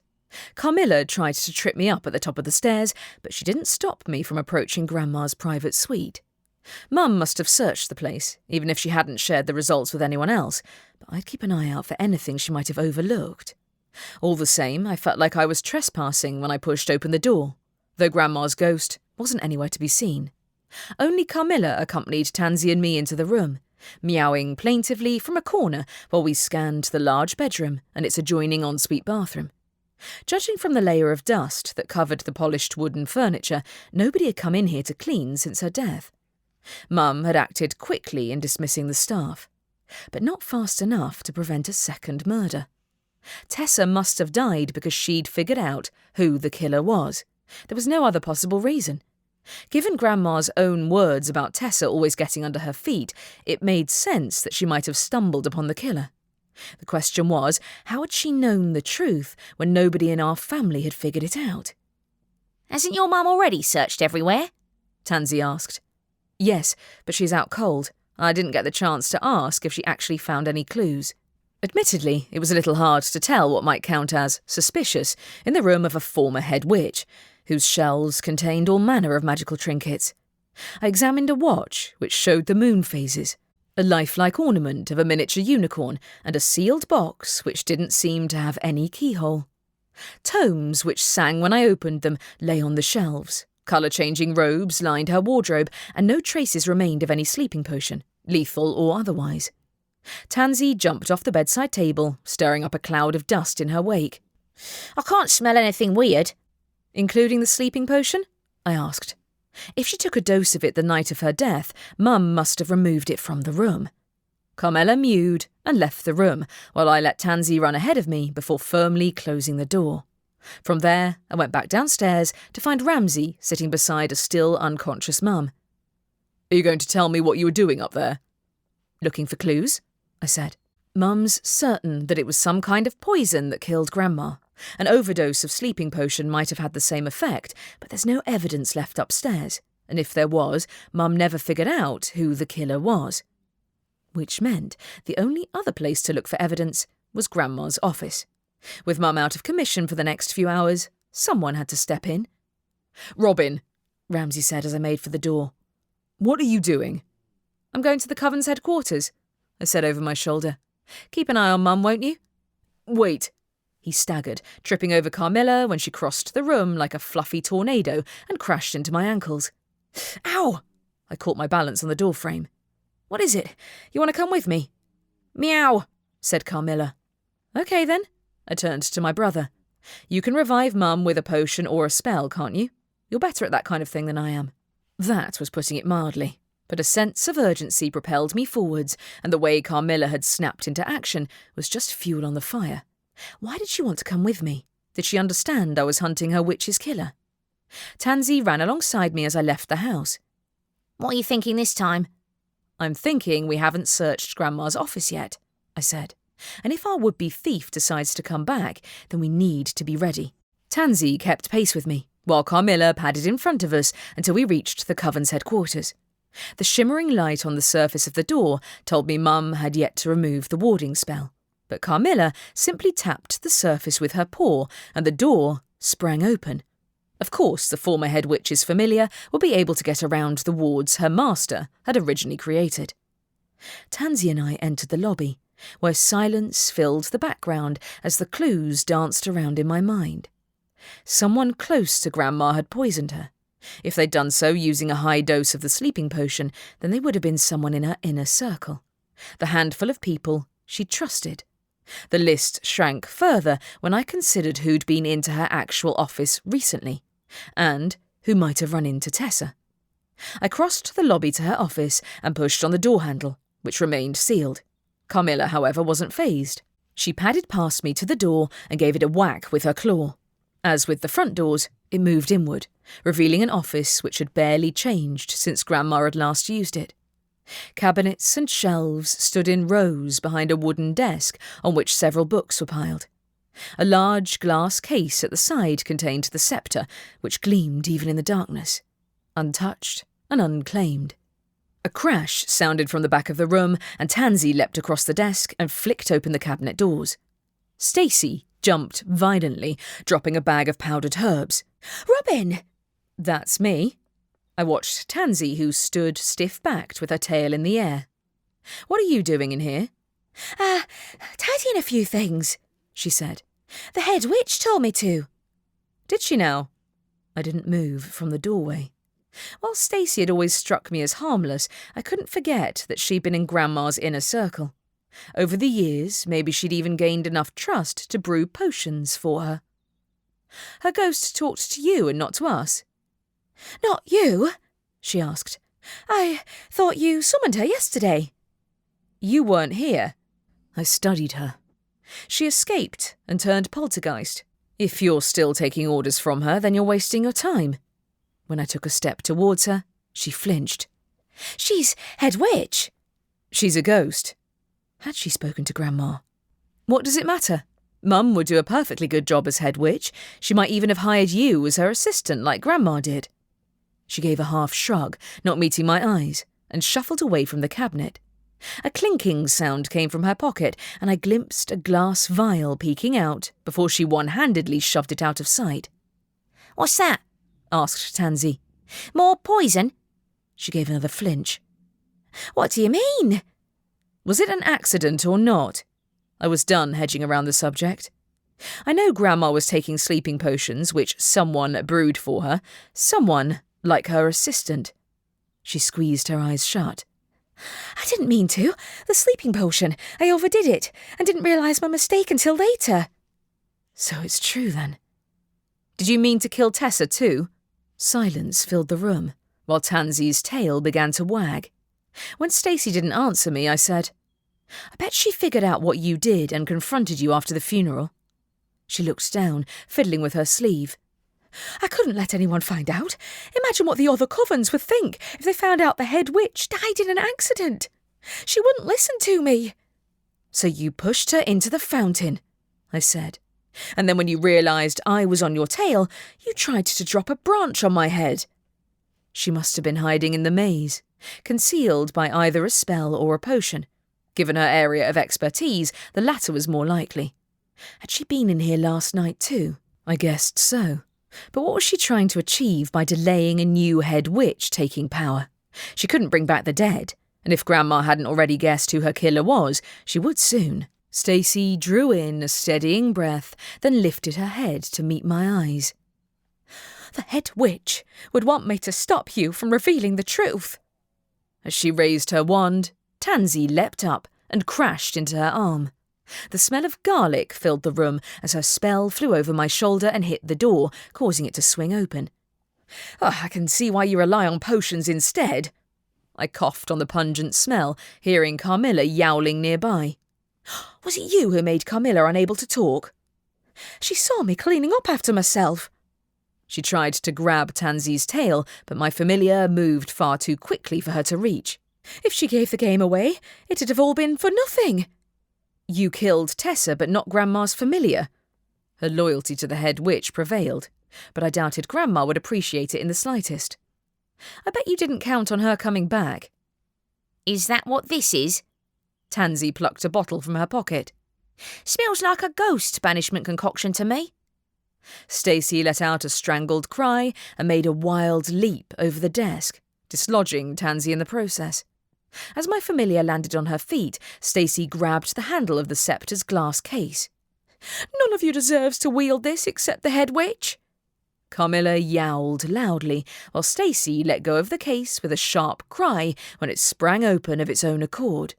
The scepter soaring into the air and towards Grandma's desk. Her ghost appeared, reaching out her hand for the scepter. This nonsense has gone on for long enough, Stacey. Her former apprentice swayed as if she might faint, but the scepter remained hovering near Grandma's ghostly hand, its usual light dimming. Despite her head witch status, her ghost couldn't wield it. "Grandma," I said, "did you hear Stacey confess to killing you? And Tessa too?" Stacey broke into a frantic sprint, but Carmilla and Tansy both tackled her at once. Then the door slammed in its frame when Aunt Shannon entered the room. You thief.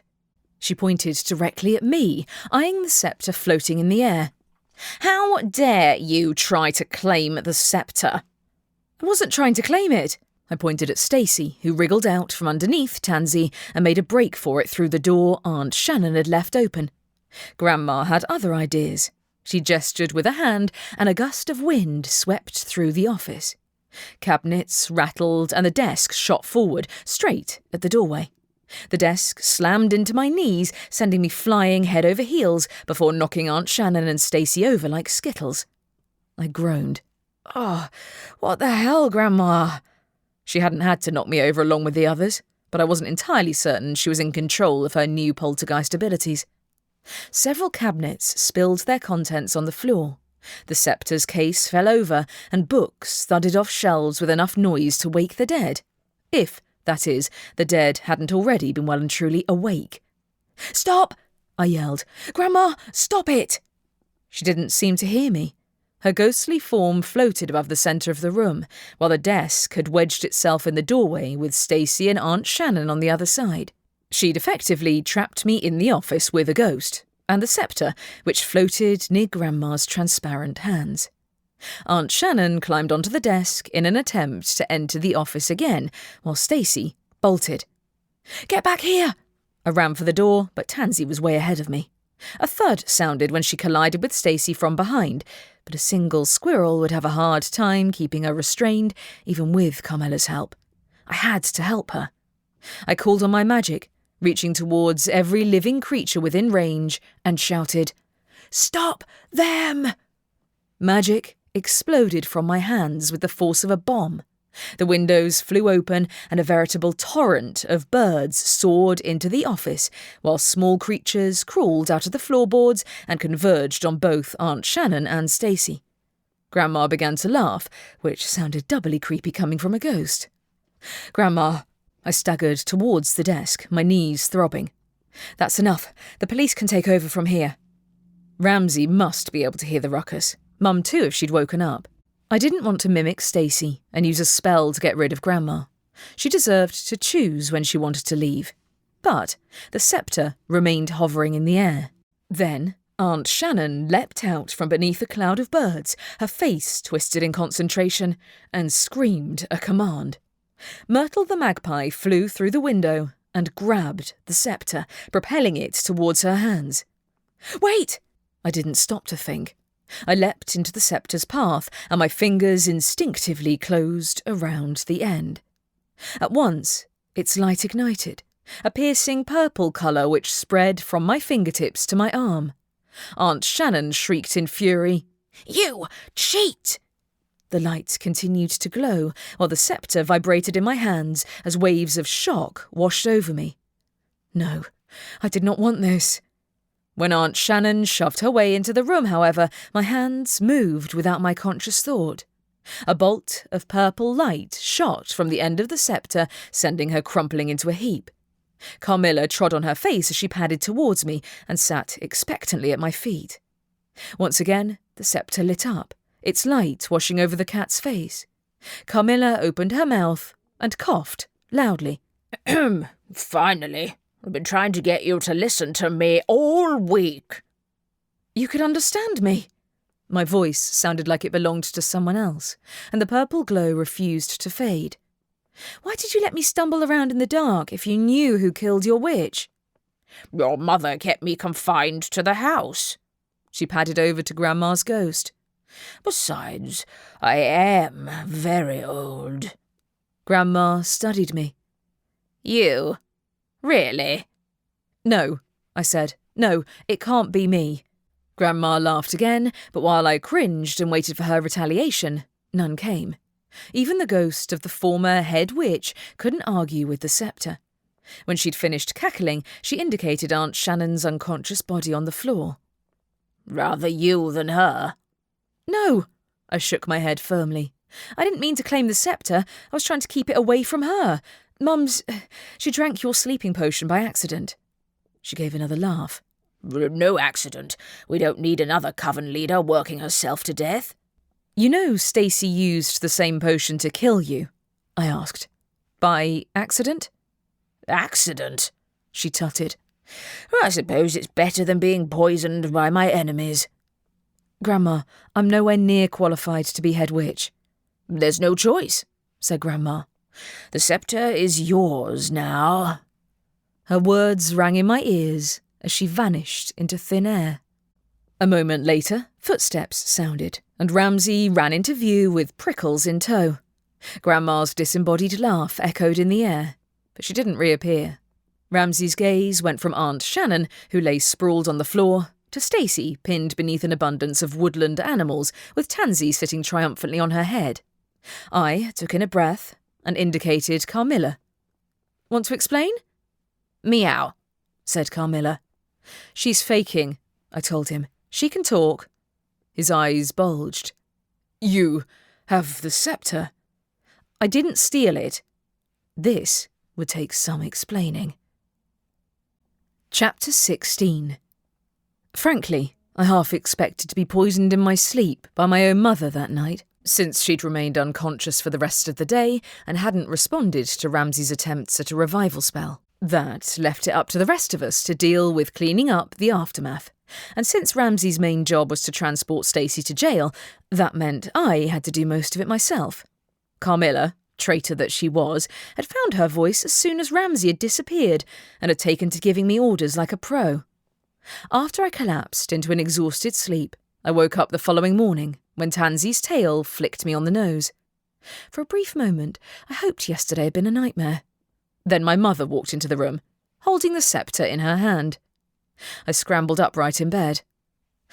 Guess you heard? I did.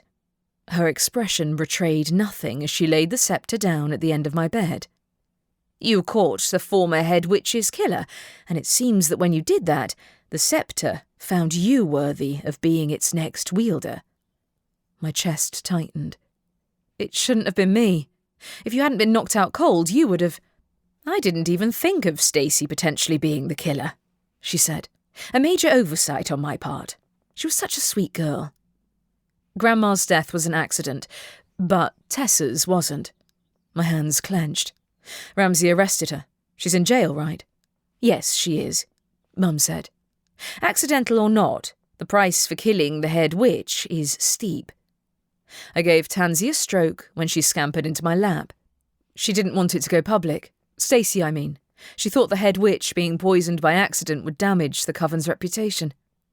So that's why she was willing to commit murder to cover her tracks, she said. Tragic, really, that she held the coven's reputation foremost in her mind. I would find it more tragic if she hadn't tried to kill me. I swung my legs over the edge of the bed while Tansy scampered onto my shoulder. I suppose she figured I wouldn't stop searching for answers until I got to the truth. She was right, then. Mum held out the scepter towards me. I hesitated for a moment before taking it from her, and the jewel embedded in its top began to glow as soon as my fingers closed around the end. Not a dream, then. I didn't quite dare meet Mum's eyes. I'd claimed her lifelong goal by total accident and had done it in such a way that I'd be the talk of the town for a generation. I turned over the long, thin instrument in my hand, causing the light to dance off the wall. Tansy leapt after it like a cat chasing a torchlight, and I rolled my eyes at her. So, does the entire town know? Yes, Mum said. Ramsay said the Blue Moon printed a story first thing this morning, despite his efforts to tell them otherwise. My sister was the one who made the call to tell them the news. I grunted. Guess I can't blame her for that. I did screw up her plans to claim it for her own. From what I heard, it sounds like your grandmother was the one who kept her from taking the scepter. Not you, said Mum. Besides, the scepter chooses one person. It would have always picked you. Oh, I don't know about that. I watched the play of light on the wall, unable to fully grasp the reality that such a powerful object was mine. For the time being. Don't forget, I carried the scepter in the ceremony too. It didn't pick anyone then. Unless it had been waiting for the question of Grandma's death to be solved, and my involvement in capturing Stacey helped. Perhaps, but it didn't mean I was worthy of representing the town as the regional head witch, especially when I'd never even led a coven. Nobody truly understands the scepter's magic, she said. Not even us. The most we can do is wield it the best we can. I lowered my head. You think I'm going to be the worst head witch in the town's history, don't you? Only if you think that, she said. And I don't think so at all. Clearly the scepter chose you for a reason. And it's only for a year. A year seemed a long time away, but it'd go by in a flash. And besides, I couldn't think further ahead than tomorrow at the moment. Mum backed out of my room. Today, you're free to do as you wish before starting your new job tomorrow. I, for one, am curious to know if my mother intends to show her face again. As she closed the door behind her, I picked up my phone and checked the wizarding web. The top story of the day bore the headline, Wildwood Heath is in shock as the disgraced granddaughter of former head witch claims title. I muttered a curse under my breath and climbed out of bed. Aunt Shannon had spared no details in her call to the press, but my immediate family knew the truth, while Stacey was behind bars where she belonged. Grandma's ghost must have drifted off at some point, but I had an inkling she wouldn't be going quietly into the afterworld.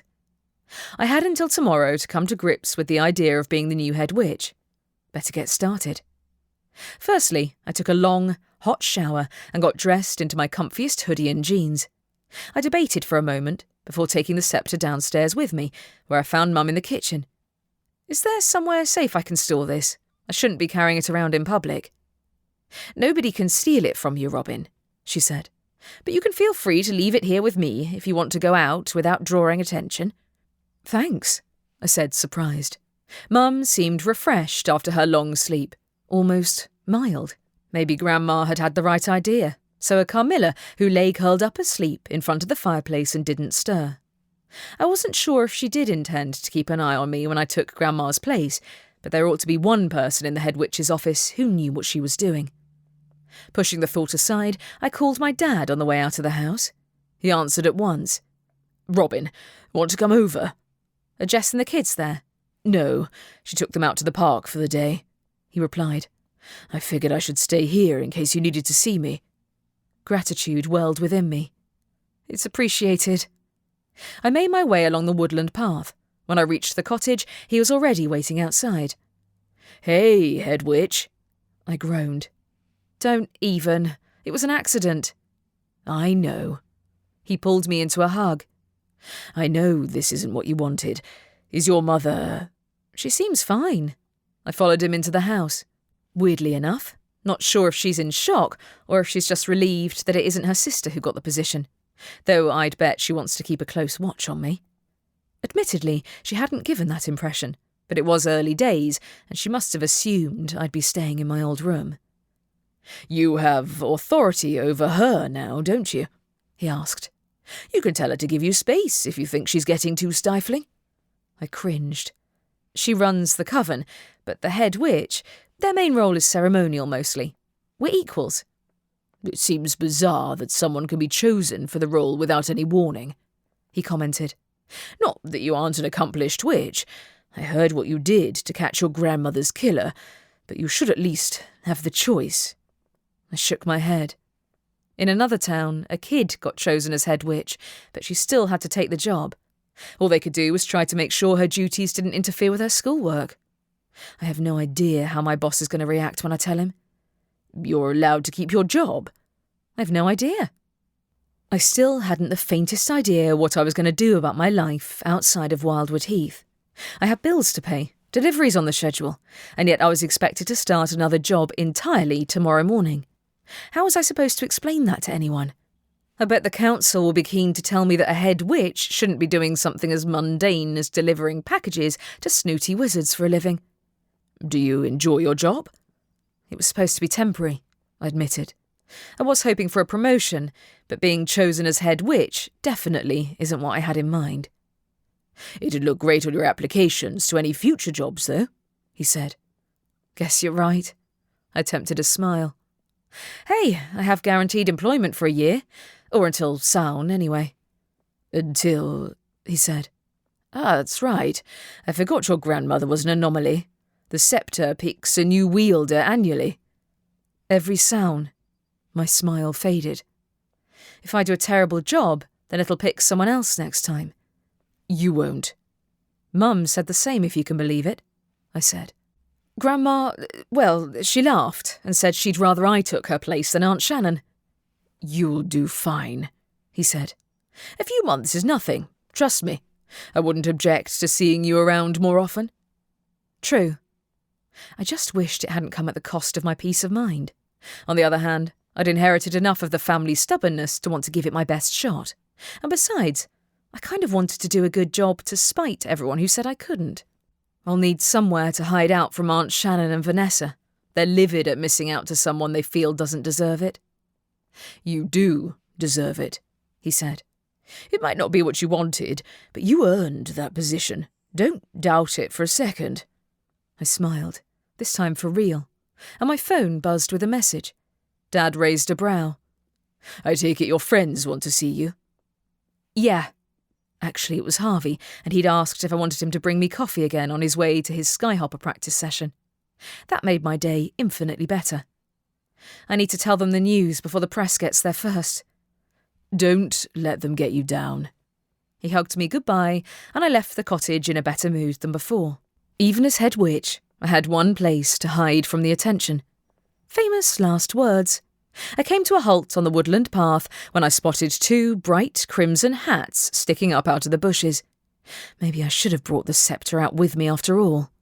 Robin! Clarice bounded to her feet, microphone in hand. Do you want to do your first exclusive interview with us as head witch? No, thanks, I said. What are you doing near my dad's house? Hoping to get an interview out of him too? She gave the cottage a hopeful look. Would you do that for us? Certainly not, I said. Do you people have nothing better to do with your time than harass my family members? It's you we want to speak to, Speck insisted. If you just give us a few words on your thoughts of being chosen as head witch. Oh, I will. Really? Clarice held out the microphone, her expression eager and bright. Get stuffed, I told her. You've spent decades telling lies about my family. Grandma might have been lenient on you, but my first act as head witch is to ban you from ever coming near the Wildwood again. Clarice's face fell. I took a step back, and a muttered instruction sent a wave of birds flying out of the nearby trees. With a shriek, Clarice and Speck fled down the path and out of sight. With a rush of satisfaction, I walked back towards home and met Harvey in the same spot as before. Like last time, he held a latte in each hand. So, it's true. He handed me one of the lattes. You really claimed the sceptre? Yeah. Lucky me. I blew on my drink to cool it down. You didn't happen to see a couple of reporters, did you? Were they dressed in red and running like a pack of wolves were chasing them? That's them, I said. I banned the press from the forest. Maybe I should have banned them from the coffee shop while I was at it. No, but even the head witch can't do that. You scared them pretty good, he commented. Want me to chase them on my broom when I'm at practice later? If the birds didn't give them a hint. I sipped my latte. Thanks for this. If it's any consolation, I didn't see any press hanging around the coffee shop this time, he said. Maybe we can go and get coffee there another time. My heart skipped a beat. Was he asking me out? Really? Don't think I'm asking you because of the head witch thing, he added. I was always planning to anyway. And if you're going to be around here more often... I grinned. Yes, I am. And yes, I'd like to. Good, he smiled, but his expression held a sense of hesitancy. You didn't want to stay, though, did you? Part of me did. My magic was tied to the Wildwood after all. I think it'll be different now. I hoped it would anyway. Good, he said. Your family, how did they take the news? My aunt and cousin are furious, but they'll have to accept the sceptre's choice if they want to stay in the coven, I said. My mum actually does seem okay with it. Maybe because she'd rather deal with me as head witch than have to take orders from my aunt. Not sure about my brother yet. He was too busy arresting the murderer. I bet, he said.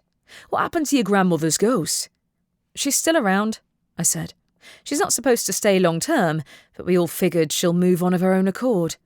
Besides, if I did take the job, I might need to ask for her advice. I hope so, he said. I have to head to practice now, but when you want that coffee date, let me know. I have to start my new job tomorrow, so I'm not sure when I'll be free, but I'll let you know. I had to tie up a few loose ends first, like notifying my current employer. Sure, no pressure. He smiled at me as we parted ways, while I tried to figure out how to break the news to my boss over the phone. I reached Mum's house via the back route and spotted Tansy chasing pigeons in the garden. Behind her, Piper was hard at work trimming the roses. I approached Piper at a fast stride. "You're back?" "Yeah, your mum let me in," she said. "Good job she did too. She's definitely not a garden witch. Oh, don't tell her I said that." "I'm sure she'd agree." I hesitated for a second. "You heard?" Obviously, she said. For the record, I support you. You don't think I'll do a bad job? Despite my newfound resolve to make the best of the situation I'd landed in, I had zero idea what to expect. I might have grown up in the same house as a head witch, but there was a world of difference between that and having to actually do it myself. The sceptre had chosen me because I'd solved the previous holder's murder, but its support might not extend beyond that. Of course I don't, she said. Isn't it just a lot of sitting around doing paperwork and attending meetings? Neither of those things is exactly a strong point of mine. Your grandmother had her assistant handle most of it, she said. That's an option. I'd rather not give anyone a chance to poison me, thanks. Nearly getting crushed by a branch was bad enough on its own. I won't let anyone poison you, said Tansy, including certain spiders. I spun around, spotting Rowan watching me from the other side of the fence. My cousin jumped when Tansy spoke, a familiar climbing up her arm. Hey, Robin. Piper rose to her feet. So you're the telltale. I'm not... Rowan broke off. I'm sorry. I didn't know whether I wanted to forgive her for what she'd done, not with the aftermath too raw. For what exactly? Telling tales to the press, betraying the coven, or summoning Grandma's ghost? I summoned Grandma's ghost because I was worried my mum would claim the sceptre, she mumbled. She was trying every method of cheating in the book to get as many votes for coven leader as possible, and I panicked. It wasn't just because of Tiffany. I had to stop her. You weren't anywhere to be seen when she actually did try to take the sceptre. If she had been, she might have claimed it herself and freed herself of being in her mother's shadow in the process. And you let Tiffany push you around the same way she did. Joining the Henbane Coven won't solve any of your problems. I'm not joining the Henbane Coven, she said. I pretended I was considering it in order to get Tiffany's protection, and she wanted me to help her get the sceptre. I'd rather have had it in her charge than my mother, to be honest. You had no faith in the rest of us to help you, even me. I didn't know you'd take the sceptre yourself, she said. I didn't think you even wanted it. I didn't intend to take it, I said. If you'd been around to help me, I wouldn't have had to either. She blinked, tears shimmering in her eyes. I'm not strong like you are. I couldn't have stopped her. You have got to get out of that house. One thing was clear. Aunt Shannon had crossed a line. Several of them. I'm not going to say I don't understand why you did it, but you can't let her control your life. I won't. She drew in a breath. You should know. Grandma came to visit me earlier. She said she left me some money in her will. She visited you? She inclined her head. My mum was raging mad when she came home, but Grandma showed up and scared her before she could start berating me. She terrified Vanessa too. Good, I said. So you're moving out? She didn't have much of a choice. Aunt Shannon had been cruel enough to her before she'd thought she had a shot at the title of head witch, and I didn't want to imagine how much worse she'd get now that she'd lost her chance. The nice guys at Where's My Coffee have a spare flat upstairs and offered to let me move in tomorrow, she said. I just wanted to tell you that I never wanted you dead. Or Grandma either, it wasn't me. I know you didn't, I said. I never wanted to think you did. Piper glowered at her. But you're still a coward. Never said I wasn't. Rowan glanced over at her house. I don't think my mum is plotting to take the sceptre away from you or anything. Yet. It had only been a day, and it sounded as though Grandma had kept her busy with her ghostly distractions. It's not like she doesn't get a second chance at the sceptre in October. Rowan shuddered. Oh, don't say that. It's true, said Piper. I hope for all our sakes that you pick the right person to back next time around. Namely, my mother. Mum deserved the sceptre more than I did, but it wouldn't hurt to have the chance to lord it over Aunt Shannon for a bit before then. You'd better hurry up and move your stuff to your new place before Aunt Shannon figures out what you did. Oh, I know. She flashed me a quick smile. I'll see you later. I'd keep an eye on her, Piper muttered to me when she disappeared. Her loyalties are pretty suspect. Look at the rest of her immediate family, though. I watched Tansy tussle with a pigeon over the bird feeder for a moment before I spotted Ramsay approaching us. Robin, He came to a halt next to the rose bushes. "There you are." "Ramsay?" I said. "You're not at work?" "No, but I went to make sure they had Stacey secured anyway," he said. "Does the head witch need any help with preparing for tomorrow?" "Please don't talk about me in the third person," I said. "It's weird." Piper snickered. "Yes, it is. What would she need your help with anyway?" He fiddled with his coat sleeve. "Can I talk to you alone, Robin?" "Sure, why not?"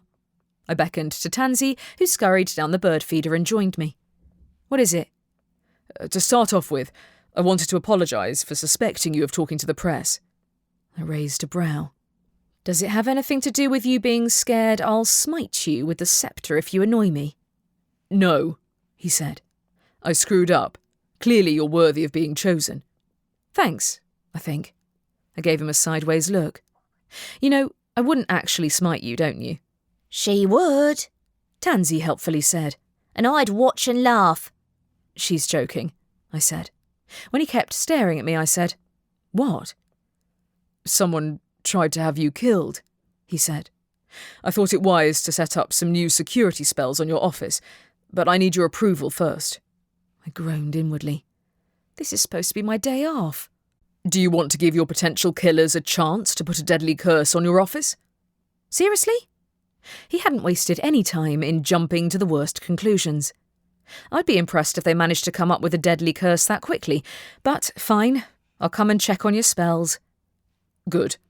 His expression relaxed minutely. "This is a dangerous job. I know the risks, and I don't need a lecture," I interjected. "I did actually live here for most of my life, you know. Just because I haven't been around the last few years doesn't mean I don't remember." "Of course not." But he kept up a steady stream of redundant tips as we headed to the coven headquarters, while I nodded and pretended to listen. Of course, I was a little concerned about potential murder attempts, but it would have been nice to get one day to myself. I hadn't even learned to use the sceptre yet. As we entered the coven's headquarters, Ramsay paused in his tirade for long enough to say, "You'll also have to redo the wards on the office door, so you and Mum are the only people who can enter." "Maybe later." I headed mechanically to the office. My office. Given the state it had been in yesterday, I was not looking forward to tidying up. When I opened the door, however, it was to find the room restored to its usual orderly state, with the cabinets closed and the desk returned to the centre of the room. A shiny camera lay in the centre of the wooden surface. "Is that what I think it is?" "I went out and got it this morning." I don't know which of us was more surprised when I hugged him with a squeal of delight. "Oh my God, Ramsay!" "No need for that," he said gruffly. I released him. "I thought Mum had forgotten all about this, to be honest. I figured a sceptre is enough of a reward. If you could call it that. I had the sinking suspicion that I'd won my family's respect at the cost of my freedom." Ramsay made a startled noise. Grandma." My attention snapped up. Grandma's ghost stood in the corner of the office, and when she saw me looking, she gave me a wave. Are you ready for tomorrow?